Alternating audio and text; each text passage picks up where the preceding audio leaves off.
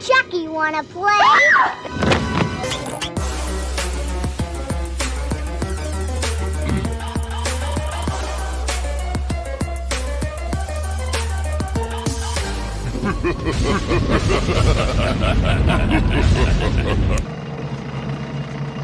Shitter was full.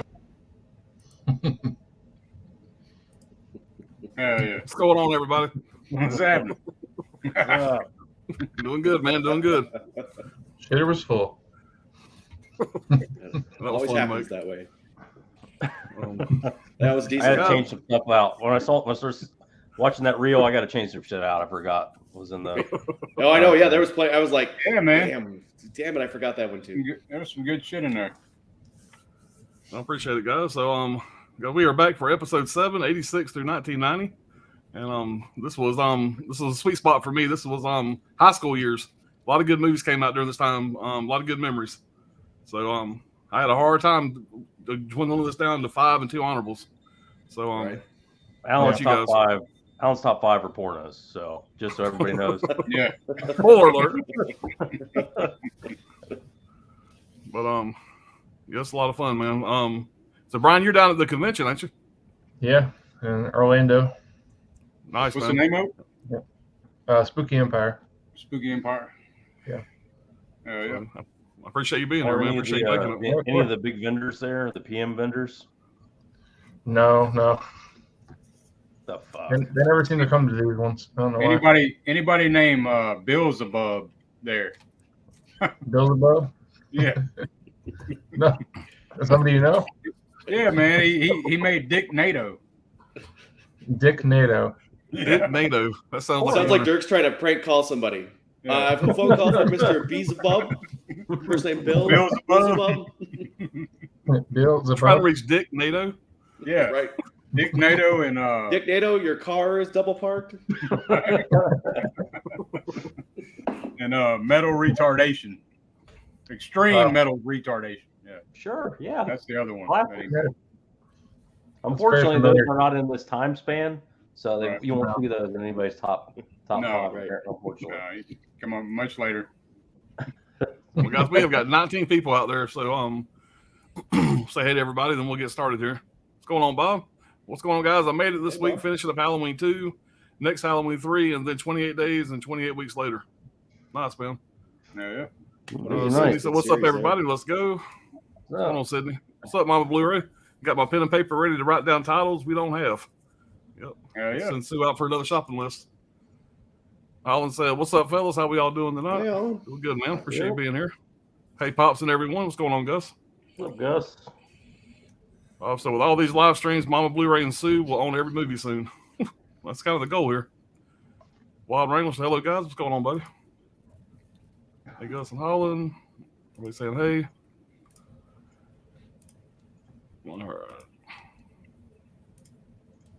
All right. Wild Wrangler, I guess that's going to be his number 5. Teenage Mutant Ninja Turtles, 1990. That's a good pick, man. That's a really dark kids movie. Yeah, I was just going to say the same thing. I was going to say a lot of people watch that not expecting what they end up seeing. I remember seeing that shit in the theater, man.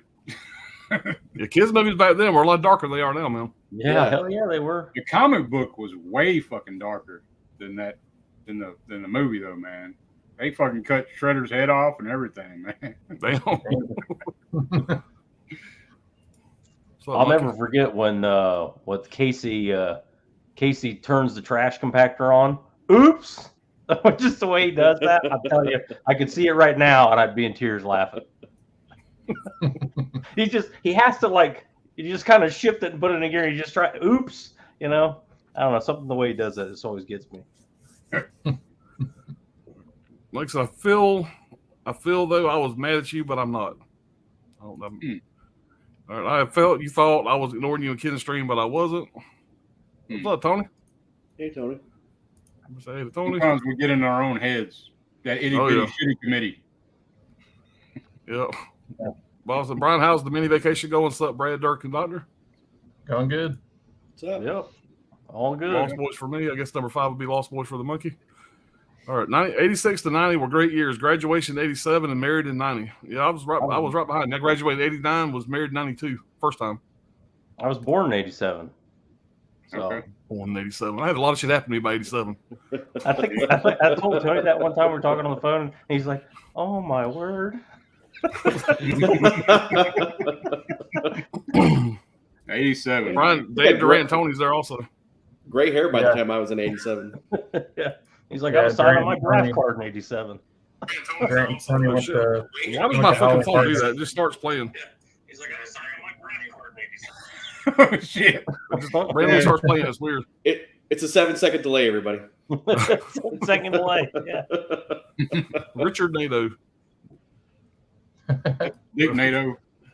Tony, you look like you graduated in the late '90s. All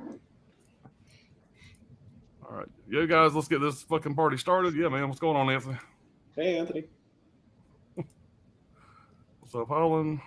All right, Gizmo, I will be here for some minutes before heat starts on my 4K. All right, appreciate you being here, Gizmo. Yeah. All right, Anthony's in the house. Oh, yes, up, brother? Hey, Bob, doing great. Our fans of something is there, too. I guess talking about the convention. No, they're at Hornets Oh, okay. Universal. What's up, Coco? Hey, What's up, Coco. guys? Reporting to you live from the hotel room. Hell yeah. 8 feet away. Hey, Mark, 8 feet? That's a hell of a hotel room. Maybe we'll get lucky. She'll make an appearance later. All right. All right, Bob says, I was wondering if Coco was just hanging out right next to Brian. Yeah, I can almost see her over here. Yep. That's You got a commitment.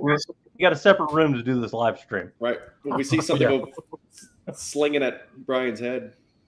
What kind of weirdo does a fucking live stream from a hotel room? That's What the commitment, fuck is wrong man. with That's you? commitment. Straight up.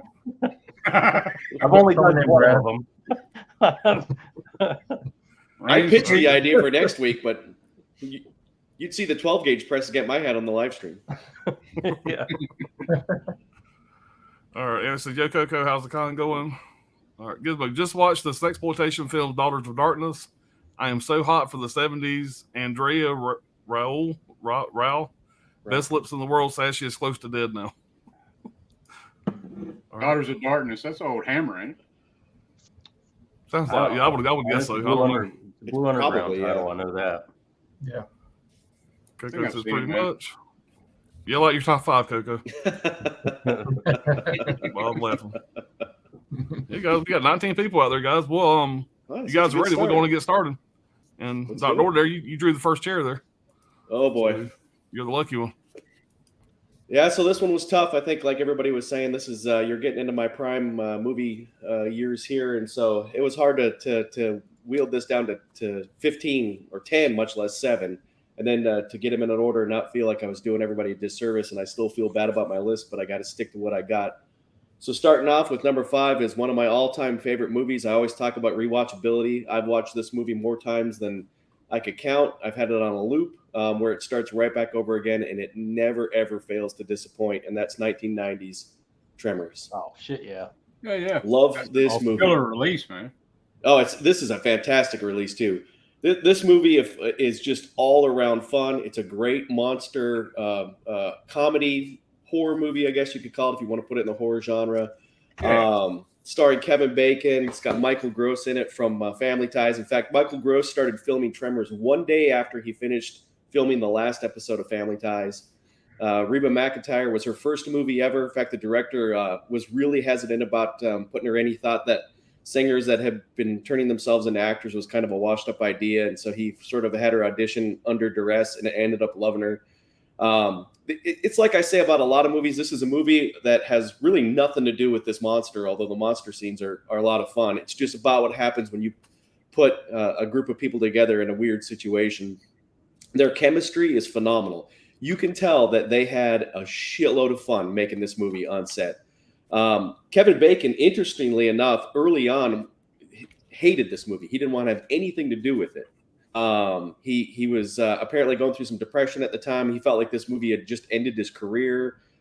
He would refuse to admit even being a part of it. And then later on, I guess a couple of years ago, he went back and sort of explained why he felt that way. I guess he was going through kind of a low point in his life. And he said, well, one of the things I saw him quoted in, he said he rarely, if ever, goes back and watches his own movies. He said some of his own movies he's never seen, which is a weird thing to me. I've heard a lot of actors say that, but that's neither here nor there.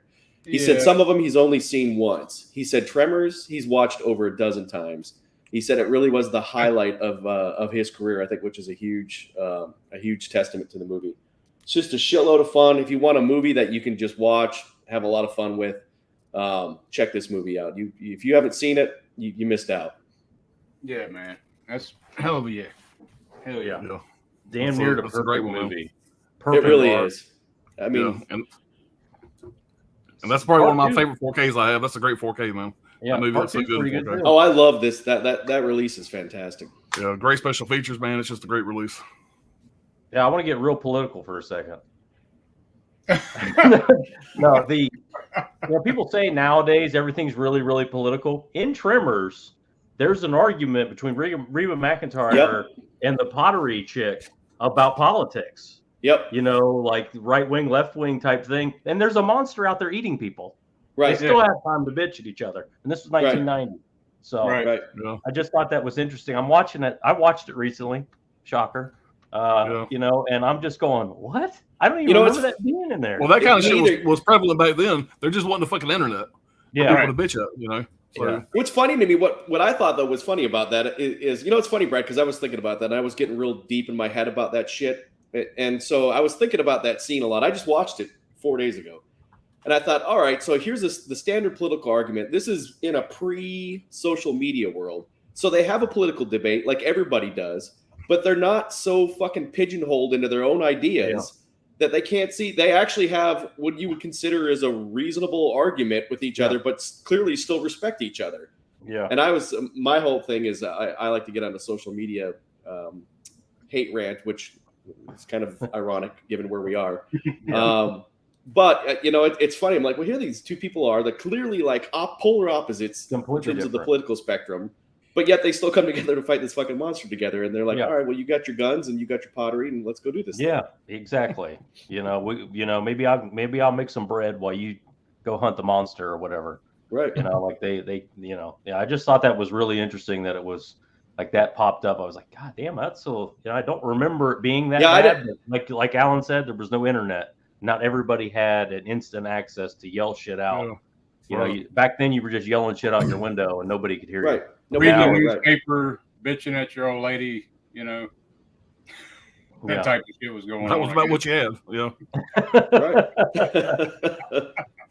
Watching the fucking whichever channel you're watching. Speaking of first marriages. Yeah, I mean, come on, man. The basement scene, the rec room scene, that is what the comedy when he turns to the wall and the camera pans over to the wall. That's just brilliant. And they're all just laid out. The whole fucking wall, the whole side of the damn building. It's just great. I forgot the elephant gun. Yeah. Right. Yeah. And then she's arguing with him. She's like, "Don't use the VPK. Try the 30-30."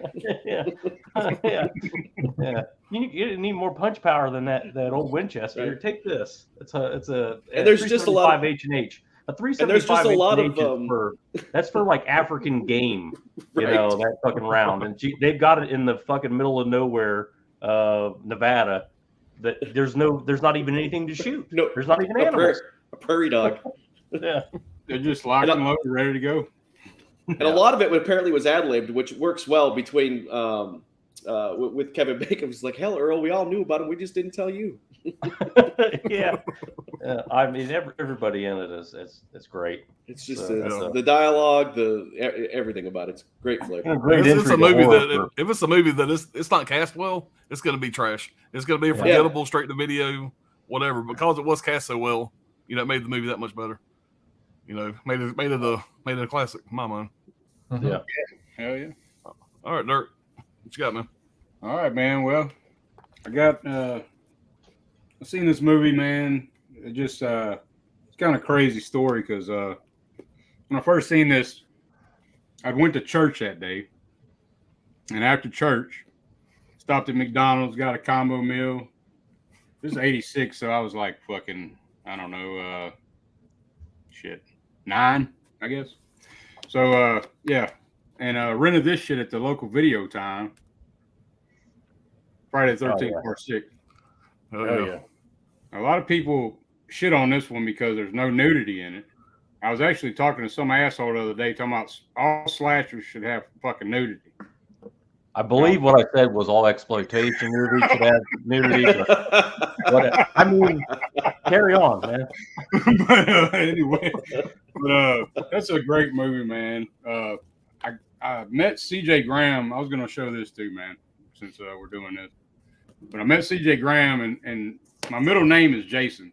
And he didn't know that shit, but he put Dirt, Jason Lives. So, it's just a happy accident that happened, with Cool. CJ Graham. So that was a cool great as hell, man. experience. Yeah, it was a great experience.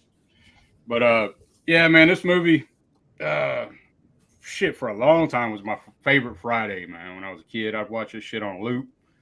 It's got Tom McLaughlin, I think that's how you say his name, but he had all the hard tropes, like the references, like from Carrie. There's a chick wearing I'm trying to think her name. One of the counselors has got a jacket on the back. Her name is Sissy, I think. But there's so many references to other horror movies, like Karloff's. It looks like a gas station, or maybe it's like some kind of convenience store or some shit where Tommy's at on the phone. Yeah. So that's the old throwback to like Frankenstein and shit, Karloff. And this is Frank and Jason. This is the first time Jason's like fucking invulnerable. Animated. Yeah, he's Right. fucking supernatural fucking, I guess. But there was a whole, like, the MPAA cut out a lot of the fucking kills, like the way he wanted to do them anyway, because he originally just wanted 13 kills. He thought it was a perfect number. It ended up being 18 kills in this movie, but they cut the shit out, so they had to reshoot a bunch of shit, like the cemetery guy that was added, where Jason kills him, and the couple that's like on the motorcycle or whatever, that was added. That was a reshoot kind of deal. So you can see a lot of the kills aren't very gory. It's not a lot of blood, but I still love this damn movie, man. Friday the 13th Part 6 had to be number 5 for me. Yeah, that's had to make one. it number 5. I mean, Yeah. I'd go further. Most horror movies could do with nudity anyway. Rated R, nudity, sure. Also, if I forgot to add, Kevin Williamson, this inspired him to write Scream because of all the references and all the self-aware type shit. Yeah, right. I heard that.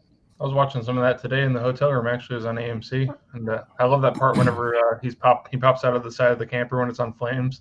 Oh, it's yeah. awesome. That's one of my favorite shots, man. I got that picture.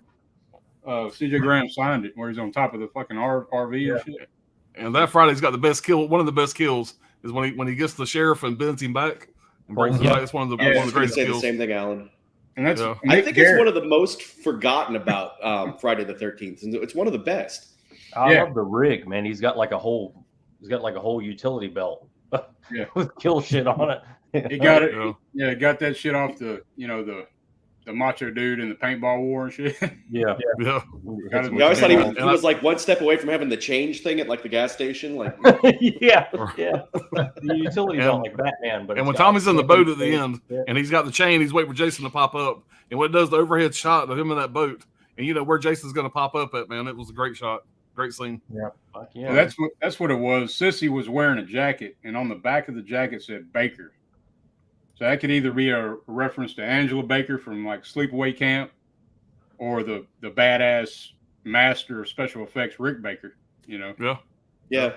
So there's tons of that shit in that movie, man. It's childhood favorite though, man. And yeah, one of would have mine been better with nudity, but I mean, yeah, and that chick, they asked her to go topless and she wouldn't do it, and then McLaughlin said there was no need for it. So, We got the one shot whenever she puts Tommy's head in her lap, and you get the close up shot of the that's all we got.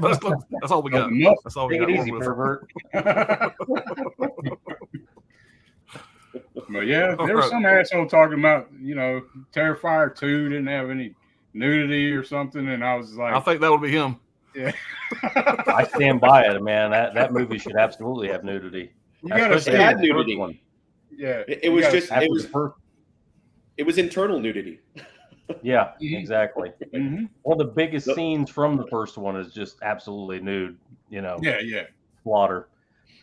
Well, anyway, my number 5, 1987 opera.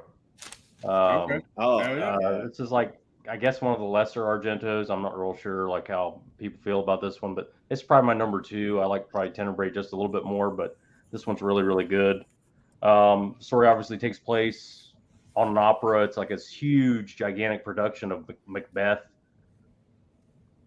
and the lead gets hit by a car, and her understudy Betty gets the call she's gonna, take the role. But this like production, I mean, it must be like it's ridiculous. It's in this amazing like ballroom type thing with all these boxes and everything. It has like there's like, these huge set pieces, and there's like ravens, big giant Oh, ravens yeah. flying Yeah. around and shit. And the raven's a big part of it. But the understudy Betty, she has an admirer she doesn't know about, and like I don't remember quite like if it's a link, like he hit her with the car or whatever. Like that might have been part of it. It's an Argento movie, so it's Italian. Story is not what you're in it for. You're kind of in it for, the visuals and the gore and whatnot. The killer is obviously a huge fan of opera. He dresses in like an operatic kind of like rig, and he wears like a black mask. But he like his murder weapon is a gigantic, like oversized, like knife you would see in a play, but it's an actual knife. And it's like super wide, like triangular, knife. But anyway, he stalks the Betty character throughout the movie, and he like basically kidnaps her multiple times, just grabs her, ties her up, and he puts these like he tapes needles to her bottom eyelids so she can't close her eyes, and then he murders cast members right in front of her. Right. That happens throughout the movie. The kills are great, really gory, awesome stuff. With like this really like speed metal like soundtrack. I wrote the name of the band. Steel Grave. They sound like Iron Maiden. It's either that or opera. The whole score.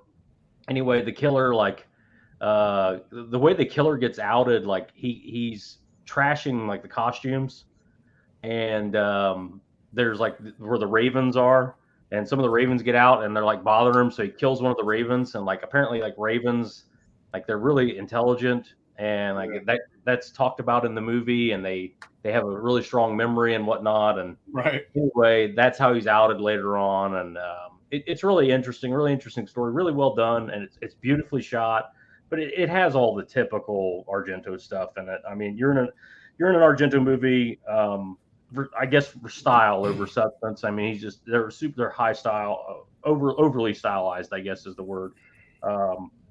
This one's no different, as far as that goes.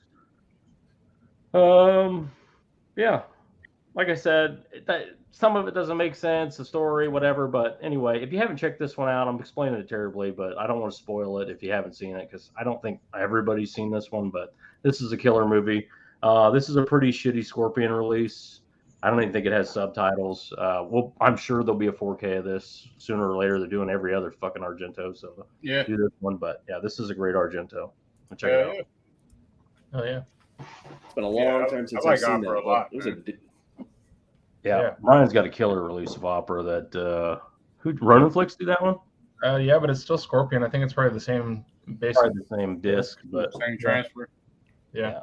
transfer's not bad, but like there's no subtitles. It was just a little weird, but it's shot in Italy. I think it's supposed to take place in New York and Switzerland of all places. So it's visually, I mean, you could tell he had some money for this one. Oh, yeah. Like he had a real budget, and he spent it too. Bitch, I don't know, renting a goddamn Italian opera house that looks like it's a gilded fucking place. I'm sure it cost a fortune, but Yeah, I thought that shit was great. That the Ravens fucking knew who Yeah. the killer was, you know. Like I fucking, did a little bit of half-ass research in that. I mean, those ravens, they're pretty, like, I guess, very intelligent, and they're really like vengeful like that. They'll fuck Yeah. each other up over some shit, like so I mean, there's like camera shot, like ravens are flying around the fucking opera out in the audience and stuff.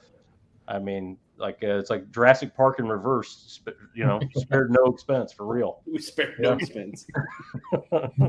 So. Yeah, the one thing I remember about that movie is the eyes. The thing holding the eyes open. That's what really stuck out to me when I watched it. That's what I remember sit about there it. and watch that. I want to see it once. It's either watch this Yeah. shit or get your eyes fucking. There's some weird stuff in that movie too. Like that one of those scenes happens very early on. She just fucks this guy. She just fucked him like 30 seconds ago. She gets tied to a post. She gets the pins on her eyes. Watches him get brutally fucking murdered, and then she just walks home afterwards when the killer lets her go. Bitch, are you going to call somebody? I mean, Jesus, are you going to do anything? Like, I think she makes like a half-ass, like she walks to a payphone a little later and makes like a half-ass call, but it's just like, I guess it's, maybe it's a different thing in Italy. Like, he's already dead. What are you going to do? I guess go home and get a shower, get cleaned up. Well, I mean, what else is there? Move on. Fuck you. That's their thing. They know how to move on quickly. Yeah, she's on to the next dude. Fucker's dead. Time to get a shower. Yeah, and they have like strange conversations about and a sandwich, maybe about people that stage actors and like all their like, weird like I don't know what the word would be, like traditions. I don't know, like they're supposed to like they're supposed to go out and fuck somebody right before they go on stage or something, and like they talk about all this stuff right after her boyfriend just got murdered, and she's having this like and then later she casually mentions, by the way, my boyfriend just got murdered. It was this weird thing. This dude put pins on my eyes and shit. Argento for you. Oh yeah. How's your tea? Yeah. All right, Brian. All right, first one for me is 1988's Heathers. This is like a dark teen comedy with Winona Ryder and as the main star and Christian Slater. Also got Shannon Doherty playing one of the Heathers. She's a notable name in here. But basically the movie's about just a clique of 3 Heathers. They're all these 3 girls named Heather, just different last names or whatever.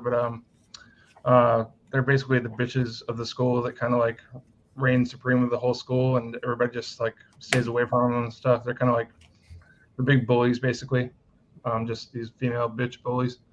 But they're real snobby or whatever. They always get their way and walk all over everybody else. But anyways, Veronica, Winona Ryder's character, she becomes part of the clique, but she ends up not really caring for the clique too much. She ends up meeting this guy, JD, played by Christian Slater, and he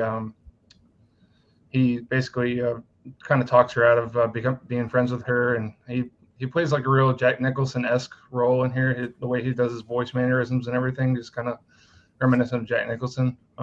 That's what he was trying to play as. But they play a cruel trick on one of the Heathers, and they think they're going to make one of the girls real sick. And Veronica doesn't know that he's actually spiking her drink with Drano, and so she ends up just dying like instantly, and they have to like play it off as a suicide. So it just kind of sprawls out from there. Just the people that they don't like in the school end up getting killed by them. And, that he says that there's blanks in the gun and ends up shooting these 2 guys for real.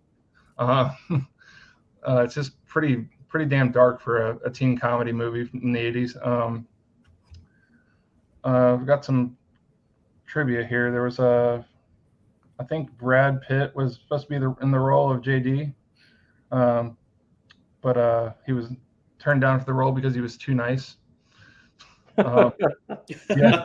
And then the role of Heather McNamara was originally offered to 17-year-old Heather Graham, but her parents refused to take the role because of the dark subject matter. Have you guys seen this movie? Probably. Oh yeah, I have. It's been a long time, but I've seen it. Yeah. I love my dead gay son. Yeah. That's one of the funny quotes in the movie. I love my dead gay son. Fuck me gently with the chainsaw. Yeah. Right. Dear Diary, my teen name's bullshit has a body count now. I don't know. This is just it kind of pushes the limits as far as teen comedies go. It has a really dark comedy aspect to it, but it's also still really funny too.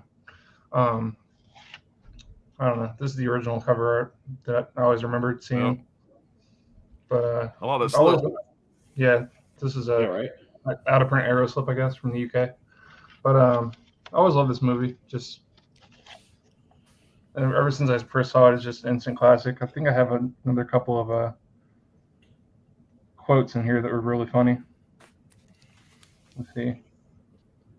I had them written down on my notes on my phone. I don't really use the notes thing on my phone.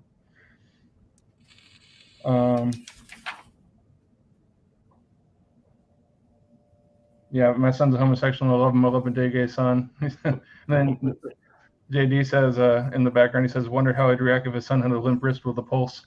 And then when teenagers complain that they're wanting to be treated like human beings, it's usually because they are treated like human beings. So Yeah, that kind of hits with any teenager.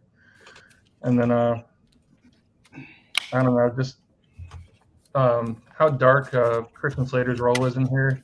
He's a really fucked up character in here. He really brings Veronica Sawyer's character down. But they end up she ends up finding out that he's not really the best of guys and everything. And at the end of the movie is pretty crazy. But yeah, that's Heather's. My number 5. Good pull, man. Good pick. All right. I'm gonna go in and pull my number 5 here, and yeah, when I made this list here, there was so many movies during this time span that just like all you guys, I had a hard time, dwindling it down to just 5 or 7. But I had to go back to rewatchability, the movie itself, obviously, what it means to me, the theater experience back in the day. Because these years were my high school years, and there's so many great memories of me and my buddies going to a movie like every Friday night. And this is one that I went back to the theaters to watch numerous times, and I've seen it countless times since then. So I had to make my list, whatever. It's kind of surprising to me it's this far down, but for me, it's going to be number 5. It's going to be Die Hard, the first one. Oh, yeah. I got the box out here, but just the first Die Hard there. Right. This movie's so good for years later, even now. Well, maybe not so much now, but for years later, when somebody came out with a movie, it would be described as Die Hard on a plane, Die Hard on a helicopter, Die Hard whatever. This was the quintessential action movie. This was probably one of the best action movies ever, arguably. But it came out in 1988. It was directed by John McTiernan, starred Bruce Willis, Alan Rickman, Paul Gleason, Reginald Vell Johnson, which I love his character in this, and Bonnie Bedelia played his wife. The building, the Nakatomi Plaza, was the actual 20th Century Fox studio, which I didn't know that. And so they actually were able to use the building and do a lot of stunts and stuff like that without having to worry about, paying anybody because they were using their building. And the funny thing is there was actual workers on some of the floors that were complaining about the noise from all the gunfire and stuff. So they had to film a lot of stuff after hours because of all the complaints. Well, that was kind of funny. The scene where Bruce Willis and Alan Rickman meet up, whatever, which I think is a really great scene. That whole scene was improvised because they wanted it to seem, uncomfortable. They didn't really know each other. It was just kind of everything they'd done in that scene was improvised, which I thought was kind of neat. The way he looks up at the board, and sees and checks his name and stuff like that. Bruce Willis received $5 million for this role. Now, if you guys know, he was a pretty unknown actor at the time. He had done one movie, Blind Date, and he got popular from a TV show called Moonlighting, and so they had a hard time approving him to be the star of this big franchise, this big action movie. And not only that, we got $5 million for the role. And of course, it turned out well because it turned out to be a great franchise, at least through part 3, maybe part 4, arguably. Bruce Willis donated his undershirt. And by the way, they used 17. This is kind of an uninteresting point, but it kind of ties into what I'm saying here. They used 17 undershirts throughout the movie, all in different levels of dirtiness, so they could keep switching them out because they didn't shoot everything in order. And John McClane donated his undershirt to the Smithsonian Museum in 2007. And obviously, this ain't a big surprise, but this is Bruce Willis's favorite role. John McClane's his favorite role. Of course it is. Now, this is also kind of interesting. When making the film, the cinematographer, Jan de Bont, got trapped in the elevator. That later gave him the inspiration for the opening scene of Speed, which he directed. That's kind of cool. Clint Eastwood originally owned the rights to the book. The book this was based on was called Nothing Lasts Forever. And Clint Eastwood had owned the rights to it, and he was going to make it sometime in the 80s and star in it, but he never did, obviously. And Brad, this is basically for you. Paul Verhoeven, I know you're a big Paul Verhoeven fan. He declined the opportunity to direct this film. He went on a few years later to direct Total Recall.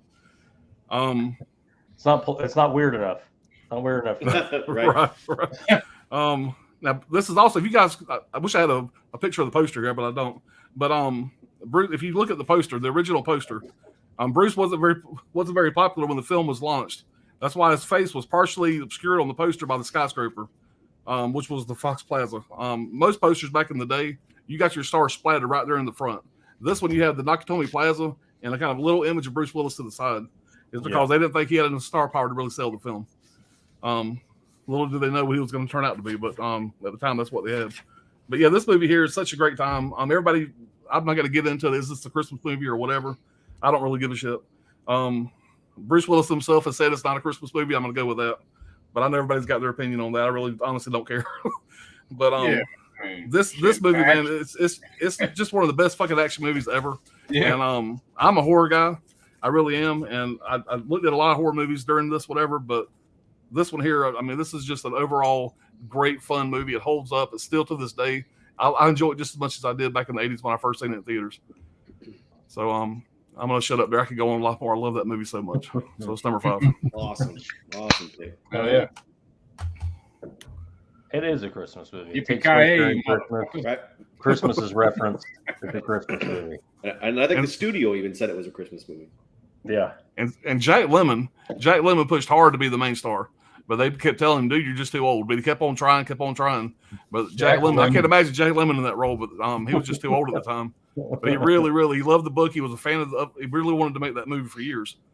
The old diehard. Right? Yeah. I remember Moonlight. Walter Matthau playing Hans Gruber. I remember Moonlight. I would watch that. That would be great, actually. Just put his face over Hans Gruber. Right. Falling down. With old Sybil Shepherd. Is that it? Sybil Shepherd? Yeah. Moonlighting. Moonlighting, Yeah. Yeah, Moonlight. That was a good show. I never watched that show. My sister used to watch it like crazy, and and then Blind Date came out. I didn't give a shit about that at the time, but as soon as Die Hard came out, man, I was an instant fan of Bruce Willis after that. That was what's her name in Blind Date? Damn, Kim Basinger, man. Yeah. And what's something else I read? I didn't put it in my notes, but and I have never seen Blind Date. I don't think, but there's supposedly a shot in Blind Date where he's in an office building, and if you look over his shoulder out the window, you can see the Nakatomi Plaza. You can see that building in the background. There's like one shot, so it's kind of cool. Alan Rickman's great in that. But Alan Rickman, he's so good. And he was terrified about taking that role because it was his first film role. He thought that was going to totally typecast him, which it almost did. Yeah. Yeah. You know, you still $600. You might get away with it. You still $600 million. They will find you if they think you're alive still. And when I was looking at notes for this movie, as you can imagine, there's fucking tons. But one other thing that kind of stood out to me was, the asshole, the guy that was the co-worker, Hans Booby, that guy, that jackass. He was doing coke earlier in the movie, right? Well, if you notice later on when he's trying to make friends with the bad guys, they come and pour him a Coca-Cola. And most people say that he probably asked him, "Hey, you got any Coke?" And the guy poured him a Coca-Cola. Yeah. So, that's people just reading too much into it, but I thought that was kind of funny. But we will get caught up with the chat here, guys, real fast. All right, Wild Wrangler. Today's my parents' 46th anniversary, man. Congrats. Congrats to them. Yeah, we got our 22nd coming up, I believe. 21st or 22nd. We got married 2001. What would that be? Anyway, November. 21st. Yeah. Don't tell my wife I didn't know that. You better know. Right? I promise you she knows. Bob says, heck yeah, Tremors. Coco says, I whisper my top 5 and you can still hear me. All right. Tony says, Reed McIntyre and Michael Gross were hilarious in Tremors. Yeah, they really were. Bob says, Coco was cracking me up. I'm relying on you to be a ton of fun come Monday. Yeah, Bob's got I can't remember what year span. It's like 1980 to 2000 top 5 horror movies. 99. Yeah. Yeah. All right. Coco says, happy 46th anniversary to your parents. That is amazing. # goals. Wild Wrangler, damn prairie dog holes. Prairie dog holes. Yeah, I miss Fred Wardman. He was awesome. Oh, yeah, he was. Oh, yeah. Wild Wrangler says, thanks. All right, Gizmo said, what kind of whiskey do you have in the background, Dr. O? Was a big whiskey drinker before it destroyed my liver. Now it is boring ass water for me.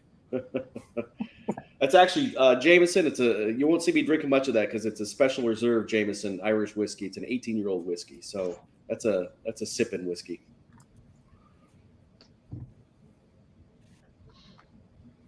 Yeah, most of my whiskey's like 18 days, and 18 minutes old. Yeah. He says the Cocoa Dutch nice. I love the panels. Sidney says my number 5 movie is is Cobra. Yeah, that's a good one. Sylvester Stallone and Bridget Nielsen. Directed by George P. Cosmatos, whatever. Nobody ever talks about him. He's a good director. Crime is a disease. Yeah, he did Tombstone, right? Yeah, Tombstone. Allegedly, he started Tombstone. Yeah, Kurt Russell kind of, Steven Spielberg did a little bit. Kurt Russell, yeah, he came in to rescue Tombstone, but apparently it was Kurt Russell that. Yeah. All right, Sydney says Tremors is a very good movie. I agree. I mean, Cobra really is more of a slasher. I would say a horror slasher than even an action movie. I'd say it's a horror movie, but yeah.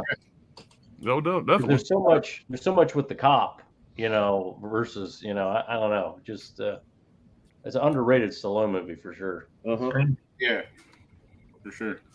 And they said that Goodwall and Tremors was super impressive too. I love that scene. Yeah. What does Gross say?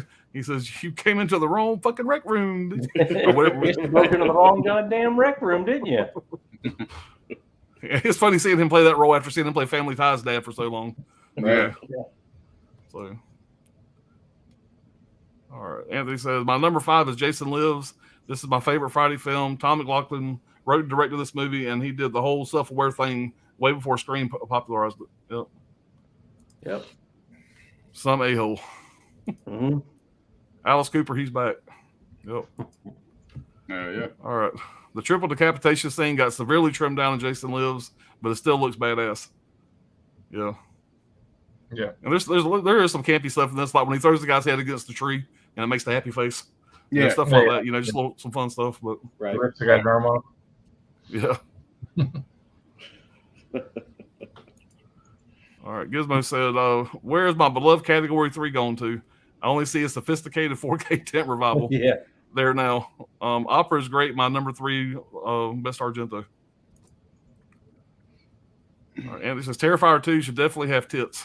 It's an exploitation film, for Christ's sakes. I'm telling you, not every exploitation film has just from the inside out.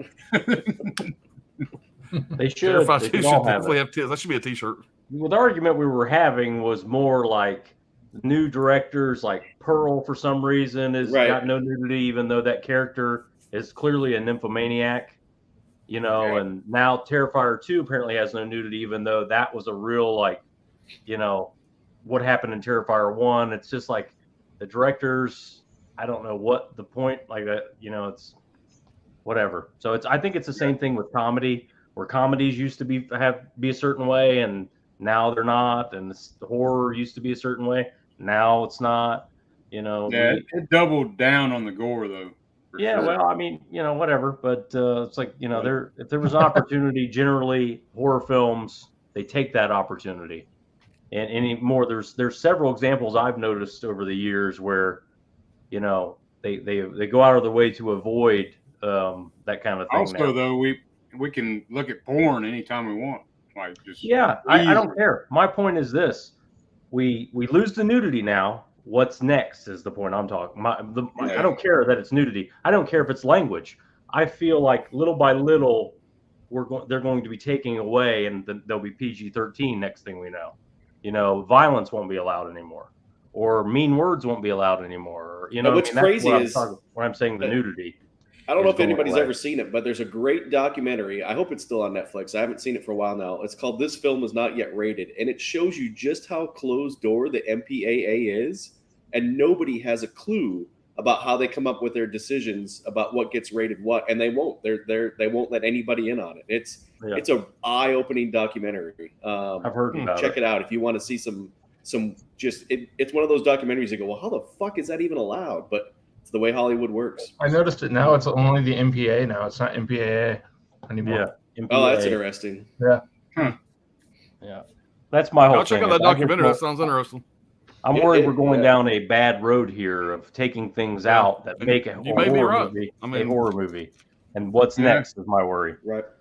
Where does it But I've stop? seen a ton of fucking horror movies that didn't have nudity, and they were still. And a lot of them do that didn't need it. I'm just saying, like I said, something like that. To me, in my mind, I'm going, what? That's an odd choice for that movie not to have it. Same with Pearl. Same with several others that I could name. So I agree with you about Pearl completely because it was noticeable in Pearl. I was like, well, this is kind of strange. It's went out of their way to. She's actually having sex though. See, there's nobody having sex in Terrifier. Nobody. it's got to be organic to the. Nobody having sex in Terrifier 1 either, but Right. sure. You can't just be like, yeah, there's got to be a reason There's for some it. titties for you there. You know? Yeah. are you going to stab me in the throat? Hold on, let me throw it to you.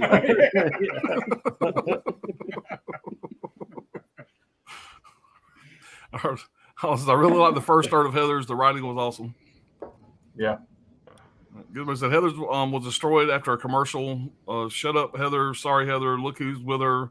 Oh my God, dang diggity, dang. What the hell he's talking about? I don't know. I think he just put off on a tangent. I think drugs just kicked in. I It's his know it mini is from the strips, musical, it's all but right. still they played it on TV every hour. He must be talking about advertisement, I guess, for the musical. Probably. What's up, Muhammad? Very Bad Things is way better than Heathers if you're talking Christian Slater movies. It's a way different movie, but yeah, That's totally different. But It's yeah, apples We and got a oranges. sex fiend in here. I like Very Bad Things though too. It's a good movie, but it wasn't made in the Right. 80s. Right. Yeah. City says Die Hard, greatest action movie of all times. I do agree. All right. Holland said every year on social media, breaking news, shots fired at Tommy Plaza. Yeah. yeah, every time. And something else, that's such a famous building that they've now made it where people can't come to the parking lot to take pictures of the building. So they won't allow pictures into the parking lot to, in front of the building or whatever. So they got all that blocked off, which kind of sucks. Wild Wrangler says one movie I saw said Die Hard meets Terminator. Yeah, there's a lot of that shit. Gizmo said John McTiernan and James Cameron is two of the best directors doing action ever. No one comes close to them when it comes to perfection. Welcome to the party, pal. Yeah. Fucking California. All right, my number 5 is Full Metal Jacket. Get beat with some soap. Says Holland. Yeah. Holland said my favorite movies from this period were Betrayed, 1988, Platoon, Die Hard, Goodfellas, and The Stepfather. Some good Yeah, The movies. Stepfather's a good one, man. The remake's pretty fun too, but I mean, I definitely prefer the original on that one. Holland Note said no one cares that what Bruce Willis thinks it's a Christmas movie. There you go. Gizmo said fun little thing is that Jan de Bont shot Roar, a great horror movie about small, cute kitties. Roar, yeah, that's not. Those are cute, cool kitties, huh? Yeah, it's not so much a horror movie, but it kind of is if you watch it. But it's really not. But yeah, that's a great movie. Just for the spectacle of it is, it's crazy. If nobody's seen Roar, Yeah. definitely check that out. And he says Die Hard is absolutely a Christmas movie. I knew that was going to come up. Bob says Die Hard is and always will be a Christmas movie. If anyone thinks otherwise, they're wrong. You can't avoid that argument. Right. Hollow says Carl Action Winslow movie. kills it in Die Hard. Get Yeah. over Yeah. I got a kid. What's up, Indie Phantom? EPM. What do I miss, guys? What's EPM? I don't know. I have no idea. Can't All avoid right, Andy the says kids. Holland. I love Family Matters. Growing up, he was always Carl Winslow to me. He has a name. All right, won't be around much for this stream, but man, do I love this period. What's going on, man? I appreciate you being here, bud. Thanks for stopping Yeah, by. definitely. Thanks for checking in. All right, going to shoot you my 5 favorites in no particular order. That's that Cool. one, man. Craig just sent me 20 fucking movies, a text with 20 movies in it. I said it's supposed to be a I top gotta- 5, bitch. He said Top it's 5. hard. I said, oh, is it hard? Yeah. Yeah, I got a text from him too. I haven't looked at it. That's probably the same thing. 4K Lowdown. What's up, guys? What's going on, buddy? Oh. Hey, 4K. All right, The Untouchables, Blue Velvet, Full Metal Jacket, Dead Poet Society, and Cobra. Yeah. Blue Strong Velvet. list, man. Blue Velvet's strong. Yeah. 4K Lowdown says Anthony's Horror and more. And I got kind of every time I see Dead Poet Society, I kind of think back to that day because I watched that the day before I was starting my first day of college. You know, you go see the Poet Society. I'm going to go be a scholar. I'm going to have 7 degrees. All this kind of shit. Yeah, it didn't work out that way. So every time I think about the Poet Society, I think, okay, yeah, that didn't work out like I wanted it to. Because I still don't have my degree. I started having kids and going to work, and I'm like the world's oldest freshman. So. World's oldest sophomore. But I seen that movie the day before my first day of college, and I went in. Oh yeah, I'm going to be a scholar. Yeah, I'm definitely not a scholar. What was that? Back to School, Rodney Dangerfield. I was just going to say. Yeah, that was more of my speed right there. Unfortunately, Alan watched Back to School first. Oh shit. All right, Innocent Black Man. What up, guys? This was a great decade for movies. No beating the 80s. I agree, man. It's my favorite. Absolutely not. India Fan says Jason Lives was a great Friday. My second watch in cinemas. The first one I seen in cinemas was part 3. All right. What's up, Craig? Just finished my master's degree tonight. Cheers, fellas. Damn, I didn't need to read that right then. Cheers, man. Hell yeah. A lot Congrats, of people buddy. go to college for 7 Congrats, years. man. Right. Yeah, What's that's that, all Derek? doctor. Like Tommy Boy. A lot of Yeah. people go to college for 7 years. They call them doctors. Congrats, Craig. All right, Scholar said hello. What's up, man? Van Wilder went to college for 7 years. Yeah. Leisure studies.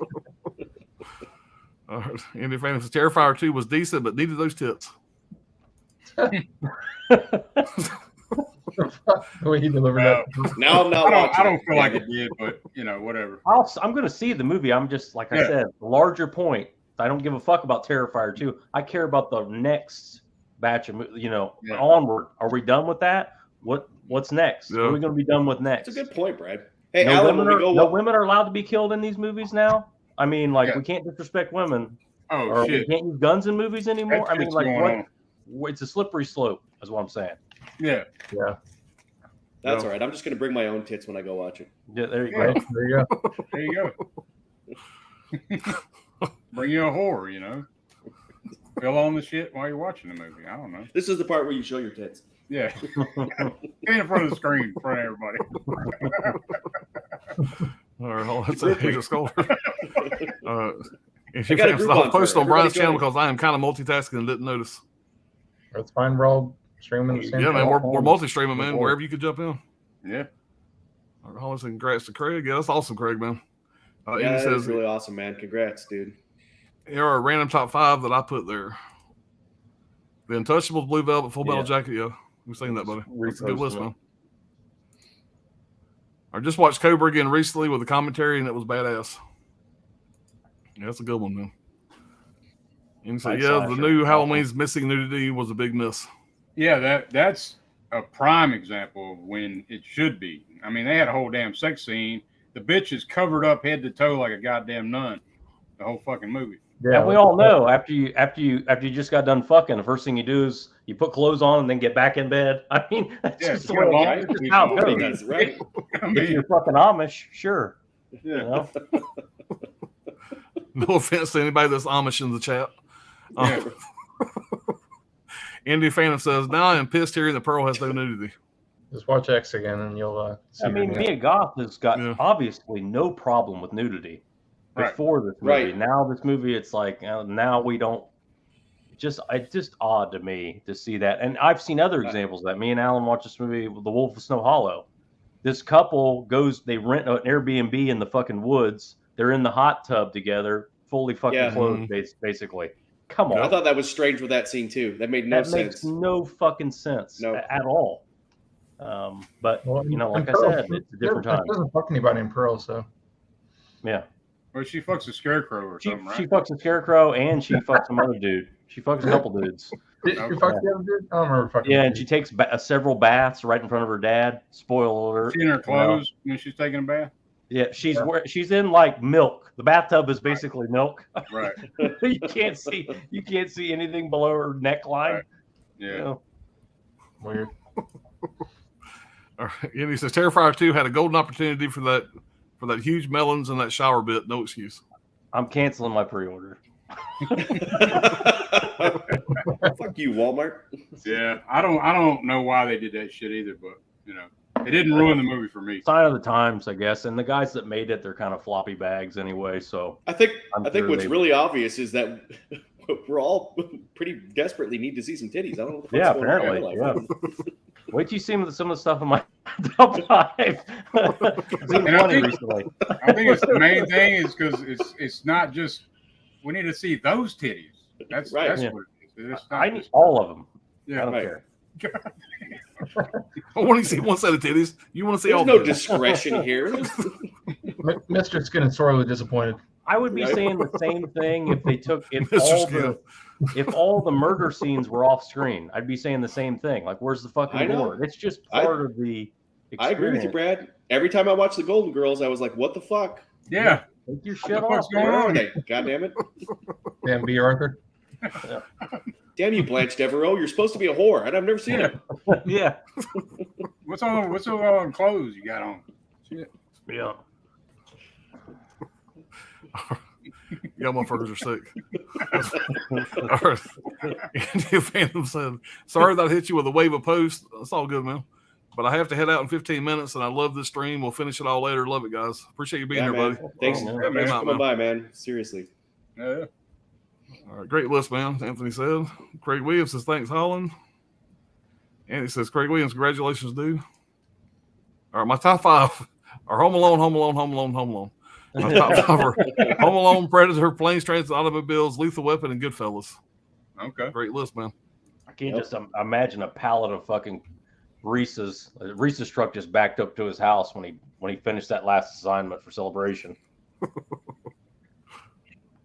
All right, I have so many from that time. Some more obscure runner-ups: Can't Buy Me Love, The Last Temptation of Christ, and Dominique and Eugene. Well, yeah, where the fuck is the Can't Buy Me Love Blu-ray? Come on. All right, Eugene and EPM was a stupid typo, means nothing. While Reynolds said Dirk option on Clown Cafe. Okay. Opinion maybe on Clown Cafe. Opinion on Clown Cafe. Yeah, I love that shit, man. That shit. I thought it was going one direction, and that motherfucker went a whole different direction. Yeah, the song fucking gets stuck in your head too. Damn Tommy gun action. Hell yeah, that's fucking Fair awesome. part 2 shit. Yeah. Sorry. All right, Holland said that is why Resurrection is my number 1 in the franchise. Titties. I didn't even know God that was in there. Gizmo said, I'm happy if there is any tits in the film, big silicone balloons, small nipples, male floppy juggers, even had line nipples, no tits in Terrifier 2. I'm gonna find out one day that Gizmo's like, didn't he just say he can't drink anymore? Yeah, right. He's been sober this whole time. Right. I mean, he needs to realize I got to read this shit. You know, so I didn't think I would be saying line nipples or male floppy juggers. That's the new title for the live stream. Andy Phantom said the To Be Terror Train remake had like 2 seconds of tits, but then you had to deal with other 93 minutes, 40 seconds. Terror Train remake. Fuck out of here. I didn't know that was Yeah, a I'll I've give a seen Mr. the Terror Skin Train live remake. stream. Yeah, it's Tubi's version. So it's big old. All right, guys, we have made it through round 1. We were right at the 1 hour mark, 1 hour 2 minutes. That ain't too bad for us. 5 hours. Not for the first round, right? It's 5 One more hours. to go. Right. Yeah. So we will go on to number 2 here, or number 4 here, and Dr. Ordinary, you're up. All right. Number 4 is right up there with what my number 5 was. It's all about rewatchability. This is another movie that it's like kind of Alan was talking about seeing movies in the theaters and sort of how you have that nostalgic feel. I remember the first time I saw this in the theater, and my cousin and I actually, we didn't sneak in, the I guess you'd call him the little movie guy, the usher, kind of just let us hang out. We watched this movie 3 times back to back. It'll forever be one of my favorites, and that's The Burbs. Oh yeah. Okay. Yeah, man. All time one of my favorite movies. It's just a great black comedy, horror comedy film directed by Joe Dante. Speaking of which, going back to somebody who was talking about John McTiernan and that, Joe Dante is another one. For those of you that aren't huge horror fans, Roger Corman is probably one of the most legendary directors of all time of B horror movies. Right. And he is trained and had under his wing not only a host of actors, but famous directors now that you would never think of, such as James Cameron, Francis Ford Coppola, all learned how to do their trade and their craft under this B horror movie director, one of which was Joe Dante. So it's a great story. Again, it's just about people. Tom Hanks is a guy that lives next door to a house of murderers, basically, that you find out later on. But it's got an all-star cast, including Bruce Dern, Carrie Fisher, Rick Dukeman, Corey Feldman, Wendy Shaw. What's really cool about this movie is the dialogue. And the reason this movie, I think, works so well is it was actually filmed during a writer's strike. So they weren't allowed to have the writer on scene at all, on set at all. So most of the dialogue in this movie is actually ad-libbed. And there's a lot of scenes that are ad-libbed. And so it works all around. In fact, there's one of my favorite scenes in this movie is towards the end of the movie. There's been this big explosion. I don't want to give anything away if you haven't seen The Burbs, but if you haven't seen it, I don't know where you've been.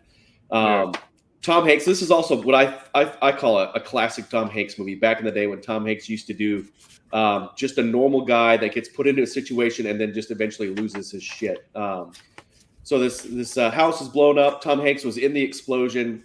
He's out behind an ambulance. He's laying on a gurney, and he says, "I'm all blown up. Take me to the hospital." And there's no EMS or paramedics around. And he gets pissed, and he grabs the gurney and throws it in the back of the ambulance himself and crawls in and lays down on it.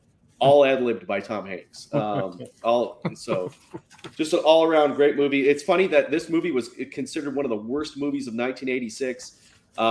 If you kind of watch any of the commentary, it's become an instant cult classic. It's huge. It's got a lot of releases. This is an Arrow release, Steelbook. It's got a lot of special features. But Joe Dante says no matter where he goes, Joe Dante, by the way, for those that don't know, directed Gremlins. So you would think most people would be like, oh, this is the guy, The Howling. I mean, he's Inner Space. He said the movie that he gets talked to the most about was the worst rated movie ever, which was The Burbs. And I think that just in and of itself is a testament at how great this movie is. I could quote you this movie line for line, start to finish, like a lot of people can with Die Hard and other movies. But if you haven't seen it, check it out. It had to be in my top 5, hands down. Yeah, that's a great choice, man. Good deal. All right, Dirt, what you got, buddy? Well, it's going to be more damn childhood nostalgia shit going on. And I got to say it's Arnold Schwarzenegger's best role, and that's Predator, the first Nice. Really yes. So, man, there's so many damn good lines in this damn movie. Like, I ain't got time to bleed and a bunch of slack jaw faggots around here. This stuff will make you a goddamn sexual tyrannosaurus. Spread this like me. Blaine. What's that? He says, spread this on your sore ass, Blaine. Yeah. I mean, there's so much shit going on in this movie. They brought Carl Weathers in. This is like Arnold's first big role, I guess you'd say, where you start seeing this is probably his best performance, in my opinion. And Carl Weathers is like a true actor. So Schwarzenegger learned a lot of shit from Weathers on this movie. So I don't know how y'all feel about Schwarzenegger, but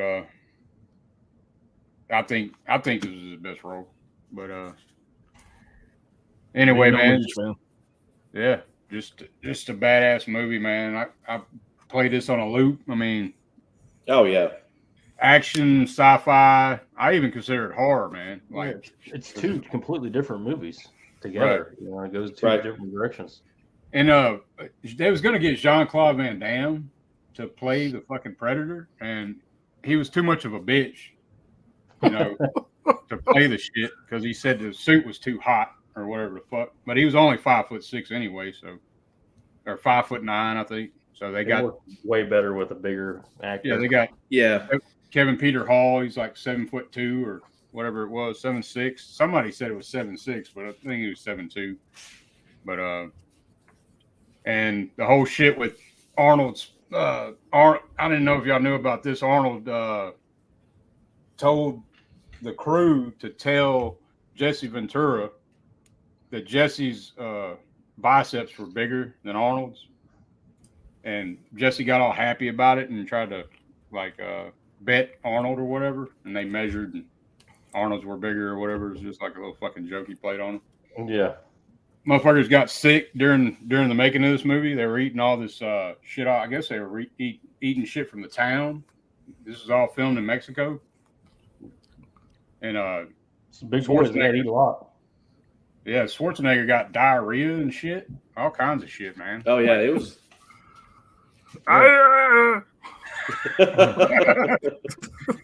But man, it's got to take a major crap. Y'all haven't seen Predator, man. I don't know what the fuck, but yeah, check it out. It's my number 4. Yeah, man. I think I was 10 when I first seen this shit, and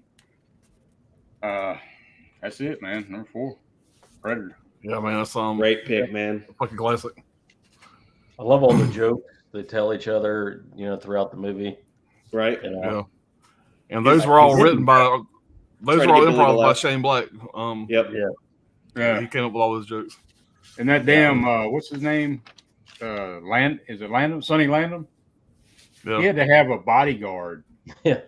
To be able to do this movie. Yeah, not to protect him. Right. To protect other people from him. Yeah, he was liable to beat somebody's ass at any moment. And yeah, he was a wild card to say the least. There's all kinds of lore with that movie. Like Arnold was a very successful bodybuilder in his career. He spent all his prize money on investments. So he had money even before the movie. Yeah. And they were flying in fucking equipment so they could work out. It was just so goddamn macho, masculine. It's just ridiculous. They'll never put a cast like that together. No, just get the biggest fucking guys we can, and right. It's crazy. You got two governors in that movie. That were governors. Exactly. Kind of cool. They made the blood out of glow sticks and KY jelly.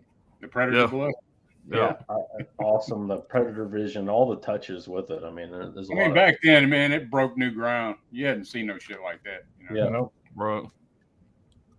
But yeah, man, that's a great pick, man. One of my favorites. Yeah. All right, my number 4. Number 5 was an Argento. My number 4. This is from his protege, Mikel Suave, in 1987. Stage Fright. I don't know if everybody's seen this movie or not, but there's not a ton to say about this movie. I'm going to read a little bit of shit I put here. It takes place in New York City. It's shot in Italy. Another Italian movie. Very much. Suave is different than Argento, where Argento is all about visuals. Suave is about visuals too, but he likes a little bit more substance in his stuff. It's a little more heavy than his stuff, just a darker Argento, basically.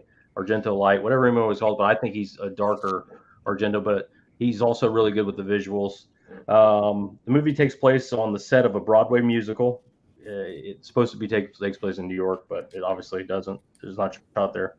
And the Broadway musical is actually about a serial killer.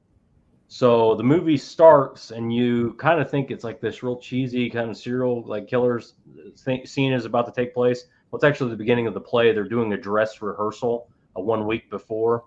It was a closed set and all that. So, an escaped mentally ill mass murderer and former stage actor, gets in there basically. He kills somebody on the outside, and he gets in and he locks everybody in, and he puts on this owl headdress. The serial killer, the lead in the musical, wears this owl headdress, and he puts it on. He dresses like the killer, and the slaughter basically begins from there. He starts taking out the cast members one by one. The movie's full of these great kills, really good visuals too, but great kills. It's not a ton to it as far as plot and whatnot. It's just, that's the basic story. It's this isolation of the wall. It's shot mostly in one location, and the killer uses everything from a pickaxe, a power drill, a chainsaw, an axe, anything he can find to dismember these people, and he's obviously extra fucking crazy. There's this scene where he just sets the stage up and he's just kind of hanging out there for a while. It's really interesting stuff. It's not shit you see every day. The way Suave's style is. So I think it's underrated, and I think a lot of people who haven't seen it, if they did see it, they would really like it. This is a pretty decent Blue Underground release. I don't think this has subtitles either, if I remember right. But anyway, check this one out if you haven't seen it. Yeah, watch It's been that a long one. time. I need to watch that again. Don't watch I the haven't seen it. remake. The remake's dog shit. Yeah, I don't think I'll be Yeah, checking that one out. Alan, when you want to watch it, let me know because I remember really liking it. But it's been a Yeah, hot we'll do, minute. man. Man, those kills are Yeah, I fucking remember kind of solid. being blown away by it. I'm like, damn. Yeah, there's a scene with the chainsaw, and the chainsaw runs out, and you think the person's safe. No, he's got an axe too. Like it's just He's totally Boy Scouting it. yeah. It's like the actors, they're like, well, we got to arm ourselves, and they go to the fucking like maintenance room, and it's been ransacked already. The fucking guy's got all the shit. Like I don't know, man. I've always loved it, and it's just I think it's one of those it's super like slept on for some reason. I don't know why it's not more popular, but Mikel Suave is Argento's underling, basically, like his pupil, and he only made I think 3 movies, and 2 of them are really good. I haven't seen the one about the cemetery. I haven't seen Cemetery Man in a long time, but the other 2 are really good. I think. Cemetery Man. I think that's the only one of his movies I've ever seen. Yeah. You never seen Cemetery Man? I don't think I've seen Cemetery Man. I'm writing that one down. You would like it, dude. It's a zombie. Yeah. Is it really? Yeah. Yeah. But I've heard of it. I've never actually seen it. It's fucking. It's thrown It's off. really not bad, shit, man. I think you'd like it. Yeah. Yeah, Ron. Add that one to cheap. the list, man. We'll check that out. Yeah, I'm gonna add that to the list right I want now. to see Stage Fright and Do Cemetery Man. not, I guess the Cemetery Man has a release from what's that? The one with the yellow cases. What's that company? Shameless. Oh, Shameless. Shameless. Yeah, I heard the transfer sucked on that, but I mean, I think there are other releases of Cemetery Man. I'm not exactly sure. That might be the only release so far of Cemetery Man. I think Joe Martinez has like a German one that he said was good quality. Yeah. That's a solid flick, man, and it's got some ambiguous shit, a little bit in there. Yeah, the ending. Yeah. But it's a fun. It's like it's on the same level as like Evil Dead in a way. Kind of, really? yeah. Fuck! I can't believe I've missed this. Then. Yeah, Yeah. it's it's more like, to me, it's more like Shaun of the Dead because the buddy angle of it. Even better, kind of reminds me of Campbell's in a way, in a way. It's different though. It's Italian and shit, Yeah, it's Italian as fuck. Yeah, that's a good way to put it. Yeah. It's Italian as fuck. Yeah. Italian. It's Italian. All right, Brian. Yeah, buddy. Number 4 for me. I'm going nostalgia with all my picks, by the way. So I mean, it's me too. Do it, Brian. Hell yeah. I'm a huge Jim Henson fan, so I had to pick Labyrinth as my number 4. Okay. That's a movie of my childhood right there. Yeah.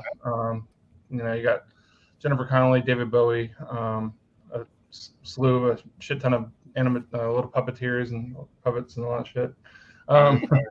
But it starts off, it's like a 16-year-old Sarah, played by Jennifer Connelly, gets her little baby brother kidnapped by the Goblin King, and she has 13 hours to go through this big old maze labyrinth to find him and save him. So David Bowie basically snatches he's a child snatcher the whole movie. Right. I know it's kind of a fucked up premise when you think about it. But he's like throwing the baby around in one scene and everything. But it's kind of strange. All the creature effects in this movie are just awesome. Everything they did with the scenery and the whole set pieces and everything, just great. It's one I've always like as a kid. I'd just walk around singing the fucking songs from this movie, even though they're like silly and corny or whatever. But David Bowie was always playing around on stereo in my youth. One of the funny trivia facts about this that I was reading is, when he has the crystal ball in his hand and he's moving it around all the time, it actually wasn't his hand. It was the choreographer Michael Machine, who's an accomplished juggler. So he's actually crouching behind him in those scenes and portraying his hand throughout those scenes. Huh. And also in the title sequence, the owl is computer generated. I could probably tell, but it's like the first attempt at a photorealistic CGI animal character in a feature film. Oh, really? So, yeah. Michael Jackson, Prince, and Mick Jagger were considered to play the Goblin King. Oh, shit. But Jim Henson preferred Sting until his kids convinced him that David Bowie would be the best suited for it. Bowie wanted to make a children's movie, liked the concept, and found the script funnier and more amusing than many other contemporary special effects movies. And this one's pretty funny. You know the guy Hoggle in the movie? Oh yeah. He's kind of a scumbag towards the end of it, but the little puppet guy. Yeah, the little puppet with the big nose. Right. A Hoggle puppet got lost in an airplane and remained undiscovered. When it turned up at an unclaimed baggage center, a worker opened the crate and got scared by the sight of the puppet, and now it's displayed at the museum. Thought that was kind of funny. That's awesome. And one of the goofs was in the I think it's called the Bog of Eternal Stench. Oh, yeah. I remember that shit. Yeah, whenever it's all smelling. Whenever they get to that scene, you can clearly see a boom mic in that scene. Even on the 4K, you can see it. So. So I always thought that was funny. I like this guy on top of the dog. He always made me laugh. Right. And then you got the little weasel looking thing. Yeah. I forget his fucking name, but yeah, and then Ludo, the big ass motherfucker. Right. But this is an awesome release. I don't know if you guys have seen this one. It's I haven't seen that. No. I don't know, but now I've got to have that one. It's like a fucking. It's almost like a Lionsgate slipcover on top of a digibook, and the digibook is like. Oh hell yeah! That's pretty cool. Yeah. It's like a fucking leather-bound digibook. It smells like leather and everything. Like, they don't really make many digibooks, especially 4K ones. Yeah. So, this one came out last year, so. Wow. Yeah, that's badass right there. Yeah, it's a great one. I've been hanging around with Alan too much. Yeah. I gotta have that. That's my number 4 is I'm leather. ordering it right now. Great pick, Brian, man. I can't tell you, so I'm old enough that I grew up getting ready for school in the morning, watching the Muppets on TV. That's how goddamn old I am. But when they put out Labyrinth and The Dark Crystal, I mean, being a huge Jim Henson fan, I was like, oh hell yeah, that's those two movies. Oh yeah, I remember that shit. Have you seen Great writing. the Dark Rock series? Oh that shit. The Dark Crystal series. It's not awesome series. Oh yeah, fantastic. Gelfings. Yeah, I'm going to be honest. I've never seen Labyrinth. I've never seen it. I have not seen any of those movies you just described. You never seen Fraggle Rock? Any of that shit. I know the show Fraggle Rock, and I remember it coming up. Me turning to HBO to see what was on and turn it off. I never gave it a shot, so I can't give an opinion on it. We got it's kid shit though. I was a kid when I seen that shit. Yeah. Yeah. I don't know if you watch Labyrinth now, if you'd like it. I'm not sure. Yeah, I mean, that's a great David question. Bowie's luring kids in. Sure, I'm gonna like it. No. He's wearing these tight ass fucking spandex, so you can see his bulge the whole movie. It's I've seen got people puppets and review a it. guy I've that seen- lures in kids. Sign me up. I just never gave it a shot, but never really struck my attention. But I might give it a shot. That's a great looking release. It's got Jennifer Connelly, so you know I'm all about it. Yeah, it's got a Jennifer. Yeah, cut my teeth on that Jennifer Connelly. All right, I'll do my number 4 here, guys. I feel kind of like a shit for doing another big budget movie here, but I couldn't leave this one out. I just couldn't. It's one of my favorite action movies of all times, and that's going to be Lethal Weapon Part 1. Okay. This pretty much started the buddy cop shit. Whatever. We had a gazillion buddy cop movies after this. This is the epitome of that. This is the best. You got Mel Gibson and Danny Glover. They play well off each other. You know, it came with a slew of sequels. Every sequel's fun. You know, the last one's not that great, but they're all enjoyable to watch. Unfortunately, you don't have Leo Getz in this. Leo Getz is one of my favorite characters, but minus that, this is my favorite Lethal Weapon movie. I'm talking about Part 1. And this ridiculous Blu-ray, it's all torn. Look at that shit. I need to get a 4K set of this. Why do we not have a 4K set of this? Or the fucking Die Hard box? Anyway, that's for another stream. This movie came out in 1987. It was directed by Richard Donner. And this was the first R-rated movie that Richard Donner had done since 1976 whenever he filmed The Omen, which I didn't realize that. If you guys don't know, the rumor is there's going to be a Die Hard Part 5 that Mel Gibson's going to direct because, Richard Donner passed away. He was like 90-something. But he passed away, I think, in the last year or so. But Mel Gibson's supposedly going to direct Part 5. And Danny Glover's coming back as well. I don't have any idea what it's about, if it's really going to happen, but that's the rumor. Huh. But it stars Mel Gibson, Danny Glover, Gary Busey. And this movie, Gary Busey's great in this. I'm a big Gary Busey fan. Even now, he's batshit crazy. Yeah. I love Gary Busey. I follow him on TikTok and shit like that. He's a blast. But this movie was really brought his career back, whatever. His career was pretty much gone.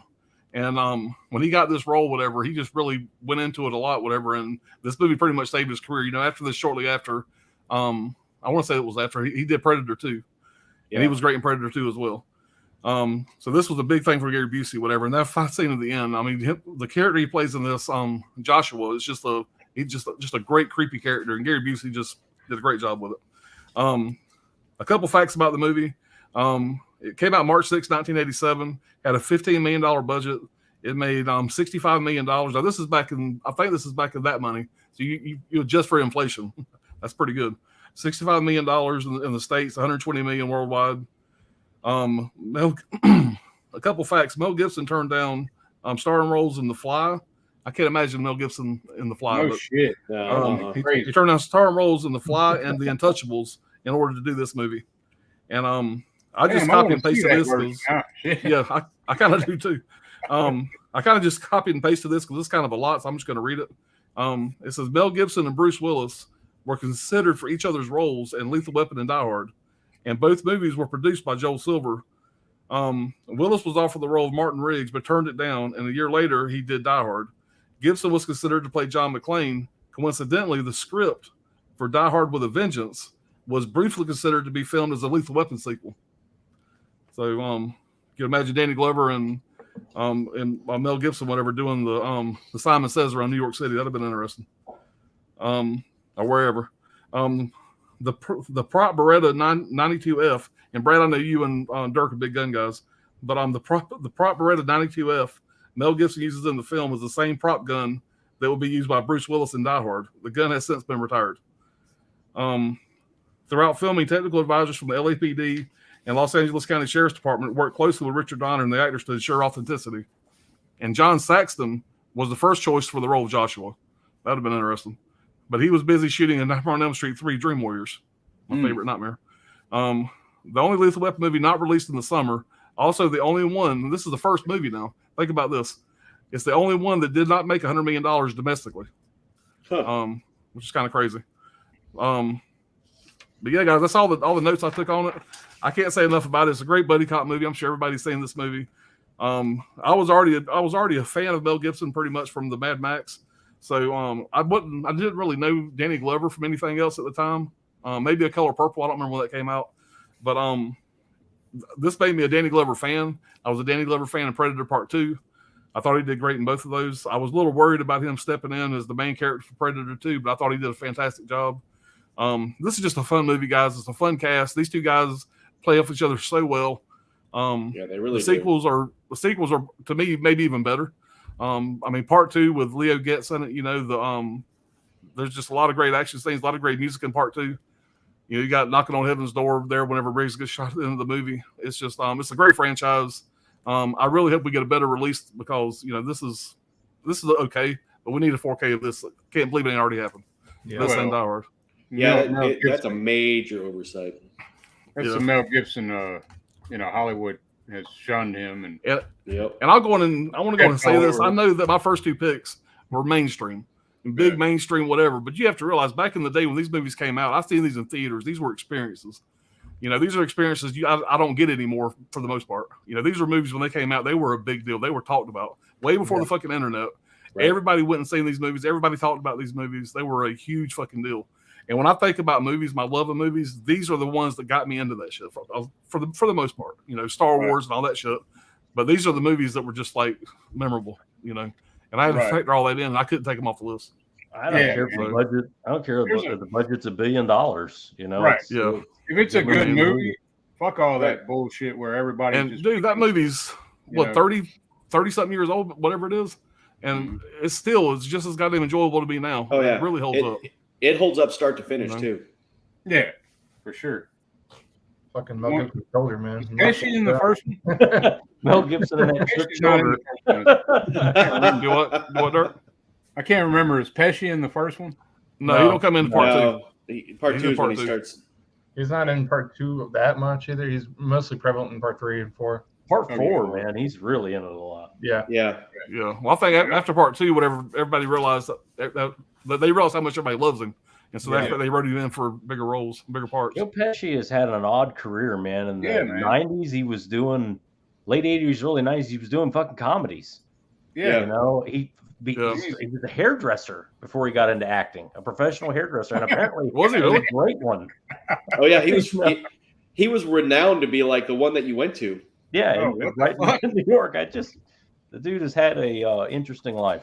Yeah, no shit. Damn. He was in Home Alone. Retired for right. many years. They just brought his ass back for The Irishman. He came out of retirement to do that, and Yeah, man, that was a big deal. yeah, getting him back. And I mean, just imagine the roles he got offered. You know, mafia roles, and Oh, you know, yeah. he's like, oh, fuck, I'm not doing this shit no I more. wonder if that was a coincidence, torching his fucking hair off in Home Alone, you know?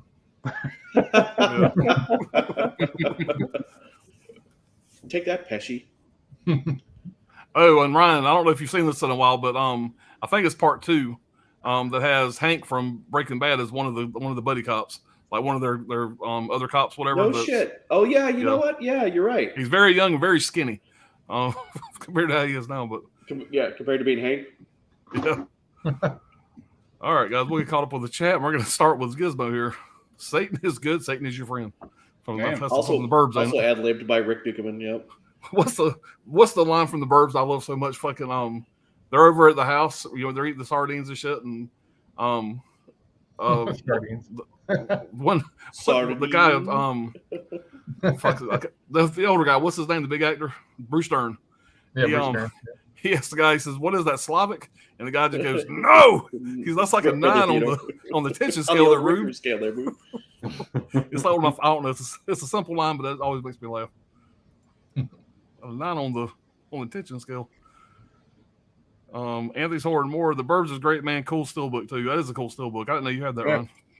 That's the Arrow Video one, I think, right? Yeah. No. All notes says sardine. Or the sardine and pretzels. Is that what it was? Yeah. He goes, I'm trying to cut back. Trying to cut back, yeah. Andy says that shit was nasty, Holland. Especially the squishy sound effects. Yeah. Right. All right, Sydney says my number 4 movie is Angel Heart. I like Angel Heart. 87, Mickey Rourke, Robert De Niro, and Lisa Bonet, directed by Alan Parker. Searching for the truth. The truth is somewhere. Wild Wrangler said Bruce Dern and Wendy Shell are great. City Bank says Predator, great movie. All right, Gizmo said there's something out there waiting for us, and it ain't no tits. Yeah. Get to the chopper. All right. To the chopper. All right, great pick. I love their. You're supposed to be playing an American Wow. hero. Right. You're supposed to be playing an American hero of Special Forces, and he fucking. I mean, clearly he's from Germany or wherever, Austria. Right. Austria. Nobody cares. Couldn't do your Yeah, Yeah, it's dirty work. fucking on it. It don't matter. Yeah. Great pick. I love that noir mystery vibe. All right, you already know. Oh shit, I can't drive. And it says the CIA has got you pushing too many pencils, Dylan. You son of a bitch. Oh yeah. All right, Scholar says get to the crap. Yeah. I don't know. Arnold Schwarzenegger having the shits is funnier than anybody else having the shits. It's just, I don't know. Yeah. I love that they were trying to out pump each other. You know, they're in the fucking middle of Mexico. There's nothing to do, and they're just doing like secret workouts and shit. 3 in the morning, right? But Get there was fucking something bigger. between Arnold Schwarzenegger and Jesse Ventura that they were trying to beat each other, like see who works out harder or whatever. And they were basically saying they were going to get to the gym and they end up getting to the gym like 4 a.m. trying to beat the other guy Right. there every day. Dude, So- Jesse Ventura would like pour water on himself to make it look like he'd been there for 3 Yes. hours. Yeah. All right, good one. Said Predator is the best slasher ever, just so perfectly crafted, and you got Arnold nipples. What's the matter? The CA got you pushing too many tits? Stage fright, great pick, says Wild Wrangler. the great what were they with the Gatling gun scene? Right. You know, the minigun, Old Painless. Painless. That is the greatest work Old of Painless. fiction in the history of film. Like, Uh-huh. what did he get? That car run? That thing runs off 2 12-volt batteries. Right. You know, like, would you carry? You carried 2 fucking batteries and Yeah, fucking 20,000 rounds and the gun on your back and other guns. I And was you went up listening. there. Dude's a stud. Yeah, I was listening to that director talk about that. He said it's like 100 pounds worth of batteries. Yep. Fucking operate that fucking gun. He walked 100 miles through the fucking jungle with all that shit on him. Yeah. It don't fucking matter, man. It looks But it's badass. still badass. Yeah. And like the Lethal Weapon thing that Beretta 92, that was like the pistol of the fucking 90s. Everybody had that gun. Yeah. Everybody had a Beretta. Yeah. Now it's all 6 hours. Yep. All right, Glock. Gizmo says Michael, y'all help me out here. Or Michelle Sovi. Mikhail Suave. All right, was great until he went serious and started directing only drama TV shit. Della Morta is my favorite, but I love stage fright. Commercials. That Della Morta is Dirk, what is it? The It's, Cemetery Man. Cemetery Man. I found it. It's on Orbit. It's the Shameless. Yeah. Which I hear is terrible. I haven't seen it, but I hear like at the beginning it says, we tried and it didn't fucking work or whatever. Yeah, I'll Shameless. let you- They do a lot of that shit. But I mean, Yeah. I've still got some Shameless titles. I mean, It may be the only way to get it. Like Brian was talking about a German release. I look into Ray, that. what's that one Yeah, I shameless was title looking, I was that I looking got? for the German release. The Church? No, it's got the fucking bird on the front of it. No, it was Stage Fucking- Fright. It was Stage It Fright. wasn't stage fright, was it? I think it was Stage Fright. It probably had the Italian name on it. No, it was the sect. Oh, it's the sect. SECT. Yeah, Sect. that's Yeah. also a Suave movie. Yeah. I That don't movie mention starts it off like because- it's going to be great, and then it goes Yeah. a totally different direction, and it goes downhill. I wasn't a fan. I don't And it looked mention like it ass 'cause I garbage. don't really. I mean, it was a care. terrible looking release. Yeah. Which one? All right. Anthony says, my number 4 is Predator 2. Danny Glover, Bill Paxton, Gary Busey fucking kill it. Yeah. The Predator looks great and uses a lot of badass weapons. I also like the concrete jungle setting. Yeah, it was cool, man. That's a favorite. Really yeah, they underrated. broke some ground with some of the shit they were doing. And, that was that director's. And did y'all notice how many guys in these 80s movies, action movies, have the pistols with the laser sighting? Yeah, yeah. That was the Everybody's hot got the thing, laser man. sighting. That Oh, was yeah. that was the cool technique. And they're always Even in huge. fucking Dirk's Like, pick, Friday bigger than the 6. fucking gun. Yeah. Friday 6, where even the cops got the laser sighting. Right. Yeah. You know. Yeah. Bang. Right. You know, fucking- And they were like $1,000, and they're just pieces Yeah. of shit. Need 12 Yeah, batteries. they're complete shit. Yeah. They suck. So smash that like button. Yeah, guys, I appreciate it. All right. Wild Wrangler says, David Bowie scared me in that movie. All right. Holiday says, number 4, Misery. Pops, I'm your number 1 fan. There's nothing to worry about. Yeah, bring it on. I bet you I can out-creep you. Yeah. All you gotta do is Caveman just says, smile "Hey, at him. everyone." Okay, man. What do they call that Okay, shit man. where she does to him? The hobble? Hobbling. Hobbling. Hobbling. Yeah. Yep. Man. Yeah. City Bank says, Labyrinth, good movie. Dance, Magic Dance. Yep. Yeah. That's from Labyrinth. Yeah. All right, Gizmo said he made 4 horror movies. Church, Sect, I've seen Sect. How do you say that, Brad? Delamore. Okay, and Stage Yeah, Fright. I yeah. have all of them on Blu-ray from Germany. Shameless as shit, always censored. Yeah, that chick in that movie, Cemetery Man, shit. She is hot. She is hot as shit. She takes her clothes off. So, The cover's hot as hell. But they're having sex and shit on a grave and all yeah, kinds oh, yeah. Spoiler alert. of- yeah. Say it isn't so. Yeah. All right, Yeah. How's hey the cave? I didn't spoil it, How you doing, The, buddy? the movie's called Cemetery Man. So Right. All right. Gizmo says, I have not seen Labyrinth since I was a child. Is it good or Willow kind of good? I don't remember it that well.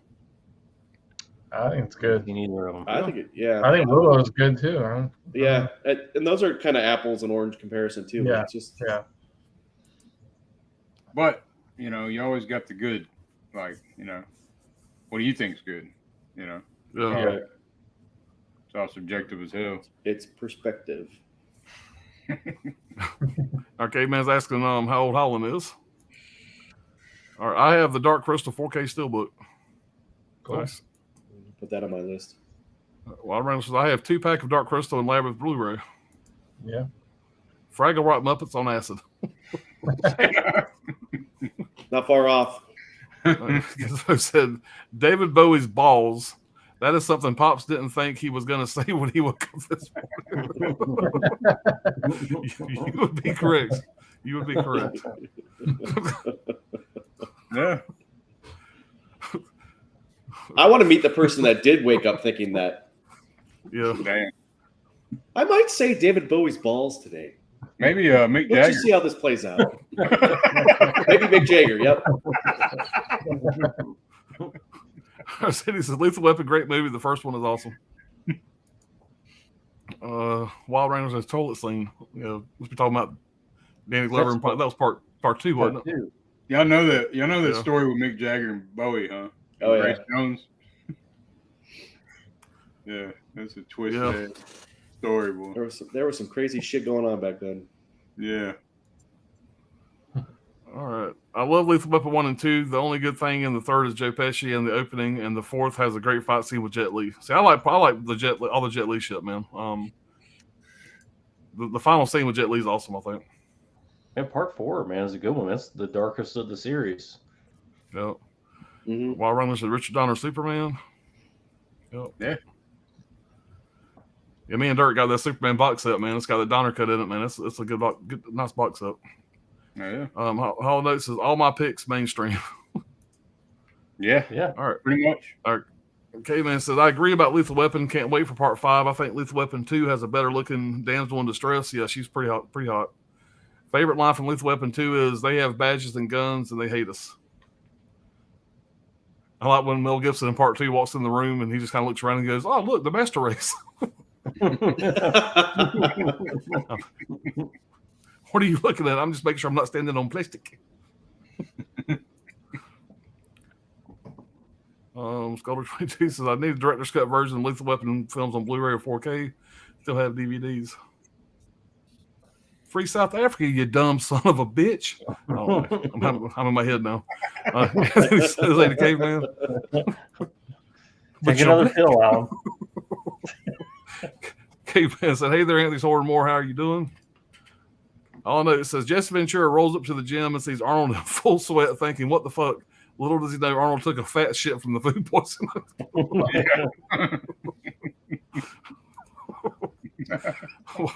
Wild Regular says my number 4 is RoboCop. Caveman says I picked up the ET Steelbook at Target. App says they had none in stores. Found 5 copies in the first Target. Yeah. They're not on the top of their shit, I guess. They're good about that. Yeah, I forgot I even pre-ordered this bitch. That's how fucking bad I got it. This bitch came in the mail the other day. And I was like, damn, I forgot I even fucking ordered that. Pre-ordered like fucking a month ago. If you're like me, you'll get 3 more in about a week. Bob says I need to grab that ET Steelbook before it's gone. Yep. All right, guys. Moving right along. We are already our number 3. Yeah, Take it away, Dr. Ordinary. All right, here we go. This is the first one of the night, but I have a feeling with the top 2, there's going to be a lot more of these. But here's our first duplicate. Oh, yeah. Predator. Yeah. There's not Damn, much what I is can that say. release? The Yeah. Steelbook? I haven't seen that shit. What the hell? Oh, yeah. Damn it. Is that a Mondo? No. No. Fuck. Yeah, that's badass. You all right over there? I forgot to clean that up too. That scorpion died. I think that was a Best Buy Right. book. Yeah, it was a Best Buy Steelbook. I think it's out of print now. Okay. Yeah. But it is sexy as hell. Hell yeah. I haven't seen that one. Not much else I can add that Dirk didn't say already about this movie, other than it's fantastic. It's quotable, start to finish. The other thing I wanted to throw in is, of course, Predator special effects are Stan Winston. I'm a huge special effects I nerd. bring that up. Yeah. And it's crazy to me that Stan Winston had his hand in this movie. James Cameron apparently led some input on what the Predator should look like to Stan as well, about like the mandibles and stuff. What's really kind of crazy, one other little just trivia tidbit, is that when it came time for the Academy Award to make nominations, obviously this movie came up to be nominated for an Academy Award for special effects or visual effects, but it actually used a combination of both, and they couldn't figure out where to put it, in what category to put it. Ironically, Rick Baker ended up winning the Oscar for special effects for Harry and the Hendersons. Even more ironic was it was Kevin Peter Hall who played Harry in Harry and the Hendersons and both the Predator. He was also the pilot, or he was in the helicopter at the end of the not much else. There was one character in this, Poncho, if you've ever seen it. Richard Chavez actually served in Vietnam, which I thought was pretty cool. So he actually had some. Jesse Ventura, if you go look at his stuff, talks about being a Navy SEAL. Jesse Ventura was not a Navy SEAL. He was a frogman. This was before the SEALs were formed. There's a lot of it's maybe semantic debate about it, but I think that's just Jesse Ventura being Jesse Ventura. I didn't know that. Yeah, he was actually, it's called the UDT, the Underwater Demolition Team, or they call them frogmen. They're not SEALs. Right. This is from personal experience. But he likes to tell everybody he was a Navy SEAL. He was not a Navy SEAL. But just a great movie. Not much else I can add that Dirk hasn't already said, but if you haven't seen this movie, just quit, get off, go, leave. But hit that like button before you go. No, stay. Fuck you, get out. Yep, I had a stutter there for a second. Yeah, man. What can be said about that fucking movie, man? It's just fucking great. Yeah, and there's a lot of unsung Bill Duke in it. Come on, yeah, man. Bill Duke. Oh right man, I love Bill Duke, man. That in Commando, he was great in Commando too. Yeah, says I used to call. He's thinking, well, like he's staring off at himself. I'm just thinking, in his mind, he's got to be saying, I always be shaving. I'm always shaving. Right? Why am I always shaving him? Why did you bring a fucking razor into the jungle? Yeah, speaking of that razor that he was using, it wasn't a real razor, obviously, but they had to scramble around to figure out a way to make a razor that would basically squirt out blood. So when he sat there and he breaks the razor, you can see blood on his face. He improvised that scene, and they had to come up with a special effect. You know what's crazy about this movie, though, talking about special effects? If you go back and watch this movie, now a lot of 80s movies for special effects, they don't hold up, and they shouldn't hold up. There's no way they can. But Predator really does. Like the cloaking effects, it doesn't detract from the movie at all. I mean, it's pretty impressive for what they pulled off. Yeah, and the thermal, like the heat. Yeah, for what they had to work with at the time, yeah. Yeah. Oh yeah, it was groundbreaking, man. I know back when I first seen it, I ain't never seen no shit like that before. Right. You know, some of the way they did the Predator and the thermal stuff, that was really unique. All right, Dirk, what you got, man? All right, man. Well, this son of a bitch is a badass movie, man. And that's The Hitcher. Oh, hell yeah. Oh, yeah. Been waiting for that. Yeah. This is a killer release, too, man. It's all in German. I can't read the shit, but pretty damn cool.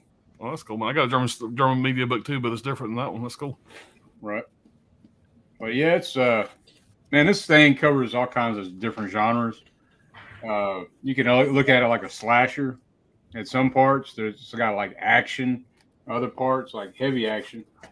But to me, that's Rutger Hauer's best role, and C. Thomas Howell too. I think his career pretty much dropped off after Soul Man. I don't think he did much after that. But Soul Man. But, yeah, this this movie was inspired from Riders on the Storm by the Doors. That song. Yeah. And just like rewatching it. I guess I hadn't seen it in so long, and rewatching it, I was like, son of a bitch, I did not realize, because like John Ryder you know, he's at every place at the right time or at the wrong time, however you look at it. And he's just always getting out of shit. You know, he's fucking shooting helicopters down with a fucking pistol. You know, like just off the wall shit. Like there's a line where Jim he says they'll catch you, and he's like, yeah, sure. So what? Like he just don't give a fuck. Yeah. He's like constantly trying to train Jim. It seems like, you know, I think Siskel and Ebert said it was some kind of homosexual shit going on, but I don't see it that way at all. But anyway, fucking great movie. I didn't never think about it before though. I kind of got off topic a little bit.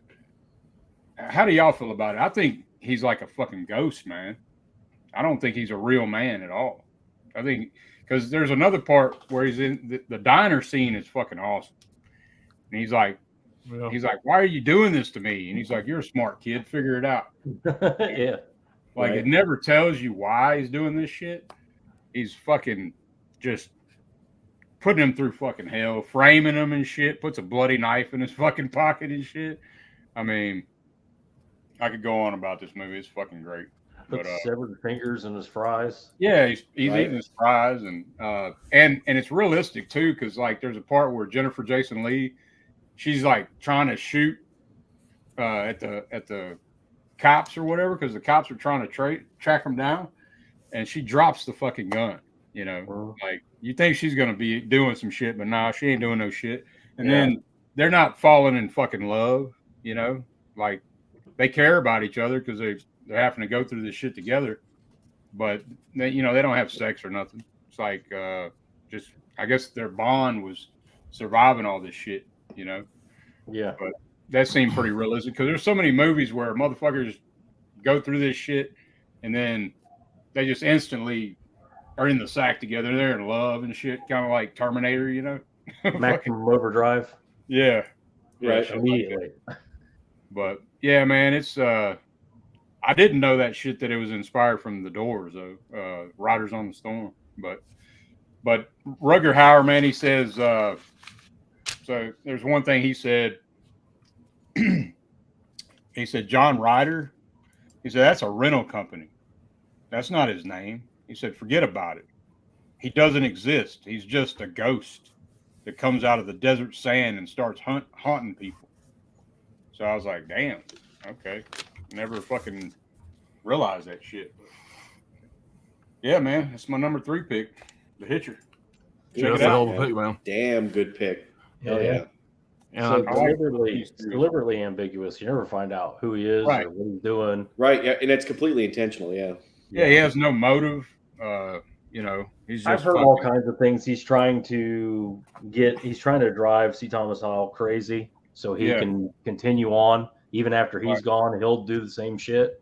Right. You know, and I remember back in the day, people were analyzing the movie thing, thinking that C. Thomas Howell was really his long lost son, and he was. I remember hearing that. Strange dad fucking with him, that kind of thing. But I don't see that. But in the whole truck scene, you know, people swore that they seen that shit happen.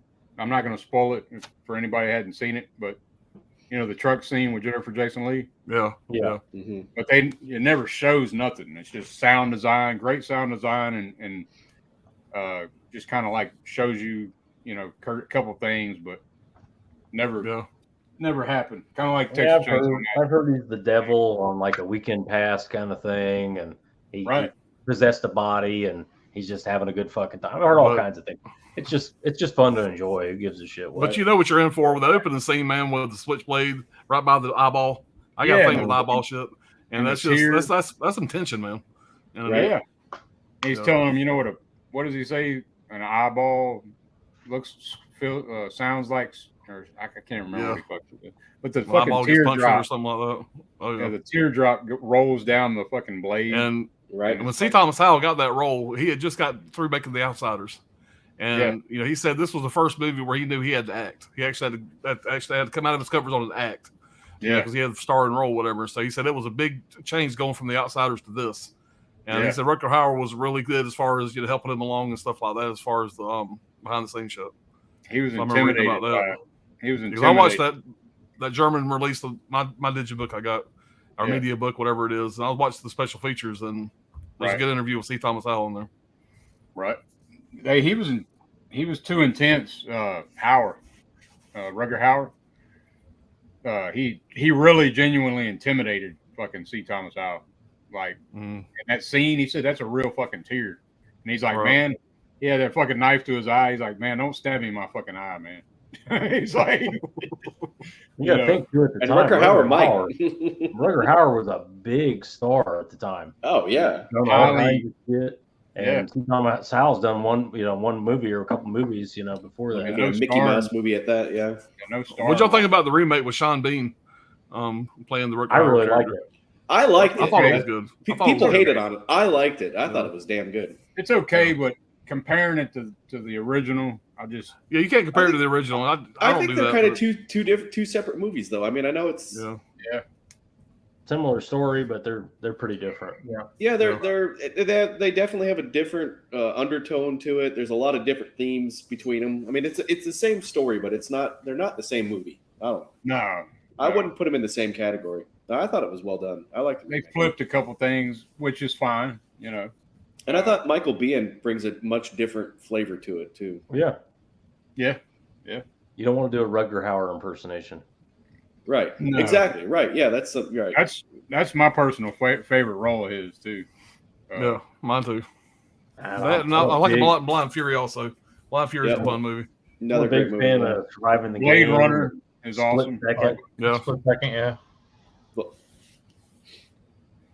All right, man. We're up here, bro. Shotgun. Hobo the Shotgun. I just got that from Umbrella. I need to rewatch that again. Yeah, it's been a long time. Great. Well, my number 3. I didn't feel like the disc was in there. 1990. Talked about this a million times, but one more fine. Martin Scorsese, Goodfellas. Yep. This probably will come up more than once, I would think, but this movie's an icon. I don't know what better way to describe it. I've never met a male person that has ever had a bad word to say about this movie. It's a guy's movie. It's great. It's your classic rise and fall story.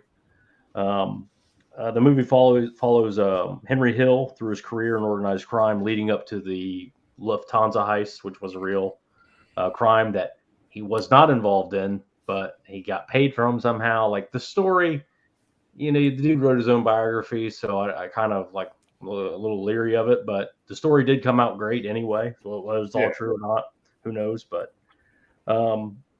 it's the typical, really fast-paced Scorsese style. I mean, this is a long movie, and it just goes and goes and goes. It's relentless. Doesn't feel like a long movie. So, I mean, to me, that's a very, that's high praise.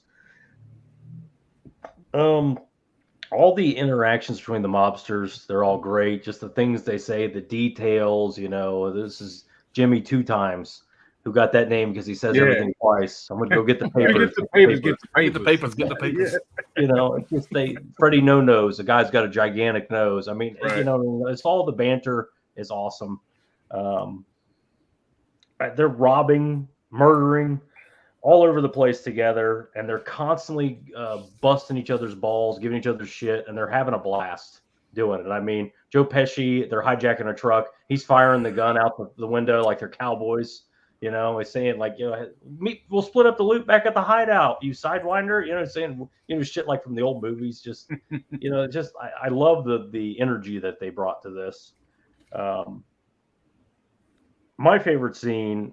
Well, it's a series of scenes, but it's my favorite part of the movie, I guess I'd say. And it's iconic. It's the 3 characters: Ray Liotta, Joe Pesci, and De Niro. They brutally murder a mobster from the Gambino family, which they're not. None of them are made.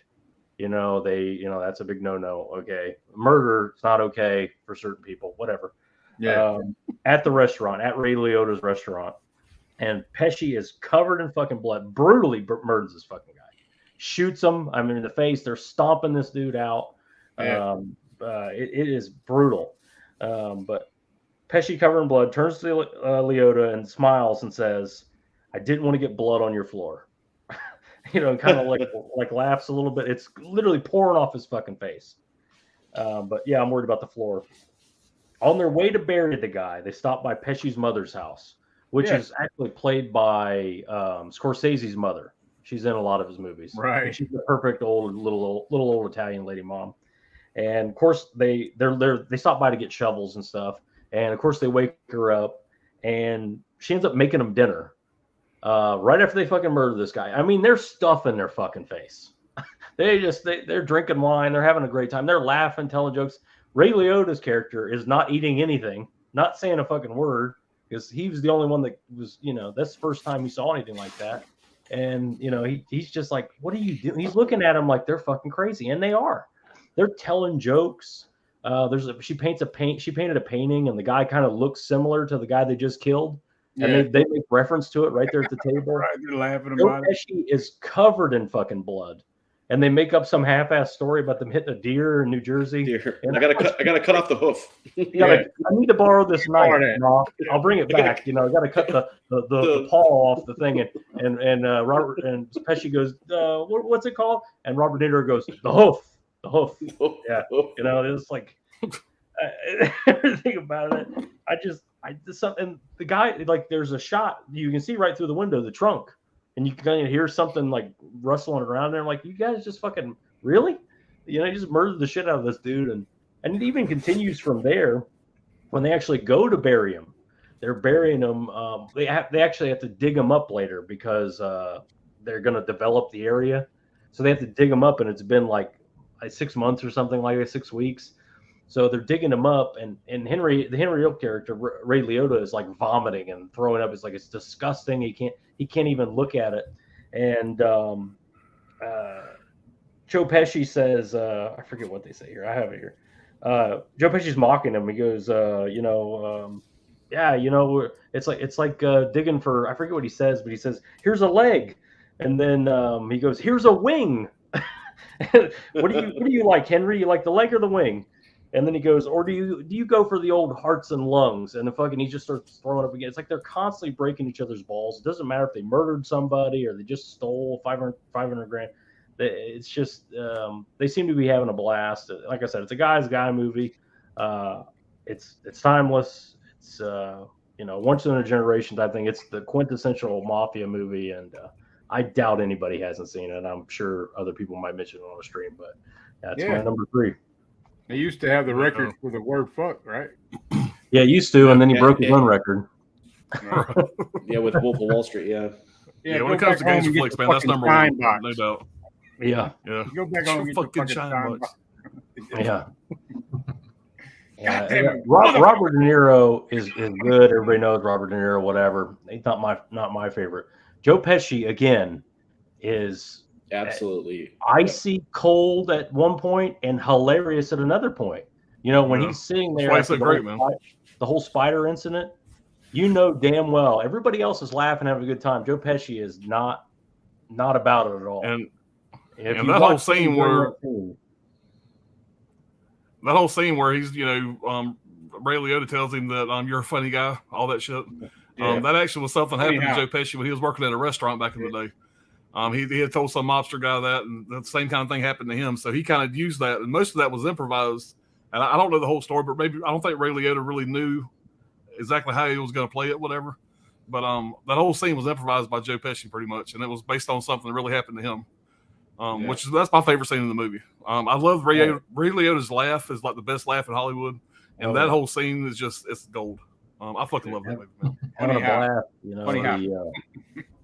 I love a lot of. There's you can talk a million scenes, but Robert De Niro towards the end, Ray Liotta's fucking falling apart on drugs, and he brings these suppressors over to Robert De Niro's character to try to sell them to Jimmy. And Jimmy opens the door. He's in this fucking baby blue robe. He's got a cigarette in his mouth and these old glasses on. And he's just like, he can't, the cigarette's just hanging out of his mouth. And just the way he's talking to him, he's like, you're not going to pay for this shit? Stop with those fucking drugs. They're turning your mind into mush. And just slams the door in his face. I don't know, man. That every time I lose it watching that. But there's a lot of, it's endless, man. Yeah, I agree, man. It's awesome. Great pick. Oh, yeah. All right, Brian. Number 4, or number 3? Yeah, number 3 for me is Beetlejuice. Oh yeah. Oh, good pick. Michael Keaton classic. Oh yeah. Yeah, you know, the Alec Baldwin and Gina Davis, they died and whatever, and their bodies are like left in this house as spirits, and the new family runs in, and they're really annoying, and so they conjure up Beetlejuice to take care of them, to get them kick them out of the house. Basically, it doesn't really work too well, but it's pretty funny. Michael Keaton's great role in this, one of his best roles ever, even though he's only in the movie for 14 and a half minutes.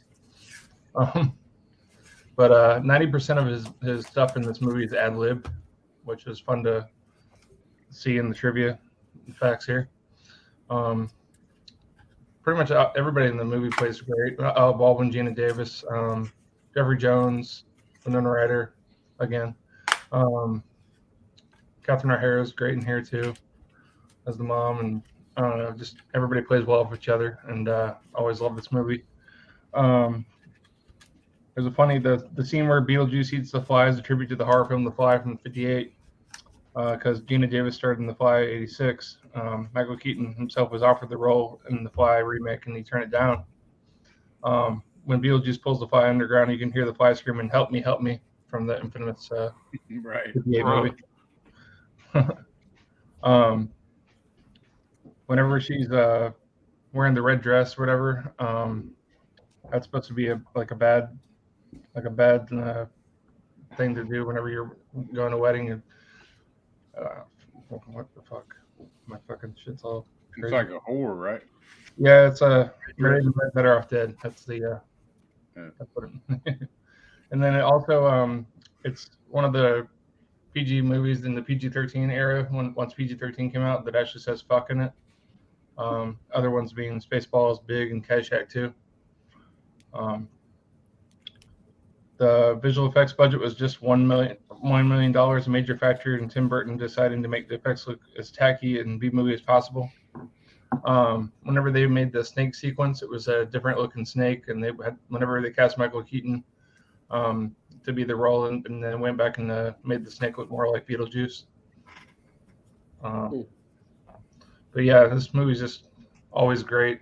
Towards the end of the movie, whenever Beetlejuice is he's in the waiting room and he's rubbing those the pair of legs on the waiting room. Yeah. That was Tim Burton's girlfriend back then. So he's rubbing Tim Burton's girlfriend's legs. But yeah, Oh, the guy with the shrunken head. Shrunken head's funny to me. Yeah, the voodoo doll guy who makes his head shrink too. Yeah. But yeah, infamous, quotable movie. Nice fucking model. Right. Nice fucking model. Yeah. I don't know. Beetlejuice is just like a fucking scumbag host the most. He's a lovable guy, but you love to hate him too. I love Jeffrey Jones in here too. That guy gets a lot of hate nowadays, but I always liked him back in the day. Whenever they're singing Deo at the daylight coming on the dinner table, it's always a great scene. The guy who plays Otho is pretty fucking funny too. Yeah, he's a great like third character in that. Yeah. We put him in the leisure suit. He's also in Heather's too, in a small role. Yeah, he's got a very small role. Yeah. But yeah, Beetlejuice. Catherine O'Hara in that movie I thought was hilarious. She's all whacked out on Valium all the time. They're trying to like scare her, and she's trying to turn them off like they're the TV. I love the model that they have of the town upstairs in the attic and everything. That's really cool, and just the whole layout of their house and everything. I think in the beginning of the movie, I think it is a model before they show the actual house. So yeah, Beetlejuice. Oh yeah, man. Great movie. Yeah. Great pick, man. All right. Well, my number 3 is going to be one of my favorite Stephen King films that come to film. That's Misery. Oh yeah. And hell yeah. You got the Scream Factory. Got the Scream Factory one here with back when they actually did fucking reversible slips. Those bastards. Reverse work. So Hey, don't be this- talking this, shit about Scream Factory. Yeah. Yeah, no Scream Factory hate. oh, you know I ain't gonna do that. But that artwork is just great, man. It's one of my favorite I love that collection artwork. editions Oh, yeah. they put out, man. Just great. Oh, This 4K is, if you ain't seen the 4K yet, man, it's badass. But this movie came out in 1990, directed by Rob Reiner. I'm a big Rob Reiner fan. He had previously done Stand By Me, and so this is the second Stephen King work, whatever that he had directed. Movie stars James Caan, one of my favorites, rest in peace, Kathy Bates, and Richard Farnsworth. Richard Farnsworth plays the old guy, whatever. He's great in this. There's a lot of notes on this. I kind of just picked out the ones I thought were the most interesting. James Caan once showed. This shows what a great guy he is. James Caan once showed up on the set hungover, and all the scenes he shot that day were unusable. So Rob Reiner, not wanting to upset James Caan, being such a legend, he told James Caan he had to do the scenes again because there was a problem in the lab with the film.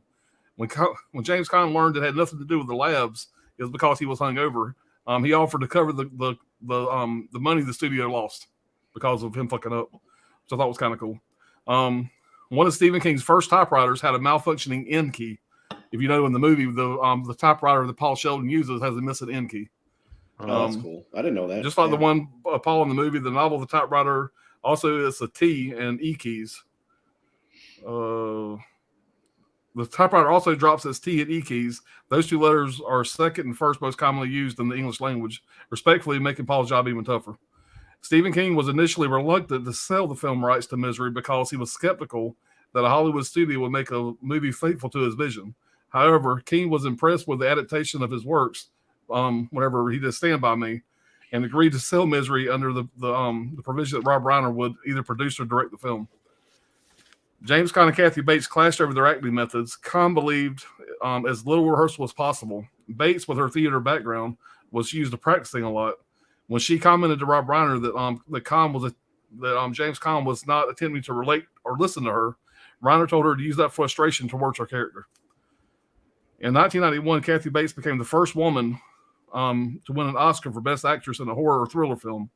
The first performer to win an Oscar for a horror film was Frederick March for his performance of the title character in Dr. Jekyll and Mr. Hyde in 1931. Mm-hmm. The only other winners for acting in a horror film were Ruth Gordon for her performances of Mia Farrow's new neighbor with a hidden agenda in Rosemary's Baby, won Best Actress in a supporting role. Anthony Hopkins and Jodie Foster for Best Actor and Best Actress in Silence of the Lambs, and Natalie Portman for Best Actress in Black Swan.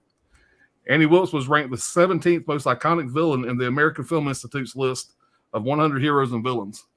And consider this was her breakout role. That's pretty fucking impressive. Right. And here's something that's interesting here. Bill Murray was originally considered to play Paul Sheldon. I actually would love to see that, by the way. Bill Murray, could you imagine? Bill Murray would have drove her fucking crazy. They had to reverse it. From what we've heard about Bill Murray in the last 5 years, he would have been right up his alley. Yeah. But this movie was a really hard movie for James Caan to shoot. He had to spend, I don't know, it was 15, I can't remember, it was 15 weeks, I think it was. He had to pretty much lay in that bed. And he just had a real hard time shooting the film. But this movie is just fucking great. I mean, Annie Wilkes is just such a great character. She's just crazier than hell. And James Caan, the way he plays this guy, he just plays this character to a fucking T. You couldn't make this movie. This movie would not be as good with any other actors. I couldn't imagine anybody else playing these two roles. It's just such a fucking good movie, and it's kind of funny. The first time I seen this movie, I always make this joke. Whatever. Me and my first wife, our first date was a double date. We went and seen this with some friends of ours, and it's just funny that my first movie we went and seen was Misery. We were married for 7 years, got divorced. Anyway, I thought that was kind of funny. We call that foreshadowing. Foreshadowing, yeah. But no, I mean, me and her get along fine. Nothing against her. I just think it's funny that our first movie was Misery. But anyway, it's always been a favorite of mine. It's such a rewatchable fucking movie. You care about the characters. The old couple, love them to death. I mean, they're not in it a whole lot, whatever. But anytime they're on the screen, I love all their back and forth. It's just a rewatchable movie. Rob Reiner is one of my favorite directors. I wish he did more stuff now. But anything he's ever done, I've always been a fan of. And I can't say enough about it, guys. That's Misery. One of my favorites of his adaptations to put the film. I got a big problem with that fucking movie. What's up? I figured you probably did. What you got? Yeah. That movie I'll be right back, yeah. Allegedly, now James Caan allegedly was Michael Mann's first choice for Macaulay in Heat, and he got De Niro because James Caan was busy with Misery. I would have Well, loved that to would have see. been interesting. I would have loved to see James Caan as Oh, Macaulay. yeah. in Heat. Yeah, that would have been good. That already might played that similar might have role in actually make me like Heat. Yeah. Well, William Peterson as Al Pacino's character from Manhunter, Right. and then James Caan as James Macaulay. Caan. Yep. Yeah. As That great as would've that been would have been, I wouldn't want that. If I had to remove him from Misery, I wouldn't replace him. I Couldn't do wouldn't, both. because I mean, I don't know. I love his character in fucking Misery, man. It's just great. Yeah. Just like in the opening sequence, that one scene where she smashes the fucking chair over the bed. Just his reaction, man. It's such Yeah, good he fucking looks acting. like he's legitimately thinks she's gonna fucking hit her. Right. She's gonna hit him with it. And you see how fucked up like his legs are in the wing bed up. when they first expose his legs and see how fucked up they are. And when he falls out of the bed, I mean, the way you could feel his fucking pain, man. Oh yeah. I mean, that's really good acting. Really good It's acting. cock-a-doodle. Yeah. Yeah. You never got out of the cock-a-doodle car. Yeah, she was crazy as fucking sprayed roach, dude. But she shows up at his door at the middle of the night, just got a gun in her hand. Right. Oh, I just kind of woke up with it. you know, after she breaks his fucking legs and she waves at him outside the window, all happy, he just shoots her a fucking bird. First time I seen that, man, it killed me. It was so funny. And, Oh shit. yeah, man. All right, guys, we'll get caught up on the chat here, man. I love that movie so fucking much. I might go watch it again. That's a maybe great tomorrow. pick, man. That really is a great pick. All right.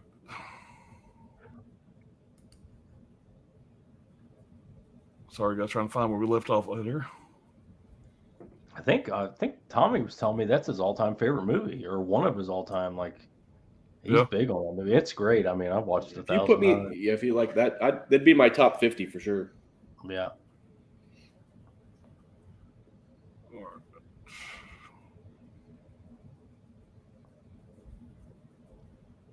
I thought everybody's looking at me.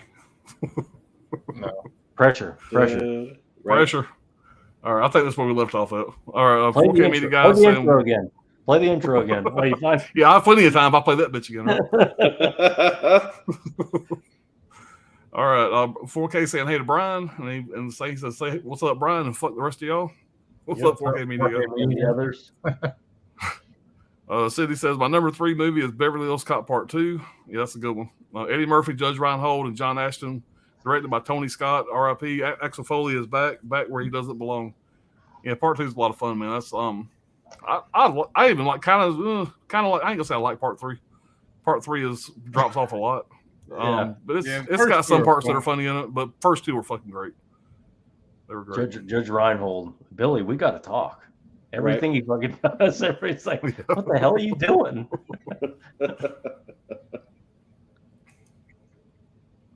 All right, Caveman, let's see everyone's shirts. I should have said, Mine's let's nothing see special, just a basic Halloween shirt. Nothing special. Oh, you gonna read that? Andyville bed and breakfast. Yeah. Yeah, those are awesome. Brian says, fuck y'all. I ain't showing you shit. Brian, I think you probably got the coolest shirt, man. What you got? Oh yeah, Brian always has the coolest damn the shirt. fucking demons shirt. Hell yeah. Oh hell yeah! Oh, Fucking badass. I thought Brad's problem with Misery was because Kathy Bates didn't show her tits. yeah. You see those in About Schmidt, man, which is underrated comedy. That's true. Yeah, About Schmidt is great. I love that first 30 That's minutes. actually- That that's first a 30 great minutes damn of movie. About Schmidt is some of the funniest stuff you will ever see in your life. It really is. And Becoming a fucking older guy about Schmidt's a depressing fucking movie, man. Yeah, hell Just yeah, like- it is. oh, it is. Yeah, it is. A lot of people miss that movie, and that's actually a great damn movie. Yeah. Yep. Yeah. So Ryan came over today and we watched the movie. Ryan, that shirt that you wore today, when I first seen it, I was like, fuck, what's that shirt from? And it took me a minute. Tell them about your shirt you had on today when you came over. It was from, I'll show it here in a minute. We'll see Okay. if everybody else picks up on it. There you go. It took me a minute to pick up on what it was. You guys will probably get it right away. Gizmo said, even the opening with Earth and the spaceship looks amazing. All right, Jay, what's up, guys? Glad I didn't miss this. Appreciate you being here, JS. Oh, yeah. All right, Gizmo said the Hitcher has so many cool poster arts. I had so high hopes for that remake with Sean Bean, but I thought it was bad compared with the original. Yeah, comparing it to the original, I wouldn't compare it to the original, but I like it for what it is. You know, I mean, it's fun, you know, but no comparison for sure. No comparison at all. Gizmo says, I've been looking for the Black Christmas 2006 release on Blu-ray. Do you know who has it, and if it is still possible to get for a decent price? No, that's probably going to be not available. There's some kind of German release, isn't there? Blu-ray for 2006 Black Christmas. Yeah, there's a media book, I believe. A media book, yeah. I've seen it somewhere. I think Tony has it in Basement Blues. Yeah, but I'll look it up. Yeah, but there's no U.S. Well, he's from fucking Norway, so. Norway. I have the Canada. I'm not sure if there's a Norwegian release. All right, JS says, Hitcher, fuck yeah. Caveman said, at Brian, remember, I think the first mechanical owl I remember seeing was in the Clash of the Titans. I was thinking that shit too. Yeah. Titans. I don't know though. What year did Clash of the Titans come out? Probably that would have been late 70s, early 80s, I think, right? Yeah. But that was I was thinking that shit, but I wasn't for sure. That was a mechanical looking owl. This is supposed to be a real one. That was practical, right? Yeah. That was practical. That was practical. Yeah. All right, scholars, I can't wait for the second site release to come out. The Predator. The Hitcher. The Hitcher. We've all been waiting for fucking 2 years for that second site Hitcher. All right, Jay said the opening score and shot the Hitcher really sets the stage. I love the score. Yeah, the score is fucking amazing. Jay says, also when Howard gets up after he gets tossed out of the car for the first time, the camera zooms in and pans up. Classic stuff. Yeah, that's a great shot. Yeah, it is. I love Howard and Blind Fury. Yep. That was done on a dolly, like sandbags on a dolly, and dude was fucking good. That was bad. If you guys happen to get that German media book, check out the special features, man. They do have a lot of good stuff on that. There's a lot of shit. Yeah. All right, Caveman said I love Blind Fury. Yeah, I was talking about that earlier, man. I like that one too. Gizmo says there's no nudity or sex in the Hitcher, but she does get ripped in half by 2 semi-trucks. Well, there's spoiler alert. There you go, buddy. He doesn't have time to fuck. Other movies would have done it though. Shit. That scene in the diner. That scene in the diner when he's eating the fries and he of course picks up the finger. Yeah. For the longest time, anytime you go to a steakhouse, you get them big steak fries, and it's always in my head. Yeah. So it's got to be a memorable scene that sticks there. Yeah. But all right, seen that one. Caterpillar Dog, what's going on? Wolf, happy Halloween, y'all. Yeah. Same to you, buddy. All right, City said Goodfellas, great movie. Gizmo said Goodfellas is amazing. The 4K was incredible, one of the best so far. I know people were shitting on it, but I love the colors. Never seen the 4K. I've seen the 4K. I have no problem. Oh, that was the 4K. Yeah. So I thought the 4K was fine. No, it's a Blu-ray. I watched 4K 2 or 3 times, and it don't bother me. It's just a black case. Okay. Yeah. Muhammad said, "Is Goodfellas all your guys' favorite Scorsese movie?" No, Cape Fear is my favorite Scorsese. It's going to be a toss-up between that one or the fucking Leonardo DiCaprio. Wolf of Wall Street. Wolf of Wall Street. One of those two. I'm a big Wolf of Wall Street fan. But Goodfellas probably, at the end of the day, is probably going to be Goodfellas. Goodfellas is a better movie for me than Cape Fear. I just like Cape Fear more. But the better movie is Goodfellas. That's kind of about the same way with me, Wolf of Wall Street. I'm about the same way. This Goodfellas. I know I'm in the minority. The Departed too. Fuck. I don't know, man. There's some good ones.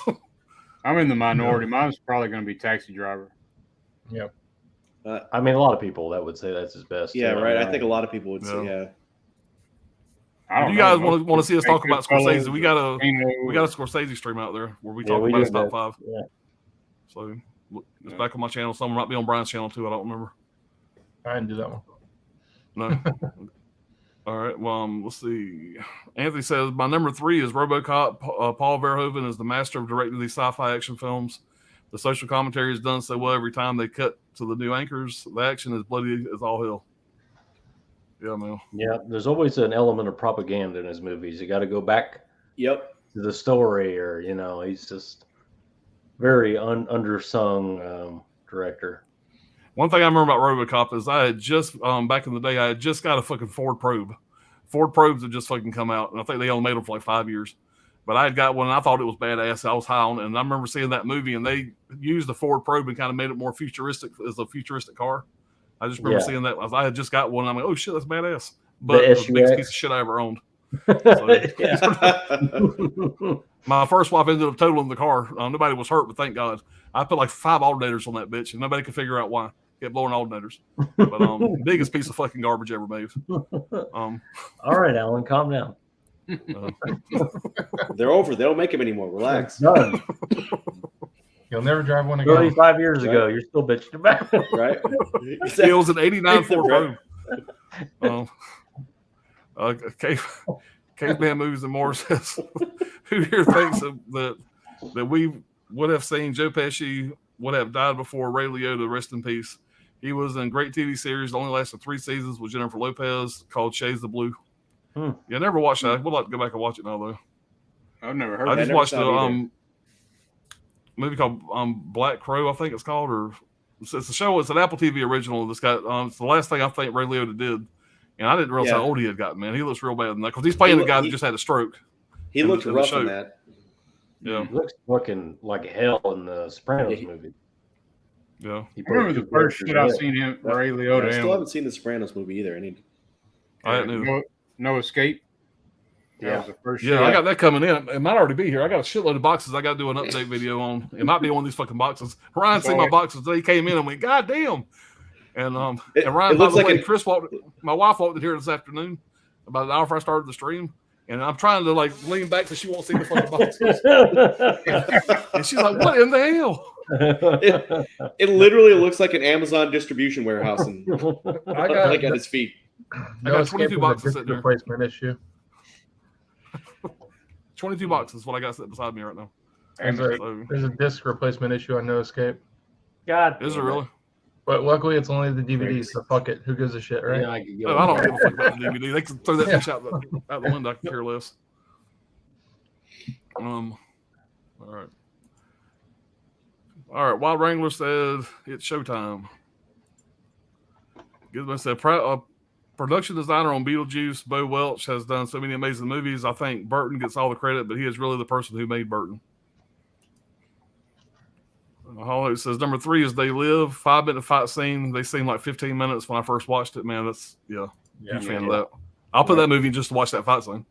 Yeah. Caveman says Shades of Blue can be watched on Freevee streaming. Gizmo said, in my opinion, that is. Misery is a pretty good movie. All right, Muhammad said that foot-breaking scene in Misery is brutal. Yeah, it really is. It's hard to watch. Yeah. Andy says, I would. In the book that she cuts him off. Yeah. And originally shot, they showed both in the original. They cut it out of the movie. Mm-hmm. Some bitches. And like on film anyway. They cut it out of the movie though. Yeah, I remember seeing that in theaters the first time, man. Getting the theater reaction the first time they showed that, it was that was fucked up.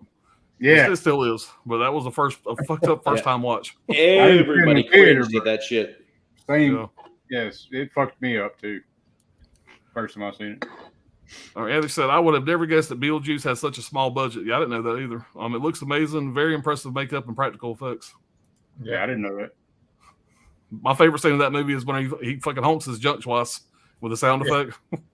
Right. Nice fucking model. Gizmo said, I believe Andy Wilkes is based on my ex. We have the same ex? That's crazy.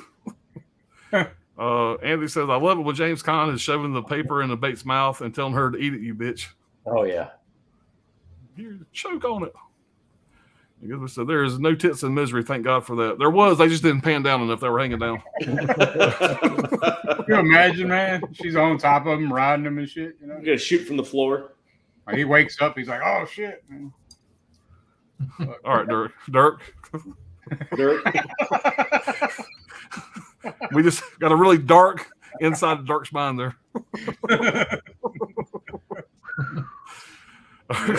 Yeah. Okay, so Hey, why Brad no love for warned you, Heat? man. Brad Hey. got to have it, you know. We just hit the wall. Absolutely, man. Okay, so why no love for Heat? De Niro and Pacino version, not the Sandra Bullock, is trash though. I have a very love-hate I don't thing know. with Heat. Just leave it at that. I have not rewatched it since I got the 4K in. It's probably been 5 years since I've seen it, so I'm going to leave my opinion out of it until I rewatch it. Probably But I 'cause remember the storyline liking it. makes no fucking sense whatsoever. Al Pacino's character is all over the damn place. No, man, detectives act like that. What are you talking about? Get a great ass! Right. Oh, I don't know. You got your head all the way up it. Ugh. JNS says Khan and Heat would be interesting. He at least looks like a more believable Macaulay. I love De Niro in that though. Yeah, I mean, I think listen, De Kilmer- Niro does what De Niro does. I mean, it's not bad. It's not bad. It's just I think it should have been more serious, and it should have been less family dynamics, and it should have been more about the crime. And it's a crime movie after all. But It's a crime movie. The whole fucking thing was about the crime. Like, why do we even why do we care need about Natalie that? Portman in it at all? She's just shaking Yeah. her head as she's delivering the lines and all that. Like, what does that add to it at all? I That's don't know. just to get the families in there. I guess. I don't know, man. I don't know. Michael Mann, right? Michael Yeah. Mann, studio pressure. I guarantee it was studio pressure. They're right behind him. It's a very expensive movie. Think of everybody that's in it. Oh yeah, look. I mean, right. They shoot a full-blown shootout in downtown Los Angeles that takes fucking 20 minutes. You know, I mean, you imagine days and days and days. I mean, it was very expensive. Yeah, so a lot cutting of blocks people- off and streets and shit. Yeah, Mhm. just John Voight has like a cameo in it, basically. And at the time, John Voight was, John Voight. I mean, it's It's just huge, right? big money movie and a big money pressure, I guess. I still think Kilmer's the best in that movie, Val Kilmer's really good in it. Oh yeah, in my opinion. Wild Wranglers and James Caan's foot like a swinging door. yeah. When she climbed. JS says De Niro would have been hilarious in Misery. Yeah, swap them out. I don't give a fuck if you break my leg or not. Right? You gonna break my foot? My foot? You gonna break my foot? Break my foot. JS says Black Christmas is getting a German Blu-ray mid-November from Euro Video. I think there's something out already. I think that's it's got really cool art on it. Check Tony's channel, Basement Blues. Or Okay. I know he's got it. Okay, let's say Clash of the Titans was released in 1981. The remake was 2010. Didn't the remake have Liam Neeson in it? I never seen it. Yeah, The remake was terrible. Yeah, That's what I heard. I wasn't happy. I keep mixing that up with that movie Immortals with Mickey Rourke. Yeah. Are they related? I don't know. Doesn't matter. No, well, not really. All right. Caveman said, did you know that the Probe was supposed to replace the Mustang? Yeah, how'd that work out? Yeah, what a fucking piece of shit car that was. I mean, who calls a car a Probe? Alien. All right, he said, I need to leave you for Heat. Have a great stream on Titties, guys. Best from Norway. Ryan's a fucking doctor. He doesn't even like the Probe. Right? Did you pull your probe into the garage? Oh, I probed the garage, all right. It says, Pops, are you going for all the VHS slips now? Wild guess. VHS slips for. I'm guessing you're talking about like the throwback slips that they're Well, making. I got all those one from fucking Mill Creek. Yeah, Mill Creek. Yeah. So I got most of those except for the Walmart ones they put out that I never knew about. Caveman says, but current owners of the Mustang started a major Roy test, so they kept the Mustang and relabeled it. Protest, probably. Protest. Yeah, My Blu-ray says, I have seen Misery many times, and I still have to close my eyes with a sledgehammer. Yeah. Oh, It definitely makes you cringe. Mm-hmm. Jay says, I just look at its character development. That makes me like it more when shit goes down. Talking about Heat. I don't think it's the characters. I think it's the writing for the characters. The writing, their choices. It just Bobby De Niro's character is always preaching. You have to be disciplined. You got to be able to walk out on anything. When the heat comes down, you got to go. Except for when he gets the heat on him, Right. He's got Yeah, a whole I mean, fucking it list just of shit to do before he leaves town. You Yeah, know, he's got to go get his very bid. much. He's got to go murder 3 people. You know, he's got to, you know, and then there's these all two this extemporaneous shit in it that has nothing to do with the character development. I just fucking, you got Pacino and his wife arguing about him being late for fucking dinner, and Pacino looks like an elderly lesbian in it. It's Yeah, just like everything about it makes no fucking sense. He dresses like he's 22.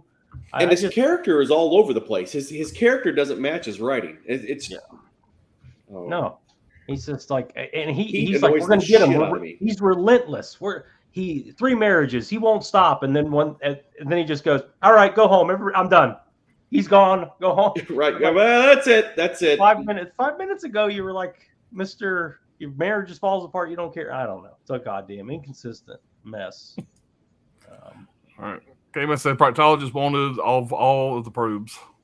Yeah. JS says the Mill Creek and the Lionsgate VHS slips. Yeah, I got majority of the Mill Creek ones, whatever. The Lionsgate VHS slips. Brian, help me out on that one. Those are Do I have those? Those are the Walmart ones. Okay, yeah, I don't have those. They're Lionsgate. He's got to go to his inventory, man. Brian? Yeah, Brian knows what I got more than I do, I think. He's my backup. So if I'm curious if I want something or not. JS says, yeah, he gets a chick and throws them off course. That's the difference. Yeah. Well, he starts dating a 22-year-old cashier at a fucking bookstore. You know what I mean? Like this is an ultra serious criminal. You know, takes no risk. Like, oh, young girl. She won't call the FBI. Yeah, it doesn't fit his character. It's that for somebody that cautious. Fucks her the first fucking night. Leaves her at his fucking house to go plan a heist. The guy just rummage through all my shit, honey. Don't look at these plans for this bank job we're planning over here. Just let yourself out. Here's a good glass of water.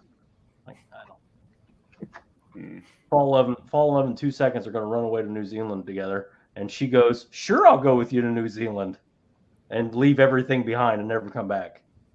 Yeah. Did you meet Friday? She ain't got to worry about nothing.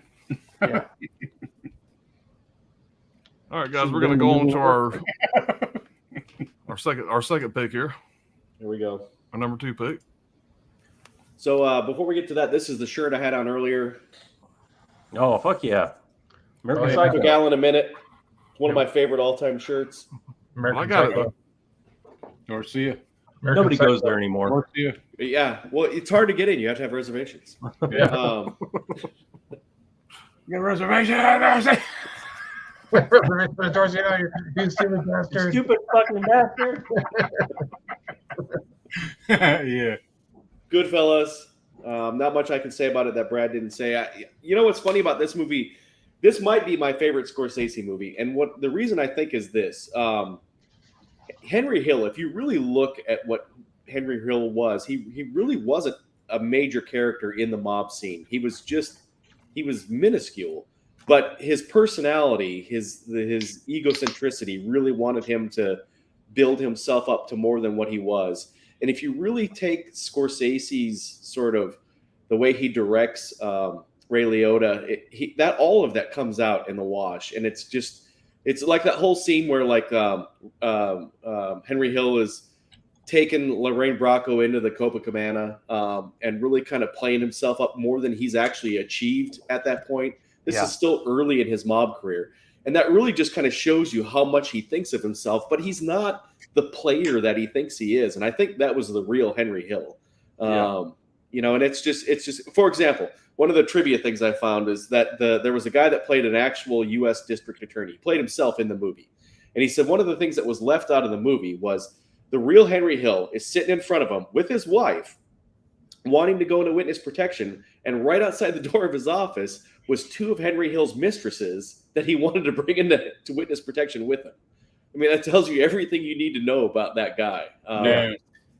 And so it just if you kind of watch the progression of the movie and you really kind of like how Ray Liotta's character, how Henry Hill plays out against like Paul Sorvino and those other guys, and how overblown it is. It's a very subtle Scorsese way to kind of show you, to capture what his like that true like sociopathic, I'm this big badass guy in the mafia world. when he really wasn't. But he was surrounded by these guys who were huge characters. And that's where you get your Joe Pesci and your Paul Sorvino and your Robert De Niro. And so that's just my take on Goodfellas. And that's why it's a close match with Taxi Driver. It's probably Goodfellas is probably still my all-time favorite Scorsese movie for a number of reasons. It's a great movie. It's my number 2. Yeah, man. Can't argue with that. Nope, He's really not a bit. the narrator more than anything. I mean, the story is happening around him. Right. And he's not involved in any of the heists. He really isn't. How long was that damn movie? I remember the VHS, man. It was 2 tapes, and I mean it's like 3 hours, right? Yeah. Yeah. And it flies by. I mean, it's 2 hours and 25 minutes. Is the runtime. Okay, I remember 2 VHS tapes. I remember that shit though, because you had to, and it was just flies by though, man. Yeah. But that's a good point though, Brad, because that narration really is like a huge part of this movie. And that really kind of shows you how circumferential he is to all the action that's actually going on. Yeah. And like I said, he doesn't want to murder people. He's appalled by murder character. Yeah. And there's a reason that Jimmy Conway didn't kill him, because he was nothing to worry about. Yeah. The other guys, the gangsters, he killed the gangsters instead of paying them. Henry Hill, he didn't even worry about him. Well, I read somewhere that in an interview just before Henry Hill died, somebody said, how did you live this long? And he said, I don't know how I lived this long, because that's the number one rule, that you don't rat people out. Apparently, in the mafia world, they all think the reason he lived this long is because he really wasn't anybody. Yeah. He wrote a biography to make himself bigger than he really was. And so he really wasn't a threat to anybody. Right. Yeah. Yeah, it's like I said, there's a lot of questions whether, reality. All I know is the book that came out, the screenplay, made for a great story. To me, it's a work of fiction. That's the way I look at it. Yeah, I look at it that way too. There was what was the second? I know Nicholas Pileggi's wife wrote there was another movie about Henry Hill and witness protection that he didn't like. My Blue Heaven or something like that.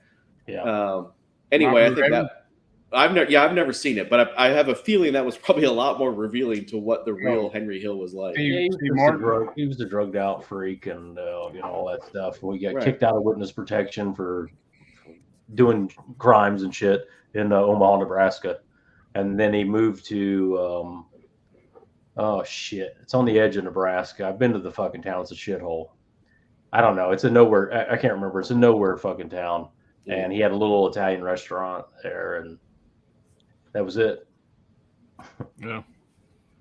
I know Henry Hill said the movie was, 90 to 95%, accurate. He said the one big thing that was different was Joe Pesci's character. The guy he played was actually a really big, like hulking guy or whatever, not a small guy like Joe huge, Pesci. Yeah. But I don't know. So it's classic Scorsese dialogue. He basically let the actors write their own dialogue. I mean, it's. Oh yeah. Tons, and everybody's eating constantly. Yeah, right. Yeah, that's the other thing. Yeah. There's always food. Yeah, Italian guy making an Italian movie. If I have to go to prison, I want to go to prison with them. These motherfuckers are eating good. I heard the razor blade. The razor blade on the garlic, and right. Don't put too many onions in it. But the prison situation, I guess, was better than they showed on screen. They had to make it shittier. So that's not surprising for some reason. Can't do that anymore. There's cameras now, so right. Yeah. All right, Dirk, you're up, buddy. All right, my number 2 is gonna be Full Metal Jacket, man. Yeah. Thing I love about Kubrick, man, he doesn't tell the audience how they should feel, And in this movie, man, R. Lee Ermey is the fucking standout. He should have won the fucking Academy Award for this fucking role. I love he's got a jelly donut on the back there. Yeah, a jelly donut. I fucking love that shit. But man. The way I look at this movie, though, it's just my interpretation. It's probably a lot of people's, but it's all about the duality of man and like transformations and shit that happen. Because in the first half of the movie, you see them going through boot camp, and it's like it's all about the dehumanization part of it. Like they have no identity. They're stripped. Like the Corps molds them to be fucking killers, soldiers. You know.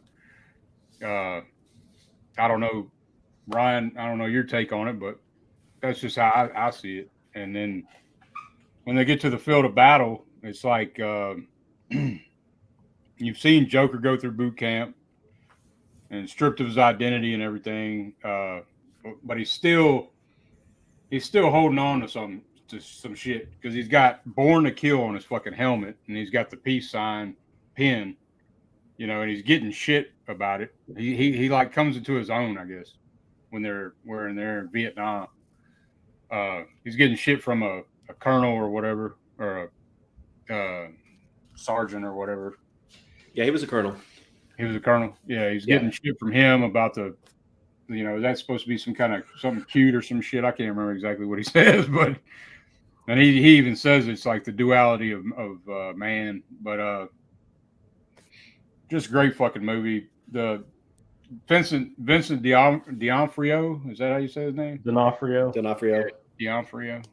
He basically said this movie made his whole fucking career, you know. And he was like a bouncer, I think, at a nightclub.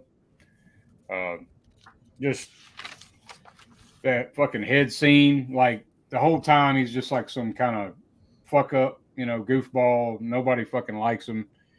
And the transformation fucking happens. He's done had enough, you know, in the head scene or whatever. But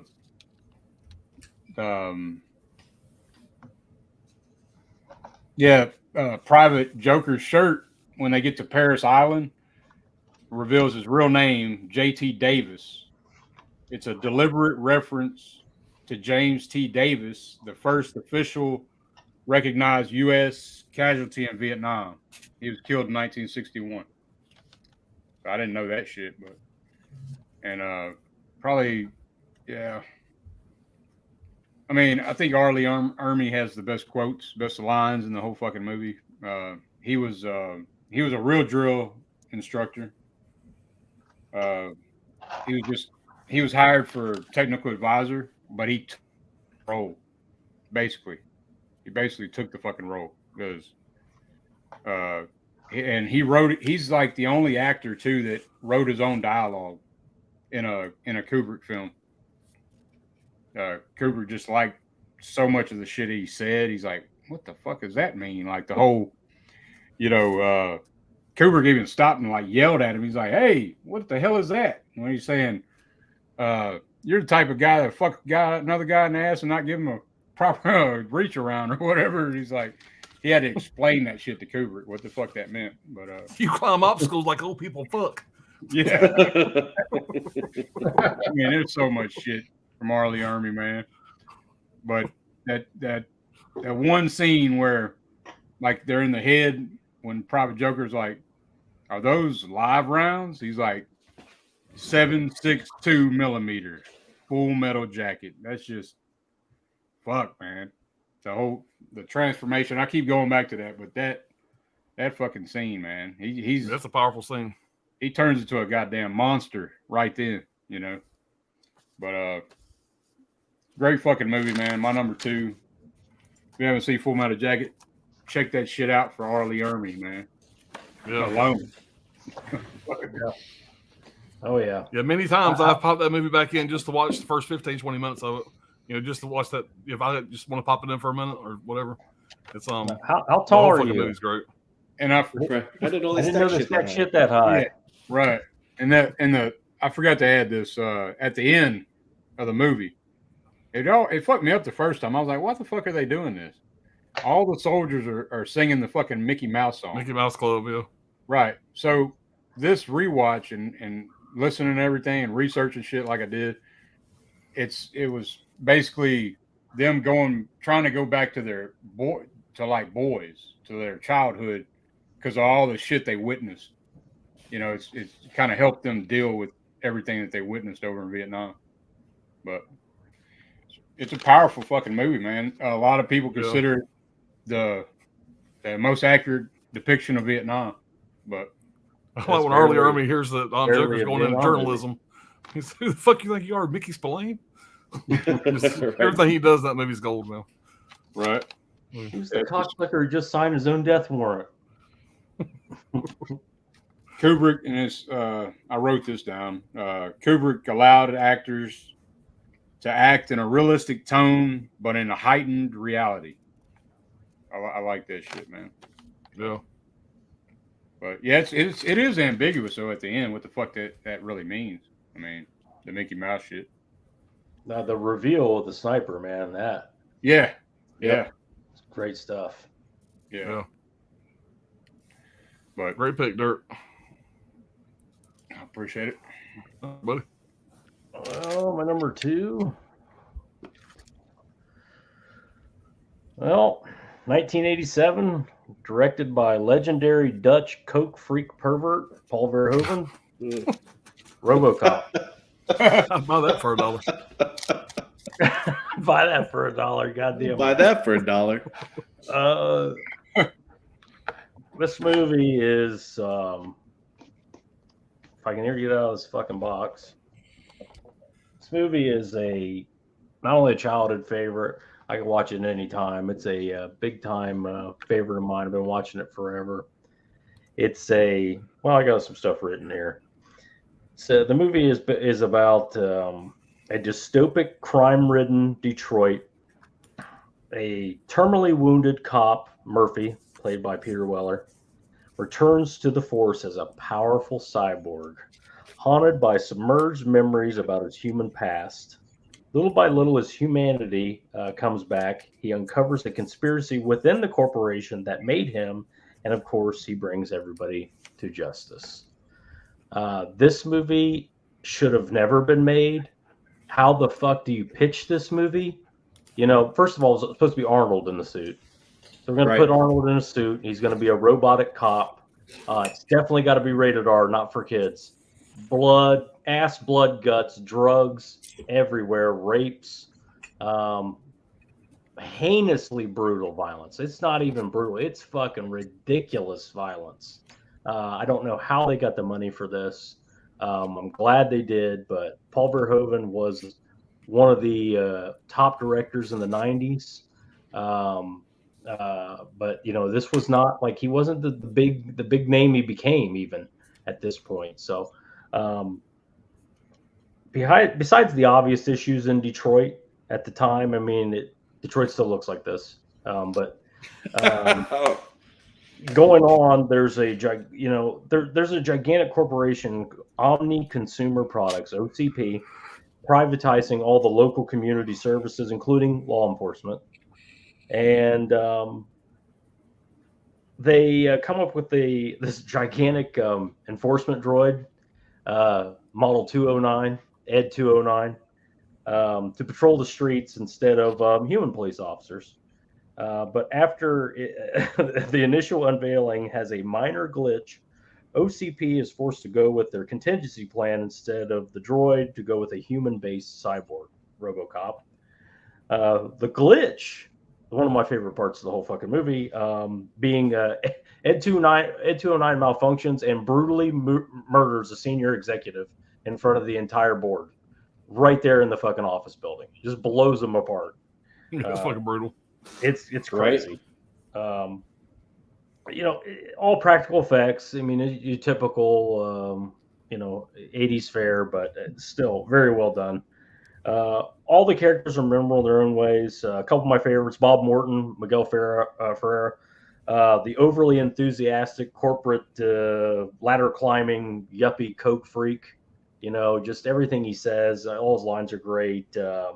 That right after that glitch happens with Ed 209, I can't remember the black guy's name. There's this mousy black guy in there. He says, "Too bad for Kenny, huh?" The guy got blown apart, and Bob Morton goes, "That's life in the big city." 2 seconds after it fucking happened, riding the elevator back down after the mini. That's life in the big city. That's what happened. Yeah, what'd you expect? God damn it! Clarence Bodiger, Kurt Smith is fucking awesome in this. I don't know where that character came from, but man, he is great as the villain in this. The bloodthirsty, savage gang leader that is just maniacal and awesome. You know, in Verhoeven movies, it's a common thing. Life is cheap. You know, in Total Recall, Arnold uses people as human shields that aren't even involved. They just get obliterated with bullets, and that just happens. That's just a common theme in it, and it's no different with this one. Huge body count, absolutely zero consideration for human life. Also typical with Verhoeven movies, you get the satirical elements.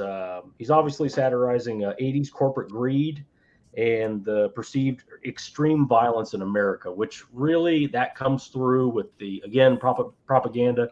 It cuts to stories and news broadcasts of just heinous things happening throughout the movie. And then it's like it cuts right back. Now sports, the Lions win by 31.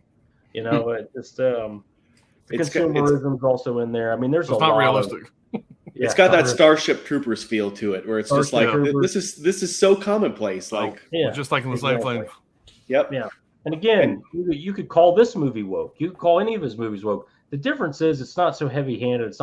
It's skillfully done. He has artful and subtle.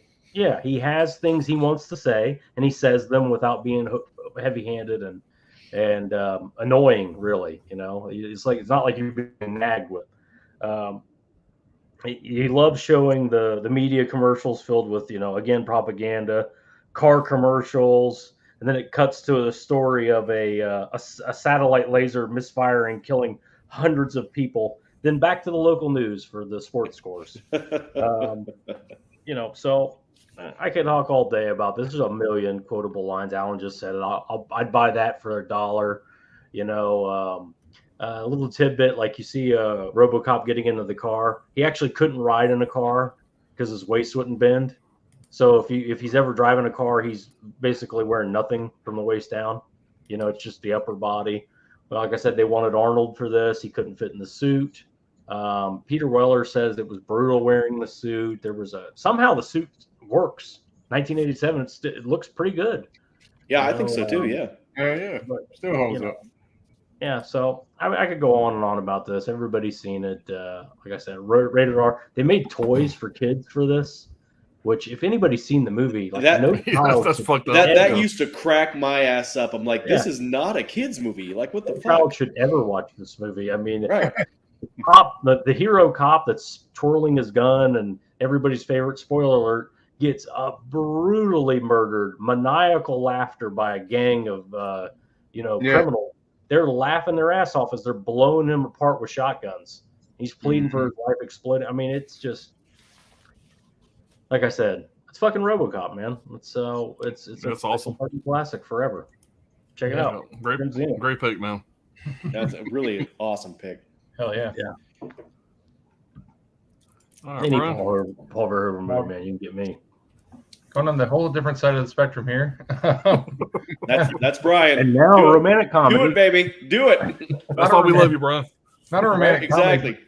I mean, it could be a romantic comedy. I don't know. That would be Howard the Duck. Oh, yes. That's why I love Brian. I no longer want to be on the screen. Okay. Hey, I grew up with this damn movie, damn it. Yeah. You and me both. Yeah, this movie's just about a duck that gets sucked into Earth, basically, from his own home planet. I don't know. There's all sorts of crazy shit going on in this movie. There's fucking duck titties in the first 5 minutes of the movie. Hell yeah. Duck titties. Woo. Duck titties. Yeah. He's a sarcastic, foul-mouthed little fucker. Leah, he's like wandering the fucking streets, and he goes and walks into this club or whatever, and Leah Thompson's band's playing, and she finds him or whatever, and they become like kind of friends and stuff like that, and you know, some weird kind of like almost incestual type of stuff goes on between her and the duck too. Yeah, that's pretty nuts for a PG movie, actually. But in the movie, though, I do like that Leah Thompson does all her own like musician work, like her guitar works and her vocals are all her. That's all her doing the music stuff. And the guy who played Howard the Duck was also the guy, same little short guy who played Station from Bogus Journey, Bill and Ted's Bogus Journey. Really? He did a bunch of other stuff too. I somehow missed that. Now. Yeah. The Evil Overlord is based on the Marvel villain who originally brought Howard to Earth. His full title in the comics is Thog the Nether Spawn, Overmaster of Salmonus. So if you see Jeffrey Jones's character in the movie, that's who he's trying to portray in the Marvel comic universe of the movie of Howard the Duck. It was nominated for 7 Golden Raspberry Awards in '86, which is like the Razzies basically. The worst you can get. Worst director, worst original song, and worst supporting actor, with Tim Robbins as the worst supporting actor. He's pretty bad in this movie. He's pretty funny though. It won 4 Razzies, one for worst new star, worst visual effects, worst screenplay, and worst picture. Damn. Yeah. The movie knocked it out of the park. Since its first release has garnered a huge cult following. John Cusack and Martin Short auditioned for the voice of Howard the Duck. John Landis was originally slated to direct the film, but after reading the script, he turned down the opportunity due to the police car crashes in the finale. He said that it was felt too similar to the Blues Brothers, which I don't really see. I mean, I don't see that either. Yeah, I don't see that either. But that would have been interesting to have John Landis direct that. Right. Due to the movie's disastrous box office performance domestically, the title was changed to Howard, a New Breed of Hero for the release outside of the U.S. I just thought this is Brian's number 2. What the hell's number 1? You'll like my number 1. Phoebe Cates auditioned for the role of Beverly too, so she got turned down for that. I don't know if you've ever seen 21 Jump Street, but Holly Robinson Pete is one of the bandmates as well in here. She was in Hanging with Mr. Cooper, one of the TGIF TV shows back in the day. But I always loved again, Jeffrey Jones in this movie is great. Whenever he becomes like the overlord villain and stuff in the diner and stuff, it's pretty awesome. When he starts turning, he's all sweaty and gross, and he's like moving tables and shit, and he looks fucking nuts. That's probably my favorite part of the movie, is like when he's turning nuts, and you see that big kind of monster or whatever. Kind of reminds me of like Men in Black or something. But this is one I always grew up with. Another childhood favorite of mine that just always stuck with me, and my parents would play this on repeat, even though there's like basically duck incest in this movie. So, but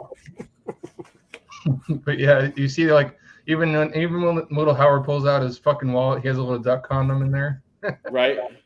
And when she rolls back his feathered hair, and he like fucking almost has an orgasm from it. So, but yeah, Howard the Duck, my number 2. Nice. And y'all don't hate, man. I just got that in yesterday. I got the 101. This thing's got a really cool book on the inside of it. Hell yeah. Show you what the book looks like. Oh, hell yeah. And really cool images on the inside. So I haven't seen this since I was a kid. That's a different release than Bronze. Yeah, this is one of the 101 101 Black Label, whatever. Number 8. Yeah, I have the Blu-ray Steelbook, and I also have the 4K of it. But I think Howard the Duck is going to make a resurgence sometime, because he was in like the Suicide Squad movies and a couple like small roles. Right. Yeah. So, Guardians of the You Galaxy. never know what could get popular. Guardians of the Galaxy. That's what I meant. You never know what could get popular again. Like, Killer Clowns was like a cult movie forever. Now it's huge. Yeah. Halloween 3 was hated forever. Now it's a big thing. So you never know. I saw that movie in the theater, and I think I was like the only. I think it's because I was 12. I was the only one that liked it. I've always liked that shit. I think I was like 4 or 5 years old when I watched it first time. But I feel like Howard the Duck is the whole reason that like Seth MacFarlane can make like Ted. Yeah. I remember watching on HBO. They would show it on HBO, I think, every day. there for a while. And that's where I've always watched it up. Yep. All right, guys, I'm gonna do my number 2 here. And this is one of my favorite franchises of all times.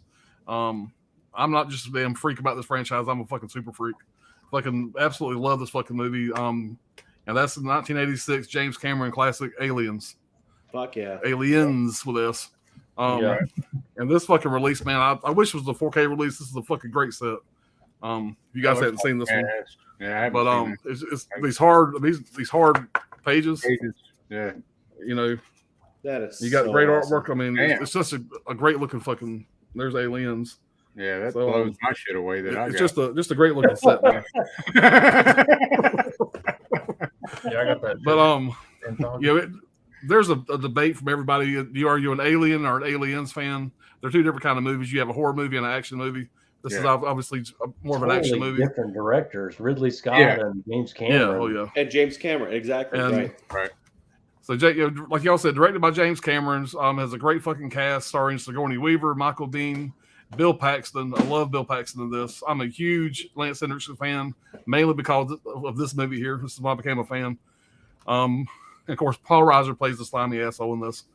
Came out July 18th, 1986. Made had $18 million budget. It made $85 million in the States and $131 million worldwide.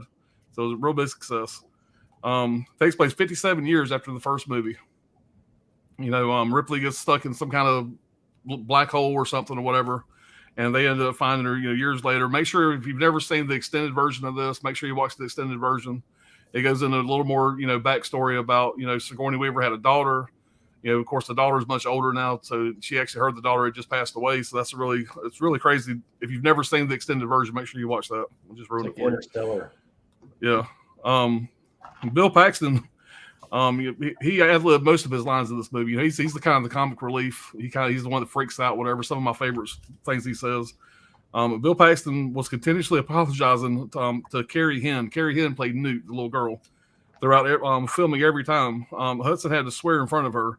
Carrie later admitted that she didn't mind, mainly because she didn't really know what any of the words meant.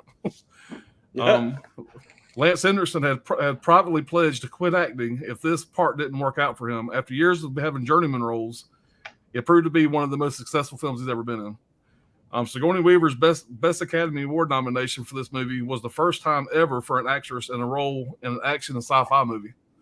Pretty big achievement. James Cameron faced a big problem trying to win the confidence and respect of the British crew. They filmed this over in Britain, obviously. Many of whom had worked on Alien in 1979 and were fiercely loyal to Ridley Scott. In order to try and convince them he had the talent and skills for the job, he arranged a screening of the Terminator. I'll talk about a resume for the crew on the set to demonstrate his abilities. However, most of the crew ignored the invite and didn't bother to turn up. Damn. And I don't think I wrote it down here, but one of I thought that James Cameron had a great quote when he got done filming and he left. And I don't remember the name of the place. I want to say it was Force, whatever the name of the studio was. He said something basically. It was like, "Fuck y'all. When I leave here, I never have to come back. You sons of bitches got to stay here." It was something along those lines. It was a great quote. I wish I'd wrote it down. According to Bill Paxton, he improvised many of his lines, including "Game over, man, game over." His famous line, "Where we're on express elevator to hell, going down," was probably improvised as well, as it doesn't appear in the shooting script. This is interesting. Al Matthews, this actually ties into Full Metal Jacket there. Al Matthews, who plays Marine Sergeant in the film, was in real life the first Black Marine to be promoted to the rank of sergeant. To be promoted to the rank of sergeant in the field during service in Vietnam. I got something else about that here in a minute. I thought I didn't write it down, but basically, they were saying that this movie and Arlie Ermey, they were comparing them two together. The Alien Nest set was kept intact after filming. It was later used as the Axis Chemical set for Batman 1989. When the Batman crew first entered the set, they found most of the Alien Nest still intact. Imagine how fucked up that was. How weird is that? One of the alien eggs used in the film is now exhibited in the Smithsonian Institute in Washington, D.C. Although it was probably her most memorable line in the film, Carrie Henn, who played Newt, has said that she hates the line, "They mostly come at night," mostly. Her friends still occasionally tease her about the line. Sigourney Weaver was paid $1 million. Y'all listen to this. Sigourney Weaver was paid $1 million to reprise her role as Ripley, a 30-fold increase in salary over Alien in 1979. She also received a percentage of the film's gross. Imagine what that was. Her salary would increase with every subsequent Alien movie. $5.5 million for Alien 3, and finally $11 million for Alien Resurrection. So that's crazy. But yeah, but I love this fucking movie, man. I love the style of the movie. I love the way the Marines and something else. He also had every one of the every one of the Marines. He had them kind of design or write stuff on their armor, whatever they wanted, basically. Kind of like the guys used to do back in Vietnam. You were saying about the peace sign and shit like that. Yeah. But if you notice, everybody's got different sayings on their helmets and whatever else. So I thought that was kind of cool. But just the way this movie's shot, the special effects, and something else. If you've never seen the extended version, there's a whole big scene, maybe a 15-minute scene where it actually you get to meet the people on the planet that in the original version when they show up they're just missing. But you actually get a whole shot of the live vibrant community. You get to meet Newt's parents and brother. It's really great to watch the extended version of this movie. That's the only version I ever watch when I watch it. But it's just such a great fucking movie, man. I love it. I've watched it so many times, seen it in theaters. And honestly, I seen this movie before I seen the original Alien. And after I seen this movie, I went back and watched Alien. And me and my oldest son debate all the time. This was like always my favorite Aliens. Alien was his favorite. As time has went on, and I've watched Alien numerous more times, whatever. I love both for different reasons. I can't really say which one I like better. They're two different things. I love both for what they are. But if I'm 9 times out of 10, if I put an Alien movie in, if I'm in the mood for some aliens, it's usually going to be this one right here. But I'm real high on this franchise. Even the bad ones, I can find a reason to like them. Yeah, absolutely. What is it? I can't remember which one it is. There's a part 4. I think that's got Ron Perlman in it. That's the fun one as well. I think it's Resurrection. I think. Yep, Resurrection. People hate on that movie, but there's things in that movie that I love, and I've watched it. I love all of them. People. Yeah. So it's just a great fucking franchise, man. I don't really care for 3 a whole lot. I remember seeing that in the theater. Yeah, it's a David Fincher movie, the third I one. didn't mind 3. I kind of like 3, and I know I get why people. When I saw it in the theater, though, I'm with Dirk. When I first seen it in theaters, I wasn't a big fan. I was let down. Yeah. But I have seen it a dozen times since then, whatever. And watching it now that I know what I'm going in for, I still enjoy it for different reasons. I mean, like I said, I have a reason to like every one of them. I might need to go back and watch 1, 2, and 3. If you go back and watch it, if you do that, Dirk, it actually kind of it makes a little bit. Yeah, I just love the universe. I mean, I just love the universe. I love the look of the movies. I'm a huge fucking Sigourney Weaver fan in this. I mean, I love them, man. They're some of my favorites. But they went back in 3. They went back to the formula of 1. Where it's isolation horror. Like first movie's a sci-fi isolation horror movie. Second movie is a hardcore sci-fi action movie. It just. But I think I couldn't get past her bald-headed ass. When she bald-headed in that one. Yeah. Yes. Yeah. I don't know. The colony. I've seen them when I was a kid. And it's like a religious prison colony. Yeah, right. it's a right. Yeah, I have to go back and check it out. But it's worth a rewatch. I think it ages pretty well, personally. It does. It really does. Yeah. In no shape or form is it my favorite, but it's definitely one that I have watched many times and I still enjoy. But the more I think when I first watched it, I think 1 and 2 are apples and oranges again. They're two totally different movies. Yeah. I like the first one the best out of all of them, but I agree. Aliens is awesome too. I mean, you quote that on South Park. Cartman goes, "They only come out at night. They mostly come out at night. Mostly, whatever he said." It's a very like Halloween 1, Halloween 2 kind of dynamic. Yeah. The first one is a lot slower, a lot more stalking. The second one is like, balls out, let's go. Right. Yeah, it's more. Sometimes you just gotta pull your tits out and say "fuck it" or whatever the fuck the line. What's the line? There's a lot more action in part 2. But that damn chest burst, man. When that first happened, people were fucking freaking out. All right, guys, we'll get caught up here on the chat. We ain't got too much to read here. JS says, he gets a chick and throws him off course. That's the difference. He's talking about heat. Yeah. Heat. Okay. JS, didn't he leave her at the house? Sydney says, my number 2 movie is Fatal Attraction, 1987. Michael Douglas, Glenn Close, and Ann Archer, directed by Adrian Lynn. Love bites, love bleeds. Yeah, that movie there should be shown in high school to like every dude. It would damn sure. That's Def Leppard. That's probably one of the main reasons why I've never cheated on anybody. But I got that kind of fucking luck. Sydney says Full Metal Jacket is a good crazy ass movie. Yeah, it's classic. Yeah. Muhammad said Full Metal Jacket is a great movie. My second favorite war film of the 80s. The first half is better than the second half, though. Yeah, it's 2 different movies, that's for sure. Yeah, for sure. I agree. Okay, I like the first half better. Yeah. Caveman says Vincent, I can't even say his name. D'Onofrio, thank you. Should have gotten the Oscar for Full Metal Jacket. He will be renewing his role as Kingpin with Disney/Marvel as Marvel, and will be releasing Daredevil in a few years. Yeah, he was great in that show. Hollow Note says number 2 now. I have a machine gun. Ho ho ho. Be the Wild Wrangler, dead or alive, you're coming with me. Yep. Oh yeah. Yep. All right. I had the toys as a kid for RoboCop. Mm-hmm. All right, Wild Wrangler, Mr. Kenny. I love Ronnie Cox and RoboCop. Whatever, he gets shot out the window, whatever, and you see his long ass arms. Yeah, the worst shot ever. Right.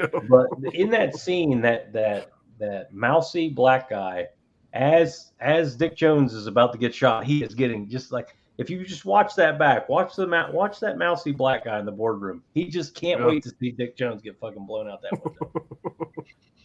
It's awesome. All right, Sydney says RoboCop a good insane movie. I do agree. All right, unrated scene. Edition 209, longer shooting Mr. Kenny. Yeah, shooting Mr. Kenny. Yeah, in the boardroom. All right. Wild Wrangler says dinosaur car model. Howard the Duck, awesome. Got a Howard the Duck fan, Wild Wrangler. Duck breast. Right, I prefer duck titties. Duck titties is just more fun to say. He's a breast man. Leave him alone. Yeah, Wrangler says Leah Thompson's hot. He was looking good in that movie. Yep. All right. And he says my number 2 is the Night of the Living Dead remake. Hell yeah. I prefer this film to the original. Tony Todd brings so much passion to his role, and Barbara is a badass in this movie as opposed to the original. Yep. She develops. I agree with all that. Kind of a badass. Yeah. She turned. I can totally see what Tom Savini's saying. I rewatched it recently. You can tell where they cut a bunch of his gore out. Like the scene is just too short. They just cut it right before the gore goes. And of course, as an effects guy, he wanted every gag to be in the movie. Yeah. Yeah. All right. Wild Wranglers was born in 1984. Anthony says Tom Savini directed the film, but he was basically fucked during the entire production. So a lot of his ideas and gore were removed, but it's still a classic to me. If he had gotten his way, it'd been a lot better. It would have been a much different movie. Cisco and Ebert shit all over it. They said that adding color to it made it less, intimidating or whatever. Yeah, less of a horror movie, I guess. I think his choices were all right. All the choices he made, like the opening scene. I agree. Gonna get you Barbara. That's what's his fucking name? Bill Moseley. Bill Moseley. Yeah. Awesome. They got Bill Moseley to do it. Yeah. But the guy in the distance, that's the original zombie. It's just some drunk, skinny guy. And then the zombie comes out of the left field. And, I just love the choices that he made to make it different, put his own spin on it. Right. But even Romero, man, was still like with him on that shit. So yeah, he talked to him. He said, "Listen, I'm going to do this. So you go with it. You got his blessing." Yeah, he didn't do it in a vacuum from Romero. Yeah. Right. All right. Well, I ran into RoboCop Melting Man. Yeah. Yeah. That was pretty. His lip all fucked up and hanging down. It's fucked up. Right. Yeah. His own friend. Just get away from me, man. Yeah. And then he got hit by the car and just a big splatter of shit. Yeah, he just turns in the road. All right, Caveman said Howard the Duck was in the credit/extra scenes of the end of one of the Avengers. The scene was more about the Collector, Benicio del Toro. He is the Marvel. Yep. Yeah. Wild Wrangler, Aliens, it's war. All right, City says Aliens, very good movie. It's over, man. Yeah, Bill Paxton, man. I sure hated to lose him, man. I know. He's so fucking great, man. Yeah. Paul Reiser plays the biggest piece of shit ever. Yeah, he does. Oh, no doubt, man.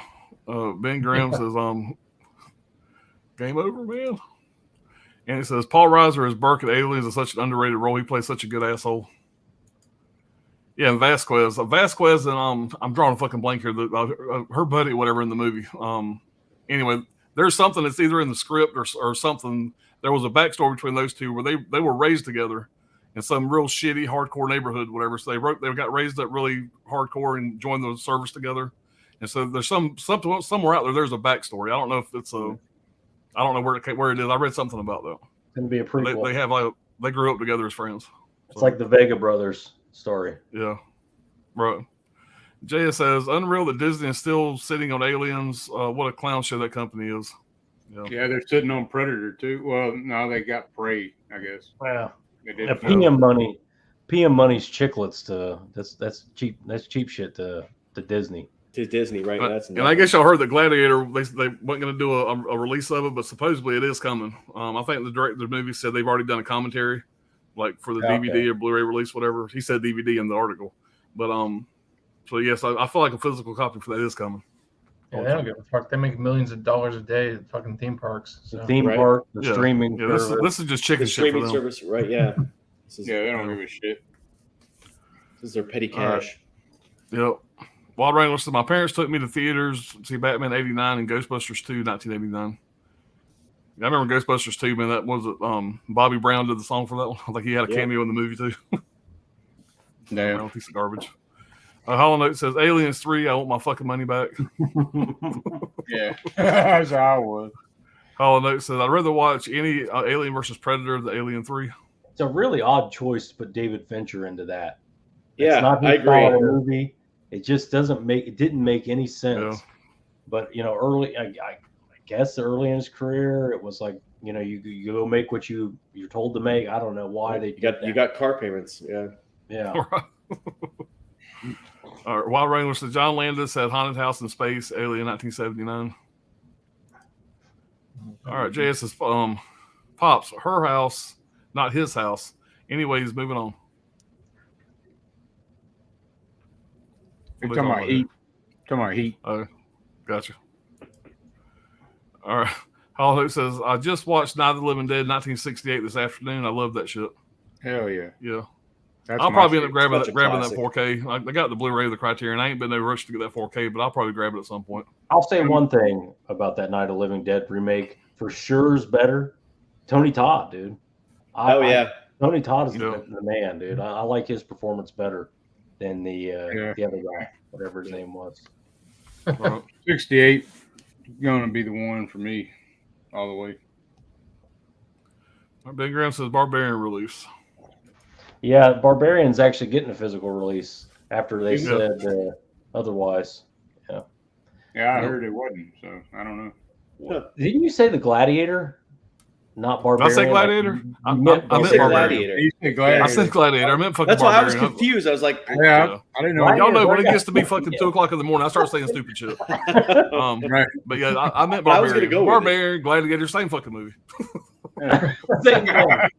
same goddamn thing. Don't even. Yeah, y'all just fill in the fucking blanks. Y'all fucking know me by now. Y'all just fill in the blanks. Apparently, everybody in the chat got it. We're over here going. Right. Yeah, we're good. Getting a new Gladiator? Yeah, I just let it go. I didn't know. Okay. Turns out I don't even correct him no more. I let him say his shit. I don't even fucking remember. Senility. It's a real thing. Real too many plates. All right, Brian. Cocaine's a hell of a drug. Yeah. What you got for your number one, buddy? I like. All right, number one. Oh hell yeah! Number one for a million reasons. Of course, it's another repeat already. Oh, Metal Jacket. Yep. Hell yeah, man! You got a badass release. Yep. Hell Just yeah, a great Animal Mother. I was wondering why you give me the stink eye. Million reasons why I love this. First of all, Stanley Kubrick. Can you go wrong with anything this guy touches? He takes forever to do his productions. There's a lot of trivia. I'm not going to go into it, but it's classic Stanley Kubrick. Arlie Ermey, of course, which we've already talked about. It's sort of quoted that he ad-libbed all the scenes. He didn't ad-lib them per se. What he did is he pushed Stanley Kubrick to put him in the movie because he could do it better. Right. And then when Kubrick actually saw him, he let him write his own dialogue. Kubrick just doesn't let you ad-lib in his movies. Right. Of course, he was an actual former Marine drill instructor. We share that 27 years ago. It's hard to believe. Actually, my feet landed on the yellow footprints at Parris Island. Arlie Ermey's first duty station was in Okinawa, Japan, at an air station, which is very small. It's Marine Corps Air Station Futenma, which was also my very first duty station. In fact, I still have the challenge coin for it to this day. Damn. So yeah. we both share that. Actually, the guy that was supposed to play drill instructor Hartman was the gunner. If you remember, there's a scene where they're being flown out in the opening sequences of the Vietnam scene. And he plays this gunner that's just mowing. That's Tim Colcieri. Tim Colcieri actually spent 14 months in Da Nang in Vietnam as a Marine. And like most Marines, he rehearsed for this role for months on end. And then Stanley Kubrick decided to replace him. And Kubrick, he was actually quite livid about it, reasonably so. And Kubrick decided to throw him a bone by letting him have a role as the Marine gunner on that UH-1. Yeah, just because he thought... he's talking shit about, what did he say? A good, good Viet Cong, good VCs. I can't remember. He said, and then they asked him, he said, Joker says, well, you've shot women and children? And he said, some. He said, well, how can you shoot women and children? He said, you just don't lead them as much. Right. Yes. It's fucked up, man. But he said, anybody who runs is a VC. Anybody who stands still is a well-disciplined VC. That's right. That's what it was. But so this movie, obviously there's a lot of things that from a personal perspective that I really connect with in this movie. The scenes from Parris Island where Arlie Ermey had a huge part of that to make sure that they were recreated. Although all of this was shot in England, that looks about as identical as you can get to a Parris Island squad bay. Yeah. A lot of the lines are actual lines you hear in boot camp. Nobody gets hit, I guess I should say, openly in boot camp. That was fabricated. And what's really overlooked is a lot of people talk about Arlie Ermey's performance as a drill instructor. And what he was trying to get across is that this is based on a book. And if you haven't read the book, it's an excellent book. It's called Short Timers. It's written by a guy that served in Vietnam. And that actually comes in 3 acts, whereas the movie's in 2 acts. But what Arlie Ermey's trying to get across is he's not a good drill instructor. He's totally missing the fact that this guy is having a mental breakdown, which any good drill instructor would pick up on. The whole idea is to break down your individuality and to break down your sense of self so that you can build it together as a cohesive unit. And what you look for is those situations where you've got somebody who's splintering off, whether it's due to mental illness or any other reason. And so the gunnery sergeants completely missed that. And that's what Arlie Ermey was trying to get across. And that's what comes across in the book, is that's the idea. That's where the duality of man is coming from across. And of course, as I mentioned before, the nerdy part of me, the one that's got the multiple degrees comes out. This is my copy of Carl Jung. He talks a lot about duality man. That scene with the colonel, that actor, actually, his family members are well-known philosophers who have written extensively about the duality of man. So that was kind of a little bit of a tongue-in-cheek joke that they wrote into the movie that Kubrick did. But if you watch this movie, you talk about Arlie Ermey, who I will not take away from at all as a fellow Marine. But the animal mother, Adam Baldwin, I think is phenomenal in this movie. That role was supposed to go to Arnold Schwarzenegger, and he turned it down to do The Running Man. And I think if Arnold Schwarzenegger had taken that role, you would not be talking about this movie today like you do now. I think Adam Baldwin, the whole idea is they talk about the 1,000-yard stare. If you pay close attention, Adam Baldwin already has the 1,000-yard stare, which is what makes his character what he is. That's his separation from his humanity already. And that's what Joker gets at the very end. And so that's what Kubrick's trying to get across, which is why they filmed the Vietnam scenes before they filmed the Parris Island scenes. All the Vietnam scenes were filmed first. And so there's just a lot of little Kubrickisms in here that I won't go into. It took so long to film this movie.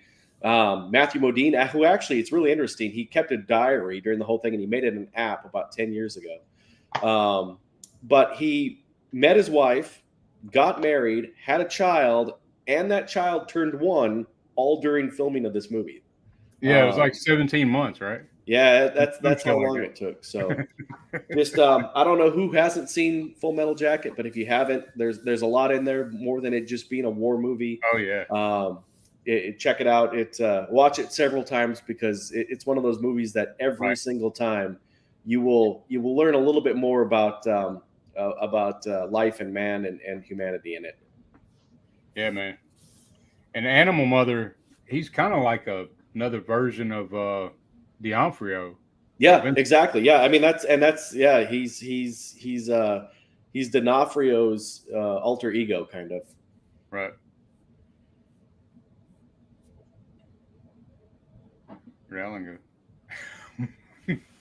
Alan, you're muted. You guys remember that? He might have seen from Scanners when that head's dude exploded. I just said all kind of shit. I ain't gonna repeat myself. Goddamn, you ain't paying attention. I thought you hit the head, man. It was all shit. That movie's terrible. I fucking hate that movie. Fuck that movie. Fuck Kubrick. Fuck Stanley. I guess Kubrick, if God would have you know, wanted to jump up here, he'd have miracled your ass up here by now. It's like 150 pounds of chewed bubble gum. One of the funniest things, they talk about this. So a lot of the things that Hartman repeats are said in boot camp, and sometimes it was. Well, I shouldn't say it wasn't hard to keep a straight face, because you were just terrified and trying not to piss yourself. But when he's bouncing back and forth and he runs up to Vincent D'Onofrio, and the first thing he says is, "Did your mother have any children that lived?" Right. Best part of you ran down the crack of your mother's ass. Brown stain on the sheet or whatever. Right. What's brown stain on the mattress? All right, Dirk, what you got for your number 1, man? Oh man. Well, this is gonna be. It's got to be, man. Out of these movies, I knew what it was gonna be before I even looked, but it's got to be The Exorcist, man. Oh yeah. Exorcist. Oh yeah. And it's just a intellectual horror, man. William Peter Blatty. He directed this one. It's a true sequel to the original, and but they still fucked up, his vision or whatever. Because there's like an exorcist scene at the end he didn't want, that wasn't in the movie. I mean, in the book that he wrote. It's got the best jump scare in horror history, in my opinion. There's like this great friendship between like a non-believer. I don't know if he's a fully non-believer, but it's the detective Kinderman. George C. Scott. Yeah, George C. Scott Kinderman, and there's like a good. Like he's not a man of faith, but his best friend is the Father Dyer, and anyway, you can see their friendship, man, and he just starts seeing some strange shit going on with these killings, and I mean it's the carp story. The carp story. You don't remember the story where he tells the father about his mother-in-law is over, and she brings a carp. Oh yeah, the fish in the fucking tub. Just out of nowhere, he just starts going into this story. He hasn't bathed in a fucking week. Yeah, he hadn't bathed in a week. Yeah, it's just there's a lot of shit going on, man. It's Brad, in my opinion, Brad Dourif's. It's his best performance. No, he's awesome. The Gemini Killer is his best role. Chucky ain't shit to the Gemini Killer, man. And but let's see. Yeah, this was Jeffrey Dahmer's favorite movie, which probably most people know by now. Yeah, but it's been all over, yeah. Yeah, because it's all over a Netflix series, yeah. Right. But he said he related to the external evil that controlled him to do his murders. So he said that too, like what he was controlled by demons or whatever. Well, the Gemini killer never leaves his cell. So, Right. Yeah. But and that came up too. He asked the Gemini killer, he's like, how do you get out of your cell? And Brad Dourif kind of like this, Chucky was made, Child's Play was made before this. So there's a part where he says it's Child's Play. And then the scene cuts to a fucking redheaded child, that's in the hospital. I mean, it's in that same area, right? The same mental facility or whatever. So that was kind of like a good nod to that shit. But the Gemini killer was inspired by the Zodiac killer, and the whole vibe of this film is just dread, creepy as fuck, man. It's unapologetic. There's a fucking scene with a fucking old lady crawling around on the ceiling. That's just fucking bad shit, insane, man. I got a couple quotes here. One from Kinderman. It says, he's asking if he believes. I guess the Gemini is asking if he believes. He says, "This I believe. I believe in death. I believe in disease. I believe in injustice, in inhumanity. I believe in torture and anger and hate. I believe in murder. I believe in pain. I believe in cruelty and infidelity. I believe in slime and stink and everything, every crawling, putrid thing, every possible ugliness and corruption. You son of a bitch, I believe in you." And George C. Scott just brings that shit, when he's Those are my wedding bells. Being badass, do what he does. And then, it is not in the file. Right. He's fucking over the top in this one, man. He's over the top of most of the things when he got old. He was Yeah, fucking like blind drunk all the time. He's so fucking great though, man, and everything, man. Yeah. So I got a quote from the Gemini killer. He's like, "I like plays, the good ones. Shakespeare. I like Titus Andronicus the best. It's sweet. Incidentally, did you know that you are talking to an artist? I sometimes do special things to my victims, things that are creative. Of course, it takes knowledge, pride in your work. For example, a decapitated head can continue to see for approximately 20 seconds. So when I have one that's gawking, I always hold it up so that it can see its body. It's a little extra I throw in for no added charge. I must admit, it makes me chuckle every time. Life is fun. It's a wonderful life, in fact, for some." And he had no way of knowing that George C. Scott and his best friend go to see It's a Wonderful Life every year. Right. And he's got his blood on the fucking wall. It's a Wonderful Life, Yeah. Like, that's just like, George C. Scott's like, what the fuck, man? Like, at that moment. But yeah, man, Exorcist 3, man. Check it out. Highly recommend. Great pick. Yeah, Dirk, I don't know if you noticed or not, but I had that jump scare you're talking about in the intro of this stream. I didn't notice that. Yeah. Yeah. Damn, man. Shit. Yeah, that's my favorite jump scare. The setup on that, I didn't even touch on that. The setup on that, it's so fucking takes so long. It feels so safe. You see people walking back and forth and shit. You see a police officer sitting there, and you're like, okay, everything's good. And then there's like a pre-scare when she goes into the fucking patient. And he like jumps at her or something. He's like, "What are you fucking doing?" or something. Yeah, man. Anytime you see a top 10 list best jump scares, that was always in there. Right. It's kind of like Insidious. You have the red-faced demon that jumps out while they're at the dinner table. You don't expect it. When there's no music, Right. And it's just, the camera's just stationary too. It's not moving. It's fucking awesome. Ryan, did they show you those decapitation cheers at medical school? Yeah. Oh, all the time. Yeah, you got a set on here. Yeah. That'll be up too. Yeah. It's standard. I have 2 sets here. Yeah. I'll never forget though that when I don't want to ruin the fucking movie, but there's a part where you think the motherfucker's finna get her head cut off. Yeah. And it's just so crazy how that shit's done. Just misses it. George C. Scott's great, and he's great in everything, but he's Yeah. like arguing, like he goes to visit the priest in the hospital, and he's like kind of yelling at him about, he's like smoking habits, and a nurse is like, "Is everything okay in here?" George C. Scott looks at her and goes, "We're fine." Yeah, right. And I feel like that was scene in George C. heaven. Scott not acting. Yeah. That scene in heaven too, man, is so fucking weird. That he has that dream. I think Fabio's in heaven and Yeah, shit. it's weird, really weird. Fabio's it's strange. It's like at a bus station or a train Right. terminal or something. It's not Yeah. heaven, it's purgatory he's Purgatory. dreaming about. Is it? I thought I seen the angel wings and shit. I didn't know. It was fucking They're weird. waiting. Okay. Got to be purgatory if you're waiting for a fucking train. Right? You're just not sure where that train is going. It's Yeah. a tripped out movie though. Yep, good choice, man. Hell yeah. All right, Brad.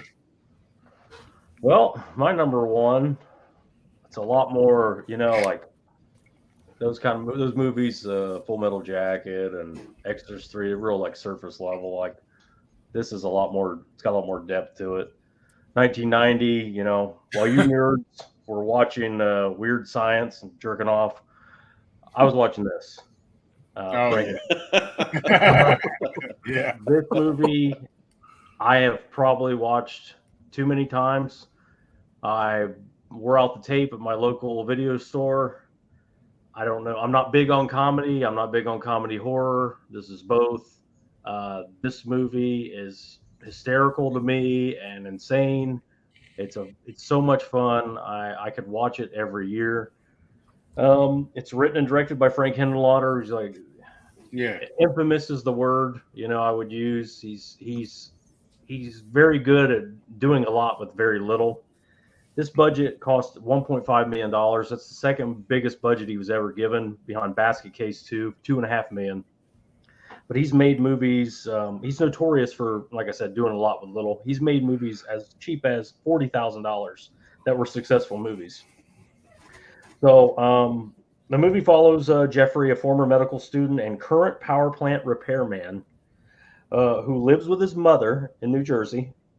His fiance has a fatal lawnmower accident at her dad's birthday party in front of the whole family.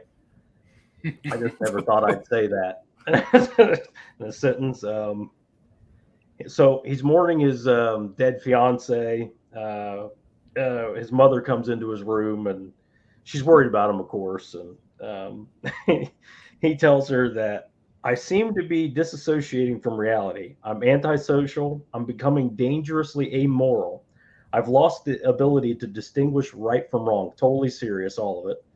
I feel like I'm plunging headfirst into a black void of madness. And she replies, "You want a sandwich?" Then maybe you eat something, you'll feel better. Yeah. Jeffrey becomes obsessed with bringing his fiance back to life. And to accomplish this, he decides he needs to attach her severed head to another body. He realizes, not really as quickly as you'd think, that for her to live, others are going to have to die. At least one person is going to have to die. It's all fucking hilarious the way he comes to this decision, and he's drawing parts. And of course, his family members are his mother is oblivious to what he's doing for some reason. Even though he's got these gigantic sketches, he's got just weird shit. He's always doing something fucking weird. To speed up the process, like he's trying to come up with the solution.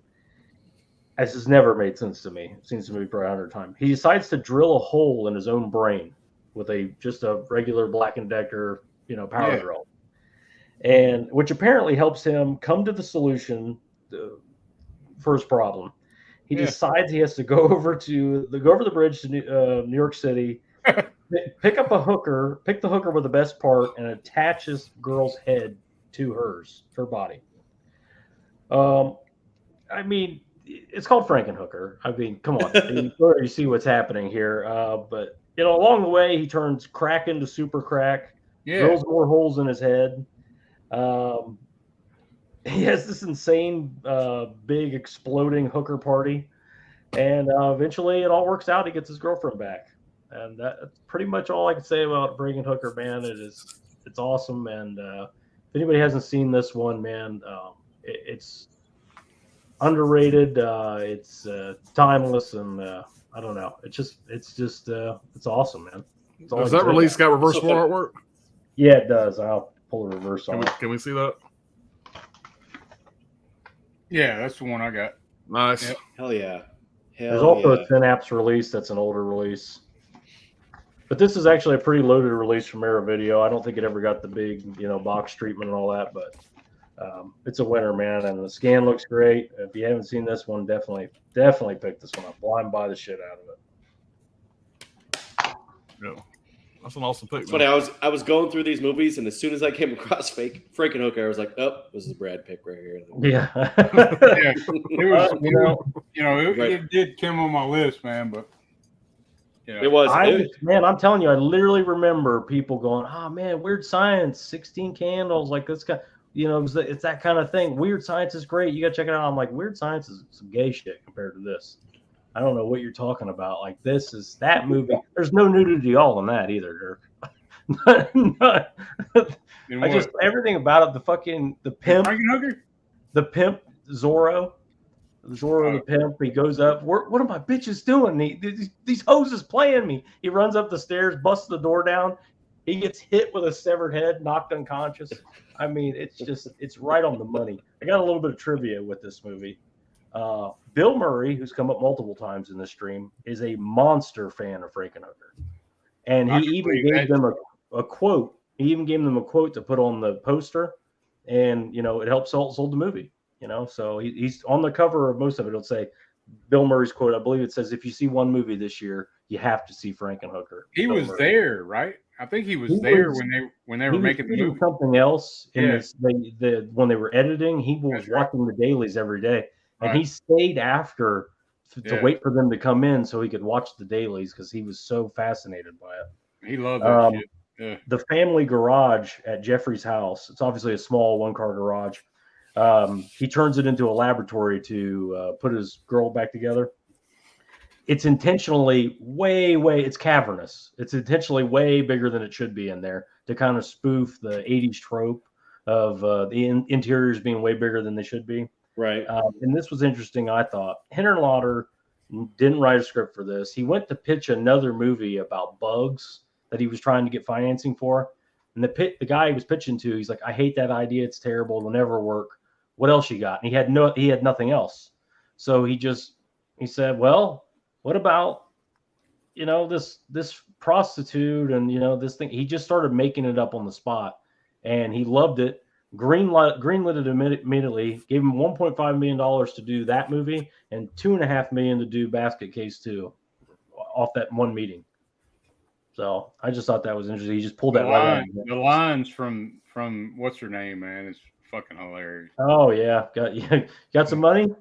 Want a date? Got any money? It's just want a date? Fucks that guy to death and blows his head off. Yeah. And he's like, that was great. Yeah, Brad, when me and you and Johnny and maybe it was Brian also, maybe Dirk, we all watched that through Discord or whatever. That's the first time I'd ever seen it. And it's I was an instant fan, man. I dug it. Yeah, when the hookers start to explode. I mean, come on, when the hookers start to explode, who didn't love that? Yeah, right? No shit, man. Super crack. Yeah, that's a classic. Man. Super crack. All right, Brian. Sorry, you gotta go behind Frankenhooker, man. Stop that, bitch. Right. I was just gonna say the same thing. All right, Frankenhooker. We gotta stop that. We saw Teen Witch Robin Lively today, so. My number one is Total Recall. Okay. Oh, nice. Oh, hell yeah. Get your ass to was Mars. So high up in my list. Yep. Yeah. I was surprised it wasn't on Brad's top 5, really. Paul Bear's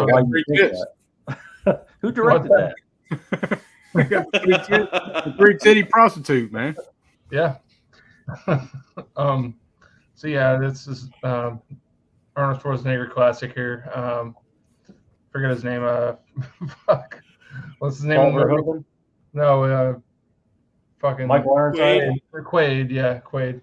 Yeah, he finds this place, Recall, wherever he's wanted to get the implant to make it seem like he's really in Mars. He goes there, and then the Recall thing, and now that is one remake I will shit on. It's a shitty fucking remake. Yeah, fuck that remake. Everybody calm down. Let Brian do his thing. Do you want supple or voluptuous? Yeah. Well, he finds out that on Mars he's like a secret agent or whatever, and everybody's after him and shit. Ronnie Cox is after him too in this one. But his wife turns against him, Sharon Stone. She's not really his wife. Like all this shit goes down with him and everything, and it's just an off the walls, batshit crazy movie. When he's on Mars and everything, when they fly out into the Mars landscape and their eyes are bulging out their skull, it's fucking crazy looking. That's great. You're in a Johnny Cab. Yeah, right? The Johnny Cab guy. He uses that one guy as a human shield and fucking just gets him shot to hell. Get ready for a surprise. Yeah. The woman, get ready for a surprise. Yeah. Then you see you see that little fucking alien Quado or whatever. Yeah. Open your mind. Your mind to me. Michael Ironside's a badass villain in this. Hell yeah. Yeah. He's the shit. The fucking I got 5 mouths to feed. Yeah, the black cab driver or whatever. He's got like the fucking crazy hands and his arm. I don't know. He's like half alien and shit. This movie's nuts. But yeah, I saw this movie when I was like 5 years old. my mom was showing it. My mom just let my friends come over and shit, and we were watching this shit. A funny trivia was about the 3-breasted hooker or whatever. He looks at Coco. Yeah. I saw that, Brian. He hasn't been here the last 2 hours. She was originally supposed to have 4 breasts, but the producers thought it looked too much like a cow's breast. The actress said 4 kids, that would be stupid. Yeah, that'd be utterly terrible. Right? Right, fuck! Just end the stream right now. Somebody press the button. Speaking of utterly or whatever, the actress said that she found the experience of playing Mary quite humiliating, or should we say utterly humiliating. Stole your thunder. Sorry about that. Hey, did you see what he did there? She said that the smile on screen was only on the surface. She was near tears during the shoot. She found the whole thing so degrading that she refused to do any publicity for the movie, and even turning down the night show starring Johnny Carson back in 1990. Pretty crazy. Paul Verhoeven wanted to work with Arnold Schwarzenegger so bad that since the whole RoboCop thing didn't work out, that he signed on for Total Recall with him. There's just so many funny fucking parts in this movie. Trying to think of one, like there's one part whenever he's getting chased towards the beginning of the movie. I forget what he says. It's fucking no, well, with the Benny or whatever, says, made me wish I had 3 hands. That's always a funny fucking yeah, right. And get your ass to Maz. Yeah, I don't know. I don't really have much else, but yeah, Total Recall. So I like when Arnold starts freaking out and shit. Yeah, when he starts freaking out. Yeah, losing his fucking mind and fucking that face. His eyes are all wide. Ronnie Cox is the bastard in that, man. When he's turning off the air to Venusville and they say something, he just says "fuck them." Just the way he says "fuck them," it's always been funny to me. He doesn't give a shit. And by the way, Hank from Breaking Bad's in that also. Hank's the guy in Venusville with a fucked up back of his head. Yep. Oh yeah. Doesn't he have the weird eye thing? He's got like a split, like his skull. He's got that pussy forehead. Yeah, a lot of shit going on. It's like that Brian said that he saw that when he was like 4, and I remember blind. That was my first laser disc that I bought. Damn, yeah, that's pretty cool. I never had any laser discs. I wish I would have. But Benny, when Never he's got like, into he's like, you're a fucking mutant. Yeah, right. and I like the little person with a machine gun. That's always a funny scene. Oh He yeah, jumps yeah. up on the bar. I like when there's the oxygen's getting flown out or whatever, and she's like fucking holding on for dear life. Yeah. Sharon Stone gets one right between the eyes. Right. Yeah, consider that a divorce. Yeah, she's badass at that too. By the way, she's got some old gravy on the taters too. Yeah. Martial arts and that. Yeah. All right. Well, we will do my number one here, guys, and this isn't going to be super exciting because it's already been mentioned. But Good. y'all should be able to guess what this is. Y'all know me. It's Predator. Yeah. Hell yeah. It got the same release Dirk does, man. That's a pretty cool set. But man, what can I say about the movie that had already been said? I'll run through some of my notes here. The movie's a fucking classic. I mean, you throw it on now, it's like day one for me. It holds up like no other movie. I fucking love it. Directed by John McTiernan, who also did Die Hard. He did Last Action Hero, Die Hard with a Vengeance, Hunt for Red October. You know, he's got pretty good filmography. My earbud's dying. Can y'all hear me? Yeah. Yep. Yep. Okay. Stars Arnold Schwarzenegger, Carl Weathers, Jesse the Body Ventura, Sonny Landham, Bill Duke, and Shane Black. Just a fucking all-star dream fucking cast for a movie like this. Movie had a $15 million budget, made $59 million in the States, $98 million worldwide. And like I said, most of you guys have said all the cool shit about this. I'm gonna go through some of my notes that may be a little different. But Arnold Schwarzenegger's line, "Get to the chopper," is Arnold Schwarzenegger's personal favorite catchphrase of all time that he's ever done. Dirk said the thing about the Predator's blood, whatever, was made on set with a mixture of liquid inside a glow stick and KY jelly. The Predator costume weighed over 200 pounds, and even 7'2" Kevin Peter Hall was a large and powerful man. He had to be connected to a bungee rig to enable him to move more believably. Kevin Peter Hall, that played the Predator, you can also see him flying the helicopter that rescues them at the end. And you already mentioned the bitch Jean-Claude Van Damme was originally cast to play the Predator, but the suit was too cumbersome for him to move and be as agile as he wanted. He also complained about the suit being too hot and it was passing out. He was not happy that he would not be seen on camera at all as himself. The crew also said he was too short, 5'9". Arnold and most of the team were bodybuilders in between 6'2" and 6'5". Kevin Peter Hall brought in was 7'2". And the Sonny Landham thing, the insurance company wouldn't agree to insure the production unless somebody had a bodyguard for Sonny Landham. The Predator was only had screen time for 8 minutes through the whole movie, which is kind of crazy. Which is nuts, yeah. Jesse Ventura said that firing the minigun, in his quote, was like shooting a chainsaw. That's how he described it. Yeah. Shane Black came up with all the coarse jokes in the film itself, whatever. This film had the second biggest opening weekend of 1987, right behind Beverly Hills Cop 2, which has the number one spot. Stan Winston, this is kind of cool. Stan Winston was in the planning stages of creating the look of the Predator. He was inspired by a painting of a Rastafarian warrior he's seen in the producer's office. Aliens had just come out, and Winston was flying to a symposium about the movie and sitting next to James Cameron as he was working on drawing the design of the Predator. So it's kind of cool. I kind of nerd out on shit like that.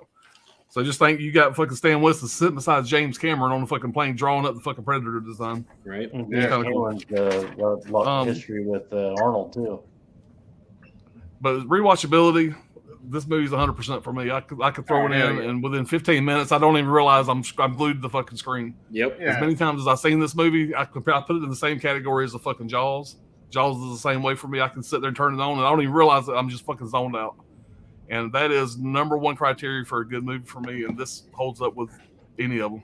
So that's my number one. When I looked at what came out during this year, I made that my number one. It never moved, never faltered. So that's it, guys. That's what I got. If it's not rewatchable, why are you buying it? That's right. Exactly. All right. We'll catch up on the chat here real fast, guys, and then we will jump into the honorable mentions. All right. I'll be right back. All right, hold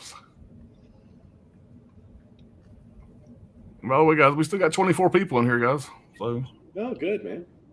Considering it's fucking 2:29 in the morning Eastern time. It's not 2:30 bad. in the morning. What you're saying is 24 people fell asleep with their computers on. Yeah. Yeah. Shit, we're almost there. Hold on. Everybody's looking at me again. Can you find it?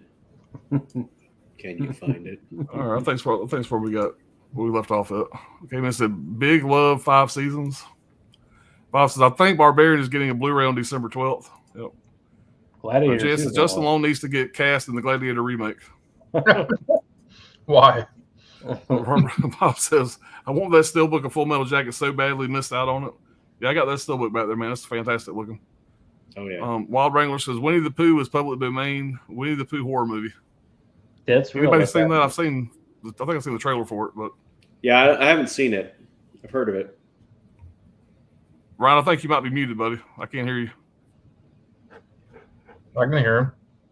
No, I can't hear nobody. Did you put your earpiece back in? Good. I guess my fucking earbud died. Are y'all getting an echo from me now? No. I'm sitting here saying fucking Ryan's music. I'm like, damn, I can't hear nobody. All y'all motherfuckers. Ryan, it's your computer. Right? What the fuck? What I do? Here, but I think it's fucking dead on these fucking expensive ass fucking piece of shit AirPods. Every time I put it in, whatever, it's never charged. I don't know. I can hear y'all now. If I ain't echoing, I listen through my speakers. Apple wants you to upgrade to the new model. Right? Yeah, I guess so. I mean, whatever. It's called built-in obsolescence. It's a real thing. Yeah. All right. Wild Wrangler said, my father had a high school friend, went to Vietnam. He was there for a week and got killed. That sucks. My father took me to the wall to get his name. Man. I did that just recently when I was in DC. Yeah, it was rough stuff. Muhammad said, Barbarian was crap. Justin Long was the best part of the movie. CGI creature is not for me. Anthony said, my number one is Child's Play. Brad Dourif truly brings Chucky to life with his amazing voice acting. Alex Vincent gives a solid performance as Andy. The practical effects and puppeteering is all top notch. Yeah, it's hard to argue with that. Child's Play was actually in my top 5 for most of these 2 weeks, whatever, when I was doing this. It was right there on the cusp. So it was close. JS says to Muhammad, he says he was great. I hated what they did with his character in the end. I still thought it was a decent though, mostly for his role. Okay, Mr. Barbarian, now owned by Disney, already announced will be getting a digital release, no physical release. But yeah, I think they've come back now and said there's going to be a physical, I think.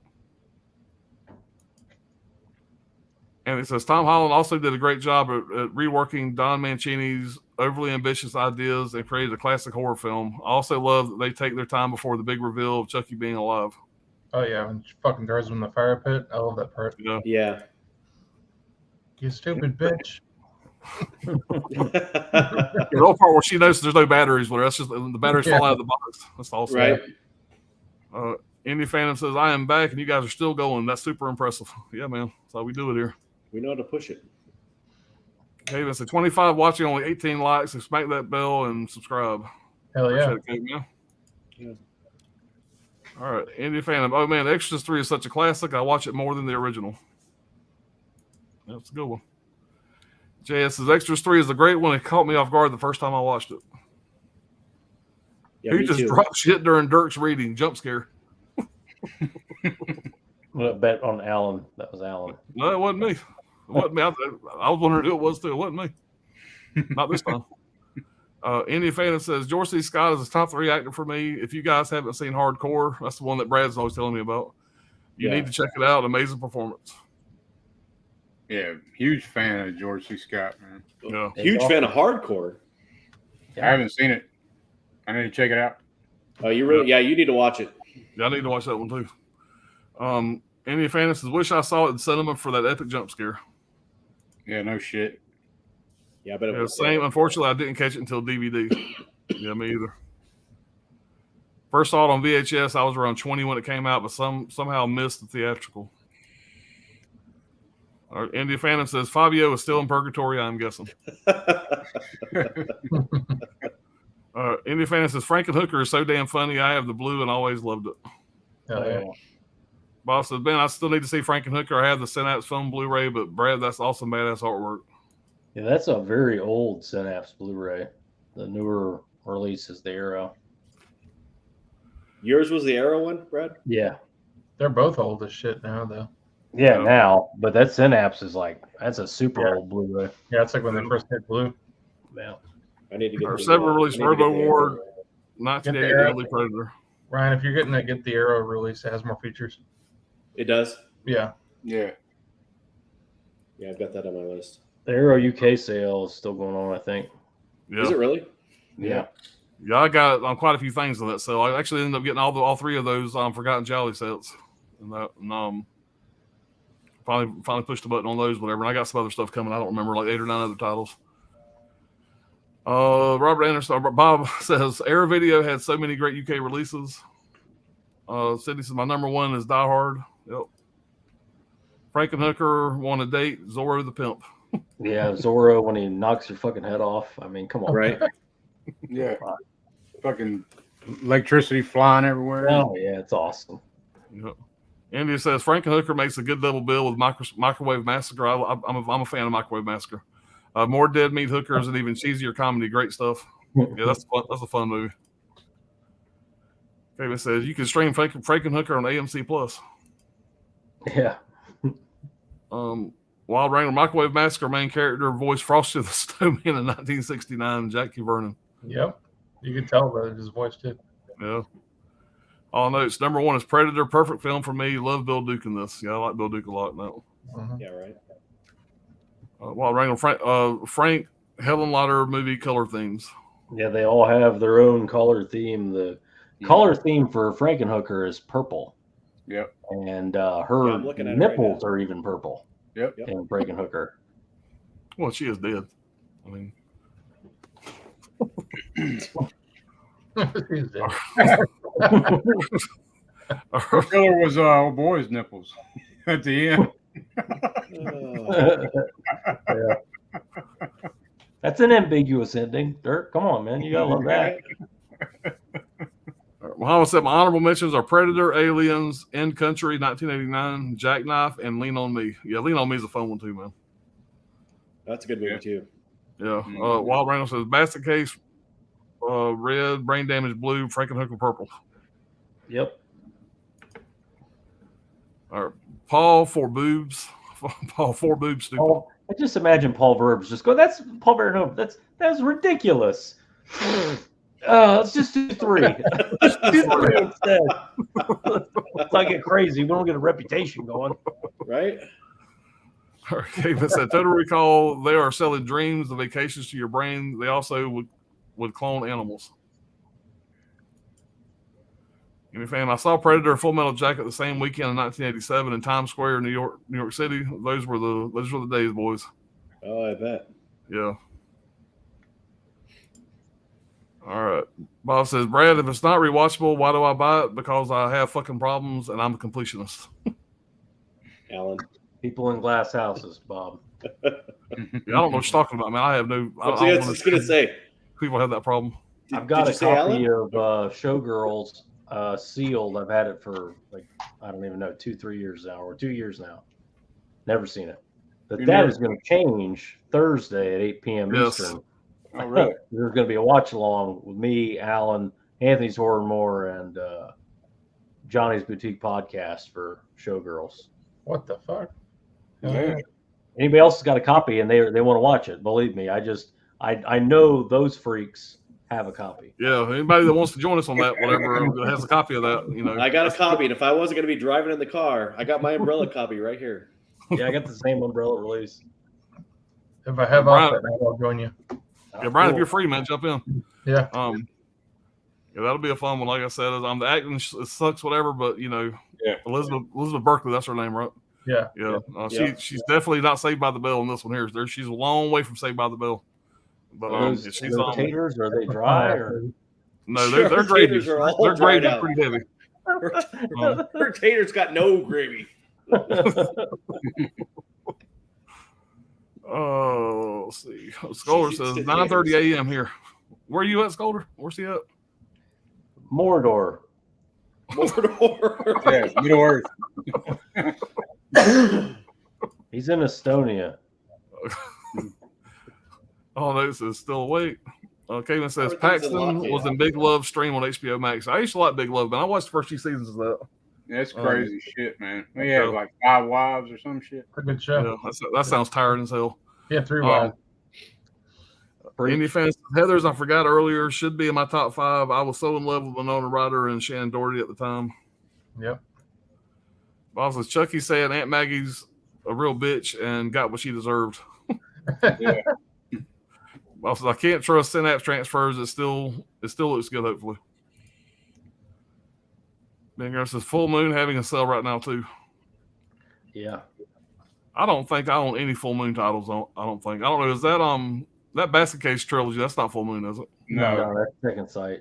Yeah, I You don't think I don't have own any Full Moon titles. They're fucking. Full Moon's like, Dream Maniac and fucking Puppet Masters and Toxic Avengers and all that shit. I kind of like to get Toxic Avengers, but Toxic Avengers. That's a Troma movie. Troma or 88 Films put out too. Yeah. All right, I'm in Narnia.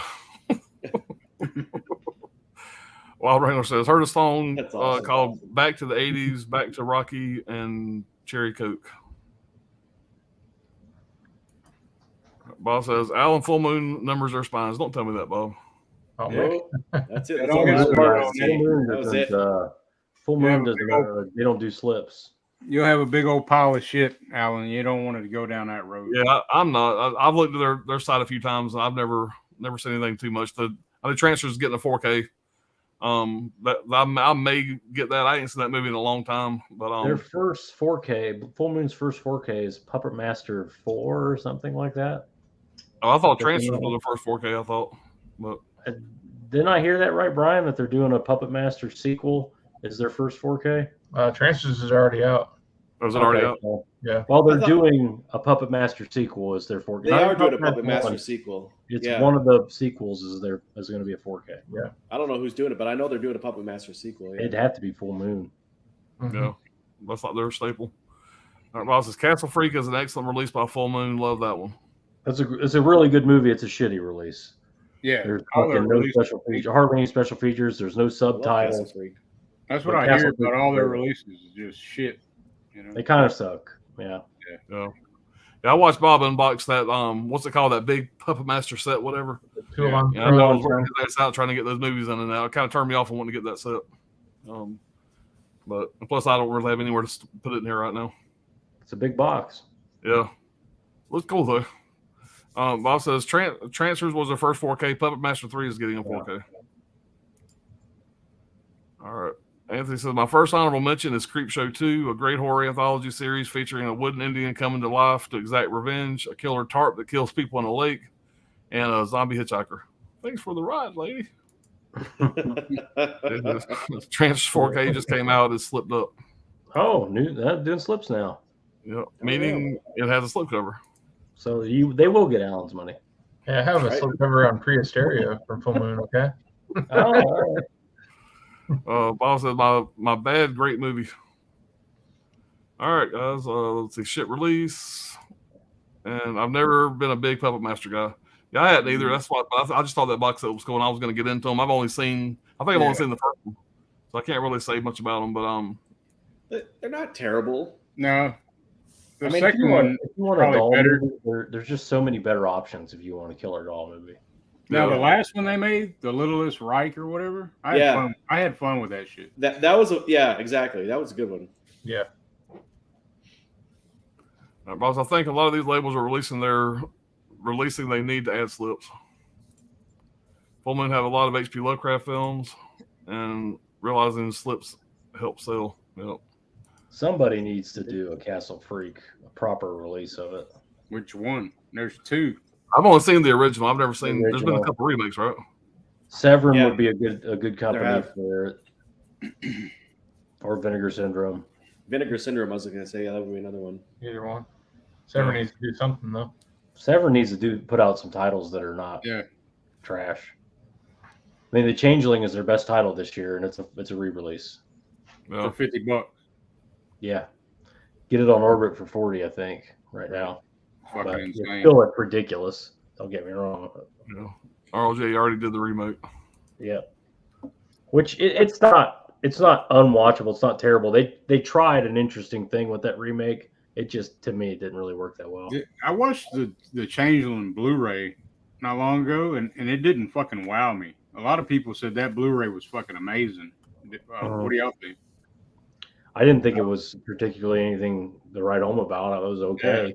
It's It probably wasn't better than you had seen it before. So that's Right. why But it wasn't like a Synapse Blu-ray where no. Dude, it's like like 4K, you know. I mean, dude, Aero 4Ks. Most of the Aero 4Ks I watch, I'm like, God damn, that looks good.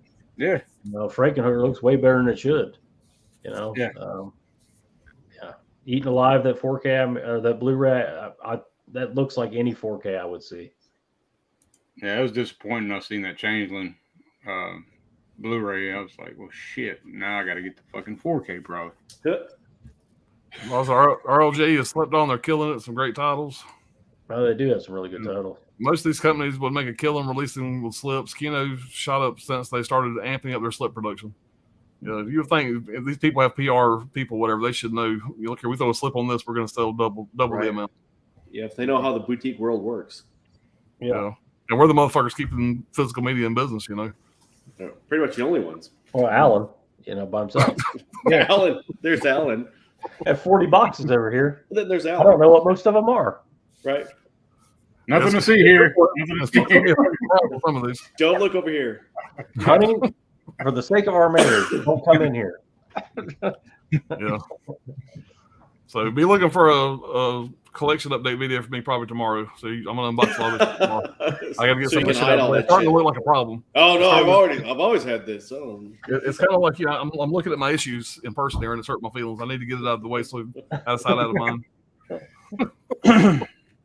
All right, we're gonna go through some honorable mentions, guys, and Dr. Ordinary, you are up, buddy. All right, honorable mentions. First one right out bat. It's an easy one. Die Hard. Oh, yeah. Not much to say about this movie that hasn't already been said. It was hard not to have this in my top 5. It is entirely rewatchable, although I would rewatch it maybe only once a year. The only thing I really have to add to this movie is that I think what really makes this movie an amazing action movie is that this was one of the first time in the 80s that you've got an action star who's actually vulnerable. If you really look at it, you know, you've got Predator, you've got all these other huge early 80s action movies where, you know, everybody can get shot 800 times. They're always the tough guy that, you know, they never break down. And if you really look at John McClane's character, he's pretty vulnerable through the whole thing. He's just trying to like unfuck his relationship with his wife, try to figure his life out. He gets shot, he gets hurt. He's just he's a regular guy trying to do the right thing. And I think, you know, it's just picking Bruce Willis to play this role overall was fantastic. And my number 2 honorable mention, it's got to be, and again, I don't know how this isn't in my top 10, but it's not. And that's Top Gun. Yeah, I expect that to be like number 1 or 2 for you. Well, it really should have been. You know, I went back and watched it several times. It will always be in my top 10. And it's always going to be very near the top. I think it's just. I think honestly, what happened is that Maverick trumped it so much. I get a lot of the cheesiness. You know, this from somebody who's a pilot himself and who served in the military and who served on aircraft carriers. Again, it's not what it's about. It's about the story. It's about the people. You know, this movie was basically a recruiting film for the U.S. Navy. There's a lot of trivia I'm not going to go into here because it's getting late. About the amount of money that the U.S. Navy and the Pentagon actually paid to the studio to make this movie. I don't know. It's all around great movie. Nobody has not seen Top Gun. If you haven't, fuck you. Get out of my life. Get away from me. I've seen it was on Laserdisc. Yeah, Ryan, I took down the little corner advertisement to show you a Maverick on the wall up there.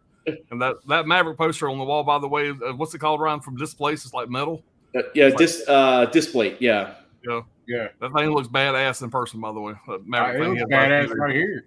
Yeah. But Yep. I can imagine. Yeah. Yeah. I mean, there's not much I can't say about Top Gun. I mean, I get the whole homoerotic undertones to it that a lot of people talk about. You know, directed by Tony Scott, who's deceased, unfortunately, Ridley Scott's brother. $15 million budget. This movie basically created the VHS home market industry. So before now, VHS tapes were really only sold at a price to go to video stores. Top Gun was the first movie that was priced so that people could own it individually. And that really, honestly, is what started the whole home physical media marketplace. Top Gun is responsible for that. Val Kilmer was obligated to do the movie. He really didn't want to do it. There's that whole lore to it, but really, Tony Scott convinced him that the script would get better. Now considers it one of the greatest things that he ever did. Anthony Edwards, Val Kilmer, Kelly McGillis, Meg Ryan, Tom Skerritt, Michael Ironside. Just a classic '80s movie all around. I'm not gonna beat a dead horse, but it should be my number one. But for a lot of other reasons, it's not. But it'll always be one of my favorite movies of all time. Kelly McGillis, zero gravy, no gravy on her taters. Yeah. Her taters are instant. Yeah. She has dry Hungry Man frozen dinner potatoes. She's got Hungry Man taters. Come on, guys. These are human beings. Yeah. Actually, she's got a terrible, very, very sad story that I'm not going to go into about why she kind of disappeared from acting for a while after this came out. And so, yeah, I hate to make fun of her taters, but her taters didn't have any gravy on them. So you won't be looking at the shitter on that critter. Still got to check out Top Gun and the Maverick. I got to see those one of these days. You haven't seen that? I have not seen either of them. Did you hear what he said? I heard.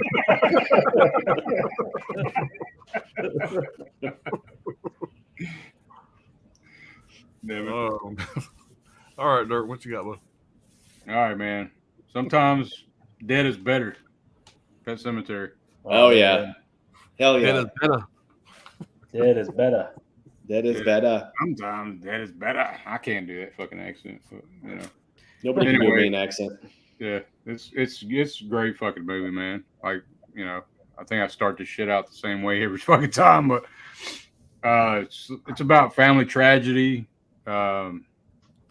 It's the ultimate what comes around goes around story. That's the way I interpret it. How our dead loved ones influence our decisions. Definition of insanity. Some things shouldn't be played with, King said this novel is the only one he wrote that really scared him. It's based on a true story. King got the idea when his daughter's cat, Smucky, was killed on the highway and is on one of the tombstones in the pet cemetery. The Zelda scenes are creepy as hell. He was also heavily influenced by the Monkey's Paw. This is a great Thanksgiving movie, by the way. Right on. Shit on, Thanksgiving time. And about doing whatever it takes to keep the family together. yeah. Oh, Dirk, I'm so gonna sell that one this Thanksgiving. Yeah, I mean, they go off to Thanksgiving dinner, Right? Charlie Brown Pumpkin Patch, fuck you. I got a movie for you. And then my second honorable is gonna be They Live. Oh yeah. Yes. So this is There's only two things I'm good at. yeah. Chewing bubble gum. Yeah, I have come here Kicking to ass. chew bubble gum and kick ass, and I'm all out of bubble gum. And that other quote, man, I like. Life's a bitch, and she's back in heat. But basically, man, it's just the way I see this movie is.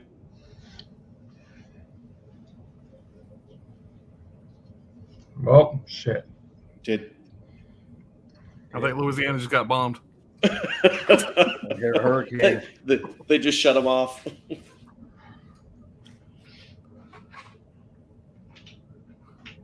Did a gator get him?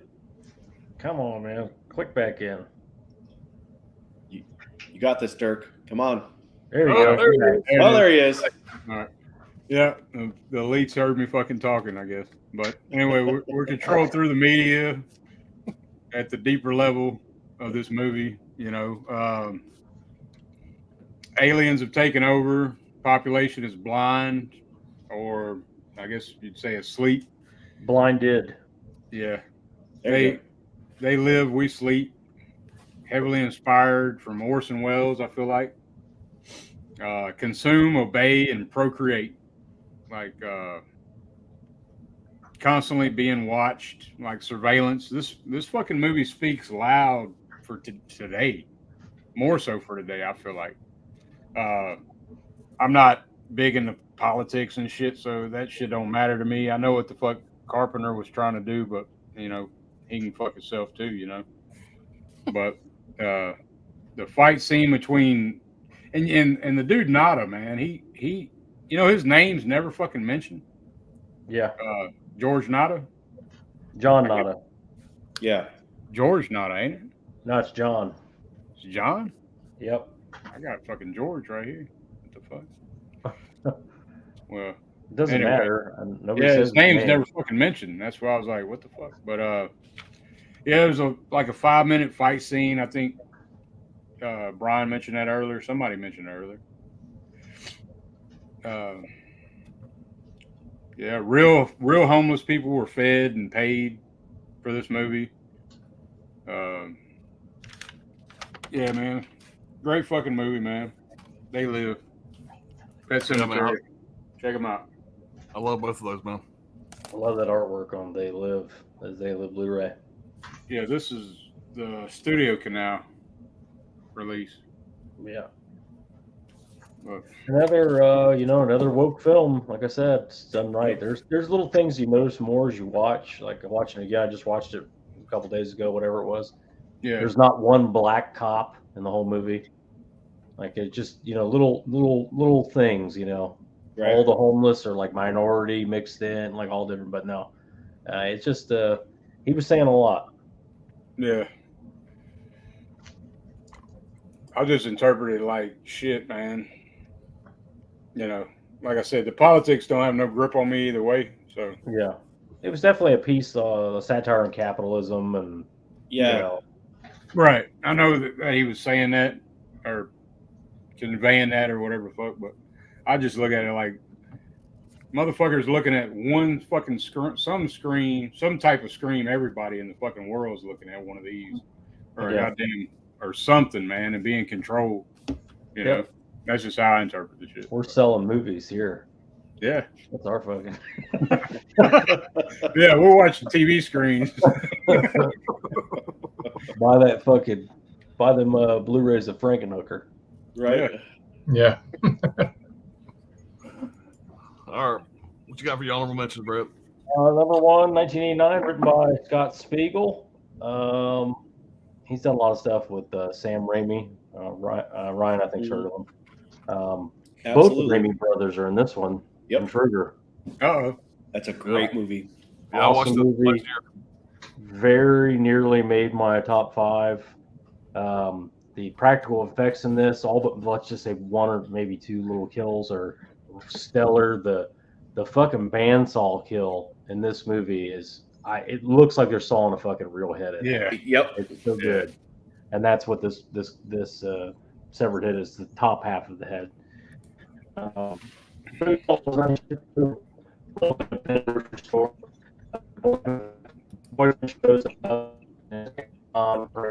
kind of thing. He fights with them all, gets locked out, and then he keeps sneaking back in the store. Then the staff members start getting knocked off, the night shift crew. They start getting killed off, and the entire movie takes place in the grocery store. It's just a awesome flick. Like I said, great practical effects. If you haven't seen this one's really like under the radar for some reason.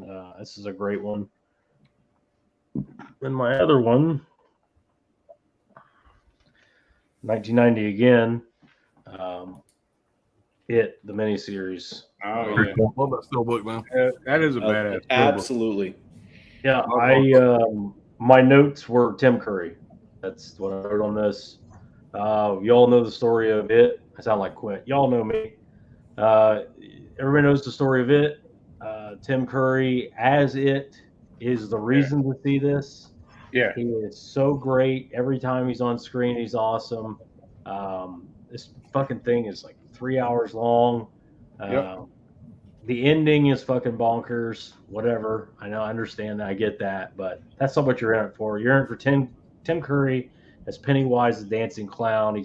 He's the eater of worlds and children, ripping little kids' arms off and shit. Yeah. When Georgie tells him, he asks him if the balloons float down there. That whole fucking scene with the storm sewer is creepy as hell. But when Georgie asks him if the balloons float, and just Tim Curry's reaction, oh yes, they float. Like he just he loves telling people that things float down there. Yeah. I don't know, man. This movie is awesome. Been watching since I was a little kid. If you got a problem with clowns, motherfucker, this movie will haunt your fucking dreams the rest of your life. This is a pretty cool steelbook. It's an FYE steelbook. Got some bad shit going on there. Yeah. But Tim Curry's performance in that. I mean, listen, I love the new It movies, but there's something about Tim Curry, Right. that knows how to capture that role. Yeah, man, it's fantastic. they don't have Tim Curry. That's all I got to say, They man. don't. I mean, it's a great argument. Some of the actors in this, they're not that great. They don't do that great a job. It was a TV movie, miniseries. I don't think they're trying that hard. Tim Curry is, though. Yeah, he Tim is. Curry's fucking doing his job, and he's fucking great in it. That's all I keep saying. Tim Curry, man, that's just awesome. This movie, like, the book is insane. They left a lot of stuff out of the book, which is good in my opinion. But there's some hardcore stuff in this, man. Like, there's the N word, and it's just like, this is not the movie I think a lot of people will remember. So I mean, get a chance to rewatch this thing, man, because I'm telling you, it holds up. Now, I just pre-ordered, if I remember correctly, the it's the documentary, it's the story of it, something like that. I got that pre-ordered, I believe. Yeah. And Halloween Ends had no business trying to, do Michael that way. Have him go down there like fucking Pennywise. Yeah, he wanted to. They should have been a tie-in. It should have been There should have been clown paraphernalia down there. Right. Scott Spiegel, man, like this. So I'm gonna geek out a little bit. Sam Raimi being from Michigan, so Scott Spiegel, really close to Sam Raimi. They actually, I saw it on one of the documentaries. So Scott Spiegel, Sam Raimi, and the Coen brothers all shared a house when they first got to LA. When they were all really, really young in their careers. Also, Frances McDormand came through there, Kathy Bates, and a lot of people. They all shared this same house that they all rented in LA. So Scott Spiegel apparently is the one that's responsible for introducing Quentin Tarantino to the people that would allow him to produce Reservoir Dogs. Yeah, he's huge in this, like, in Hollywood, in this genre, and like Intruder, nobody knows about it, and it's such a great fucking movie. Yeah, it says from the producer of Inglourious Bastards and Pulp Fiction. Yeah. Damn. Yeah, I mean it's and nobody knows his name. Yeah, it's like I said, man, it's a badass flick. It's a great movie. Like Stage Fright and that are a great double feature. Absolutely. Yep. If there's anybody that hasn't seen Intruder, you will not be disappointed. The fucking bandsaw scene alone, how the fuck did they do that? It looks like human flesh. Listen, from an anatomy perspective, it's very fucking realistic, like crazy realistic. I love the killer. I mean, it's just. I'm just wondering. It's like well written. It does have a lot of like Raimi-esque sort of features to it, but it doesn't have the rainy, like Sam Raimi zaniness. Right. It doesn't. It's not the campiness. Yeah. It's not. It's not the Evil Dead Bruce Campbell campiness, but it has a lot of that. I don't know, the cinematography to it. Yeah. Yeah, those are good ones out there, bro. All right, Brian, you're up, buddy. All right, man. First one up here is a story about Brian. It's brain damage. Name damage. Brian damage. The main character here, his name is Brian. He has this. He wakes up one morning. He has this this parasite attached to his head, named Elmer. Yeah. Elmer. And he's feeding him. Elmer with an A. Yeah, Elmer. Yeah. But on the back of here it says Elmer with an E. So Yeah, I don't know. Ylmer, but So they say Elmer, even though it's Almer. Yeah. Elmer. Look at that Midwestern. Yeah. But he's all about giving Brian this the juice or whatever. He has this like hallucinogenic drug that he coats his brain with through the back of his neck. And it's kind of just like heroin, basically. It just he becomes addicted to it and everything. So, but the Elmer thing, whatever that's what it is too. It's an Elmer. That's what the creature is. Yeah. Well, I mean, I don't know. I don't know anything about that. I don't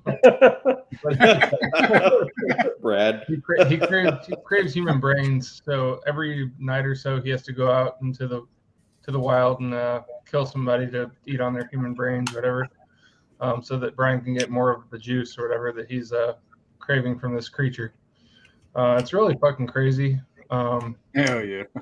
Movie's bad shit, crazy. Fucking Frank Henlotter, of course, Basket Case and Frankenhooker directed this.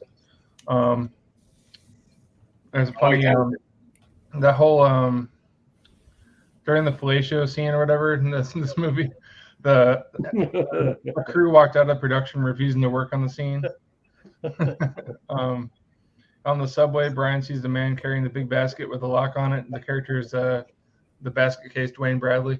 Yeah, the Henlotter universe. Yeah, the Henlotter universe. Yeah, he does that whole color aesthetic that Brad was talking about. This is a total blue film. Just an all-around fun ass movie. If you haven't seen Brain Damage, what are you doing? It's like a satire on addiction. You know? I like that. I like that tagline on the cover. It's a headache from hell. A headache from hell, yeah. Right. Yeah, see the original right there. That's killer, man. I love that slip too. Yeah. Yeah. Fuck you, Brian. Yeah. I got it from Diabolic. It came with an enamel pin too. I have a pin of the Elmer too. Came with it. Elmer. Number 2 is Harry and the Hendersons. Oh shit. That's so funny. Yeah. You were just talking about this one, Ryan. Yeah. But yeah, another childhood favorite. I've watched this and Howard the Duck back to back all the time. That and Muppets Take Manhattan was also a childhood favorite of mine. I was just gonna say. I remember watching that as a kid, I always wanted Harry to fuck some shit up, man. Yeah, Harry can tear the fucking house down, that's for sure. And it is what happens when a family hits Bigfoot and picks him up off the side of the road and fucking takes him home as one of their own. John Lithgow. Yeah, it's a great John Lithgow movie. Yeah, it's one of my favorite John Lithgow performances, actually. Just the whole movie's just great. I don't know. It won an Oscar winner for best makeup, so yeah, those are my picks. Nice. Yeah. By the way, Brad, I got a slip on mine. Fuck both y'all. Well, this will be my last appearance on the top 5 stream. Appreciate everybody for showing up, but I won't be back. Bastards. Let me write that one down. It's got a nice feel to it too, the slip. Yeah, I'm sure it does. Until you watch fucking Top Gun, Brian don't want you back. I'm not back. Yeah. Right. You redeemed yourself with brain damage. All right, guys. My first one here, I'm not going to say a lot about. People's already talked to death. Goodfellas. What can I say about it? It's fantastic. Ray Liotta's mom passed away from cancer, I think, right before or during the filming. So he used a lot of his feelings about that for his emotional parts of the movie. I already mentioned the part, my favorite scene in the movie is the, you're a funny guy. Oh, that's great. It's just a fantastic movie, rewatchable as hell. just fantastic. Get your fucking shine box. There's so many great lines. The line, my whole life I always wanted to be a gangster or whatever. Yeah. That was like number 10 or some shit of the greatest movie lines of all times or something like that. It's just a fucking great movie. Great looking fucking still book. Of course, you still got fingerprints all over, so fingerprint fucking magnet. Is that a 4K? Yeah, it's 4K. Yeah. You got really nice disc art on the inside, and I really like the shot on the inside. I'll take these discs out real quick and show that real fast. Really good shot on the inside. Got Polly. Yeah. Yeah, we lost him earlier this year. Yeah. But this, I mean, as far as a gangster movie goes, there's this movie and there's everything else. It's just fucking great. What can I say about it? All right, my other one here. I just rewatched this right before the stream, and for me, it holds up. I always love this movie. It's when this movie came out in 1988, where this cast was just absolutely fucking crazy. All these guys were doing this together. I'm a big fucking Western fan.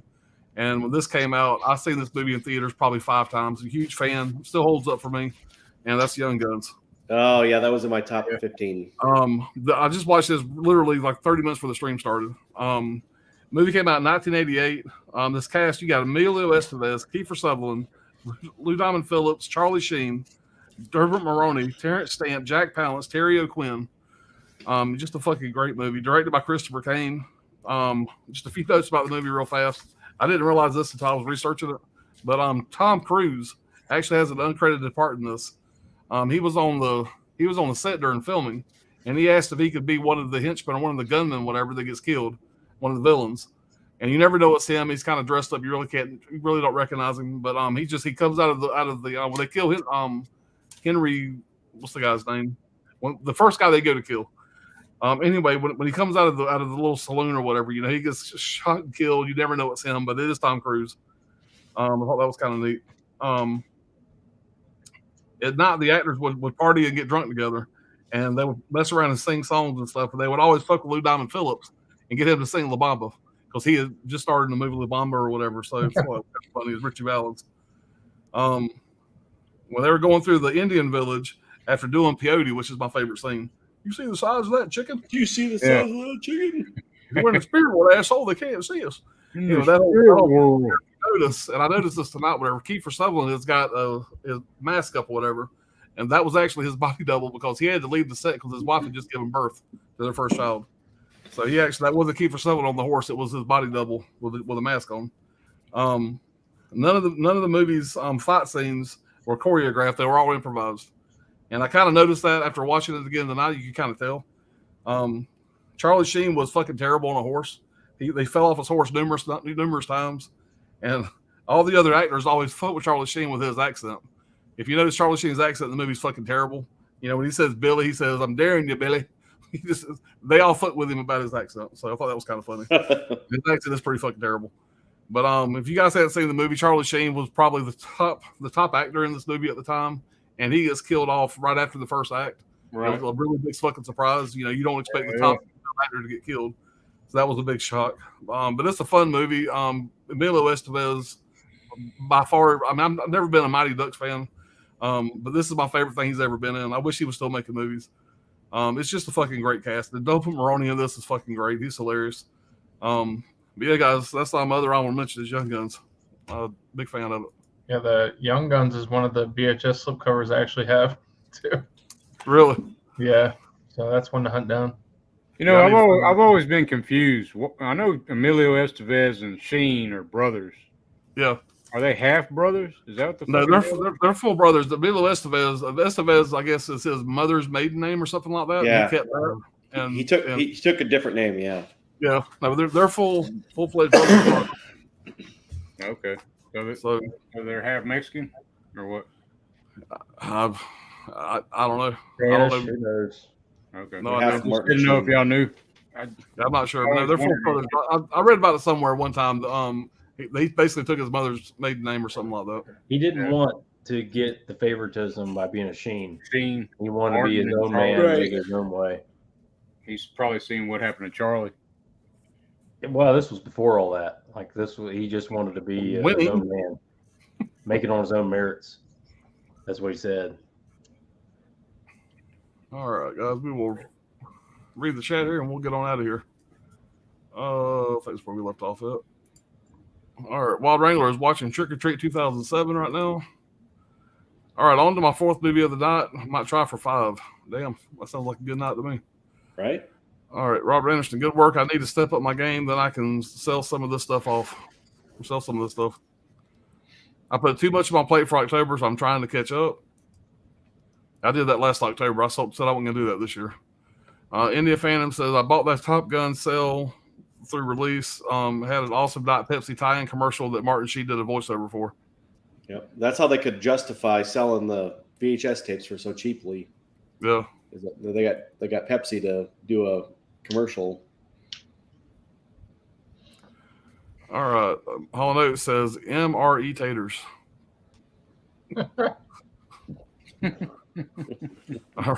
Bob says, I guess you have to get the fuck out of his life for not seeing Top Gun. Yeah. And he says, hell yeah, the Pet Cemetery. He gets a pass. Let's be honest. The fuck do I know? That has such. Yeah, he's got It Still books, so it works out in the wash. I tried to watch all of his movies. Like I tried to watch some of his big icons, and I watched the one where he's an attorney, The Verdict or whatever. Not the attorney. Oh fuck yeah! The Firm. The I was Firm. like, all right, and then I watched. We're back on the same page. I watched where he was a sports agent. Fire. That was the one where I was like, I'm fucking done. That's it. Show me the money, all that. I was like, I'm not. Did you watch? I don't give a fuck. I love Jerry Maguire. Have you seen Risky Business though? I saw Risky Business when I was a kid, and I called her money when I was a kid, and I don't have problems with those. But man, I saw that fucking Jerry Maguire, and I went, "What the hell? This makes no fucking sense." Throw your whole fucking career in the toilet. This is a hot shot, like Pretty Boy. He's gonna go slumming it with a fucking, a 6 with a kid. I mean, it just doesn't make it didn't make a goddamn bit of sense to me at all. The Verdict, at least, or whatever, The Firm at least made sense. I don't know. And I feel like Top Gun, if I watch it, I'm just gonna get madder and madder.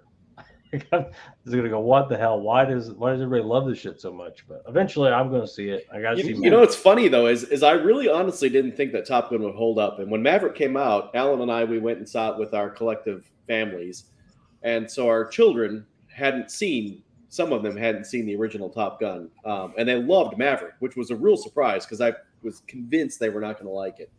And they went back and watched the original Top Gun and loved it. And I was kind of surprised because I was expecting them to be like, what's this weird homoerotic, Did everybody in the 80s wear baby oil around, or is that just... Pretty much. Well, if you were playing volleyball, you did, goddammit. Yeah. I hope you slip in the fucking sand. Yeah. Right? Baby oil is not designed for babies. Yeah. Listen, I've been in a military locker room. We all get 3 inches from each other's face, and we go. He's got to see the movie. He doesn't know what I'm talking about. Never mind. Yeah, that was a great fucking impression, by the way. Sorry, Val. Andy Phantom says, hell yeah, the Pet Cemetery. That has such damn atmosphere. Great child performance by John Hughes' kid, who was also great in Wes Craven's New Nightmare. Yeah, Miko Hughes. Dead is better, Herman Munster said. And if how good is Roddy Piper and They Live? What a great Carpenter score, too.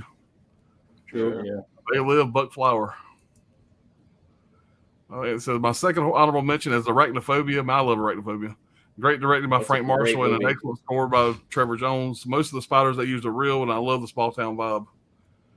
Yeah, I don't like a fucking spider. I'd rather eat a fucking steak. That's on a lot of doctors, like in their top 10 doctors movies, right up there with Doc Hollywood, Arachnophobia. Yeah, Black Widow spider hasn't killed anybody since like the 60s or whatever, but no, they're like a bee sting. They're not going to kill you. A fucking I give a whole lecture on spiders to young residents and medical students. Spiders get blamed for everything, and leave spiders alone. We need spiders. I don't need no fucking spider. Spiders and bats. Yeah, I kill Black Widows. I mean, your house would be coated in fucking bugs without either one of those. Right. Yeah. Yeah. They got little scorpions out here. I didn't know about until I moved here. In Florida during the summertime, in front of our house, we had a bunch of skinks, what are these little lizards, and I root for them motherfuckers. I'm guessing evolution. They eat the fucking spiders, so I'm hoping that they eat all the fucking spiders. But that's how I sleep. Alan's out there spraying steroids on them. I read something somewhere that kind of haunted me a long time ago. It basically said that you're never more than 10 feet away from a spider, no matter where you're at. And yeah, that fucked with me a little bit. It was like 10 feet or 20 feet. And I'm just like, where the fuck is he? I know he's in here somewhere.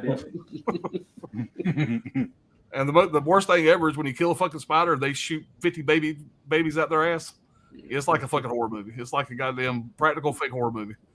And I got a broom that I broke in half. When I was living in my apartment one time, back when I smoked, I was outside smoking a cigarette. There's this big old goddamn spider, this lit hallway. And I go inside and get a broom and hit that motherfucker. And it's like a goddamn horror movie, like just everywhere. And I'm out there 2 o'clock in the morning beating the shit out of the fucking sidewalk. Next morning, like a murder scene. Like a damn wolf spider or something? I don't know what the fuck it was. They're all goddamn tarantulas to me. I don't give a fuck. I don't know. This probably happens once a month at Alan's house. He has to go into his wife and go, "Listen, honey, we're moving. That's it. We're done. We're done. Fucking spiders took over. We're out." Yeah, John. About arachnophobia. John Goodman was great as the exterminator in that. Oh yeah. Yeah, hell yeah. Obey, Dirk. All right, Chris C says, late evening all. Hope we're doing good, man. How you doing, Chris? Yeah, Chris. Ben Graham says, consume, marry, and reproduce. Joe Anthony. All right, they look at screens. I'm over here staring at slips. Yep. Intruder is a hard one to get. Is it? Nah, man, just the Synapse Blu-ray. Yeah. Available, widely available. Our Intruder is awesome. I have the limited edition from Synapse, and it's got such a fun vibe and camera work. It really does. I'm crazy about this store. Great stuff, Brad. I'm just crazy about this store. There's one little scene says, "Kiss me, fat man." I'm not going to spoil it, but there's one little scene where the killer is going to get the final girl, and there's like toilet paper rolls knocked over, and he has to stop and pick the toilet paper rolls up, set them right before he can go finish his business. All right, It. Tim Curry and It and Legend are legendary. Oh yeah, right. Hell yeah. All it says, yep, Tim Curry. Also, I'm not a fan of the new look of Pennywise, so I haven't seen the remake. Man, you should check them out. They're a good time, man. At least I love part 1. I like part 2 also. A lot of people didn't like part 2. I like both of them. Yeah. All right, Devil and Legend movie, Tim Curry. Yeah, Tim Curry is just such a legendary actor, though. Yeah. Yeah. Tim Curry voiced a villain in a cartoon called Mighty Max. Watch the opening to that. Will give you chills. Never heard of that. Tons of voice. He was also in a Muppets movie, Brian, called Muppets Treasure Island. Yeah, he was. Yeah. He actually plays that part really, really well. I love him in Congo.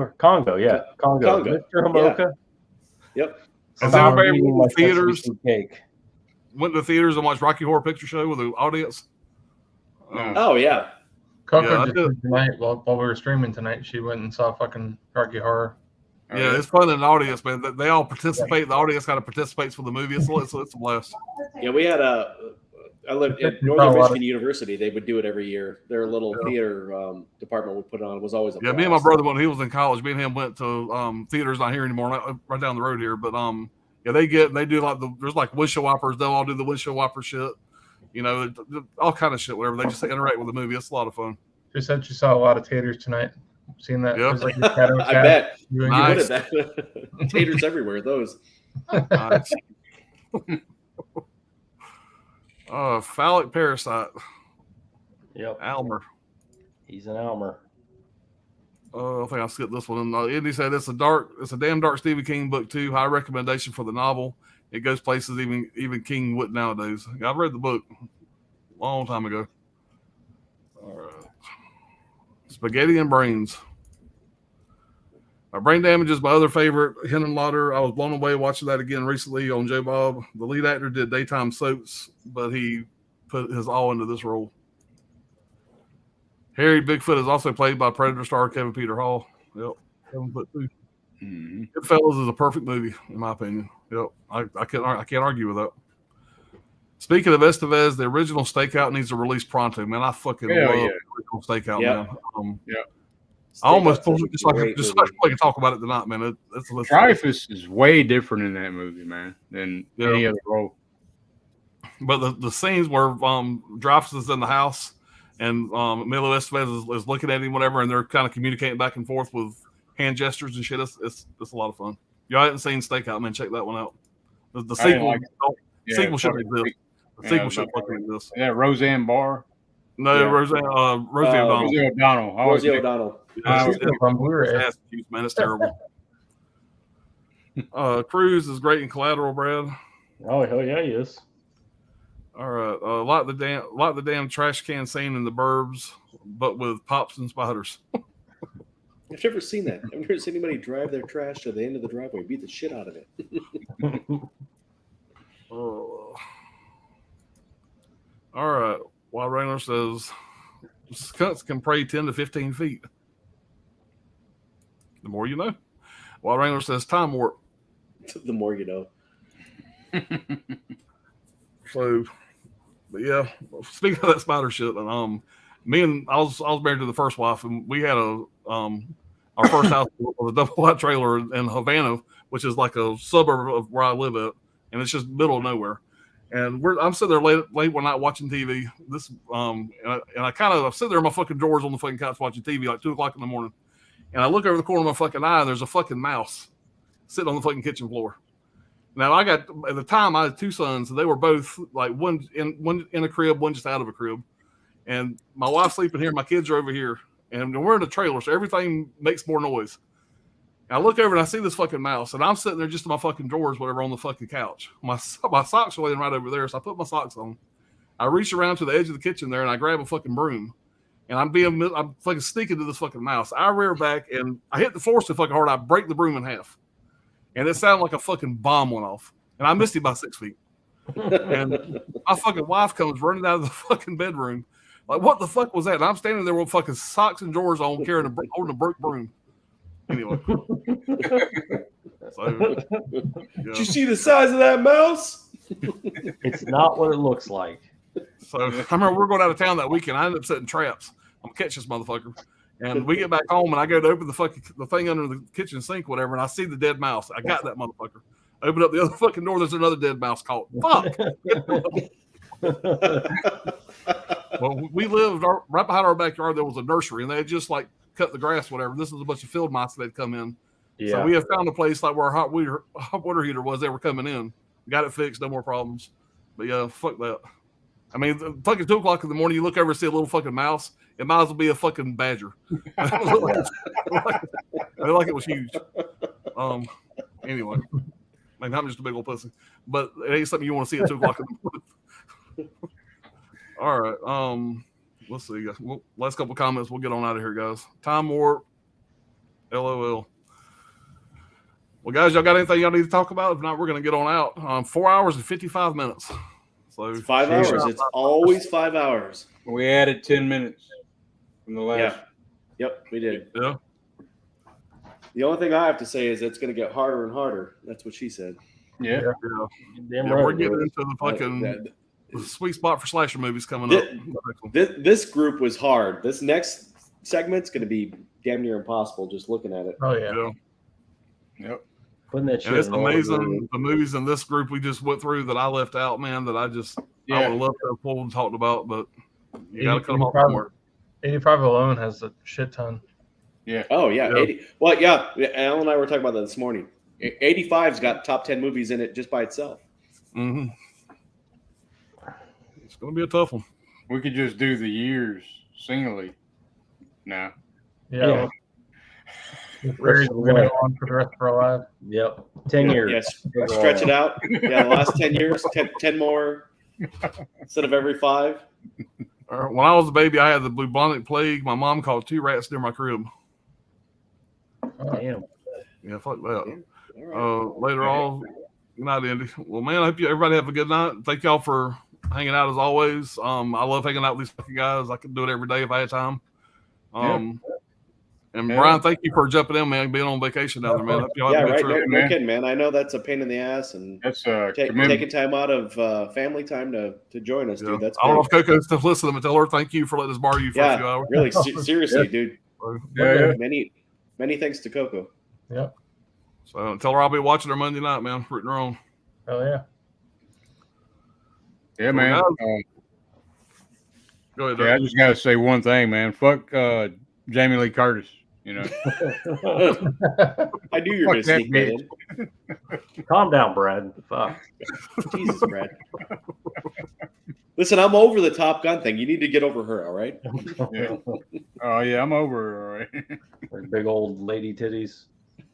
Yeah. Big old lady titties. Y'all to chat up like to catch the next stream fully. Chris, thanks for being here, buddy. Good night, guys. Good night, Anthony. Mom, the 90s was the hardest for me. 80s, just a lot of good sci-fi horror movies. Not my favorite overall movies. Yeah. Yeah. All right, Walter Michael Rogers saw a possum staring at me from a shelf. I've killed a few possums with the fucking bat. Kind of fucking crazy. They really do play dead. That's the thing. They really do. They do. They really do. They'll shit on themselves. Yeah, my dog got one. Yeah. Yeah, Jamie Lee did get naked in the ends. Fuck her. Yeah. Huge Lester fan. This will get hard. Yeah, no doubt. Tell us how you really feel. All right, guys. Thank y'all for being here. We'll see y'all in a couple weeks with episode 8, which would be 81 to 85. Is that right? 81 to 85. Yep. 81 to 85. Yep. Can't imagine. So, we'll see y'all next time. Everybody have a good rest of your weekend and be safe and take care and all that stuff. Yeah. Bye, everybody. Later, everybody. Adidas.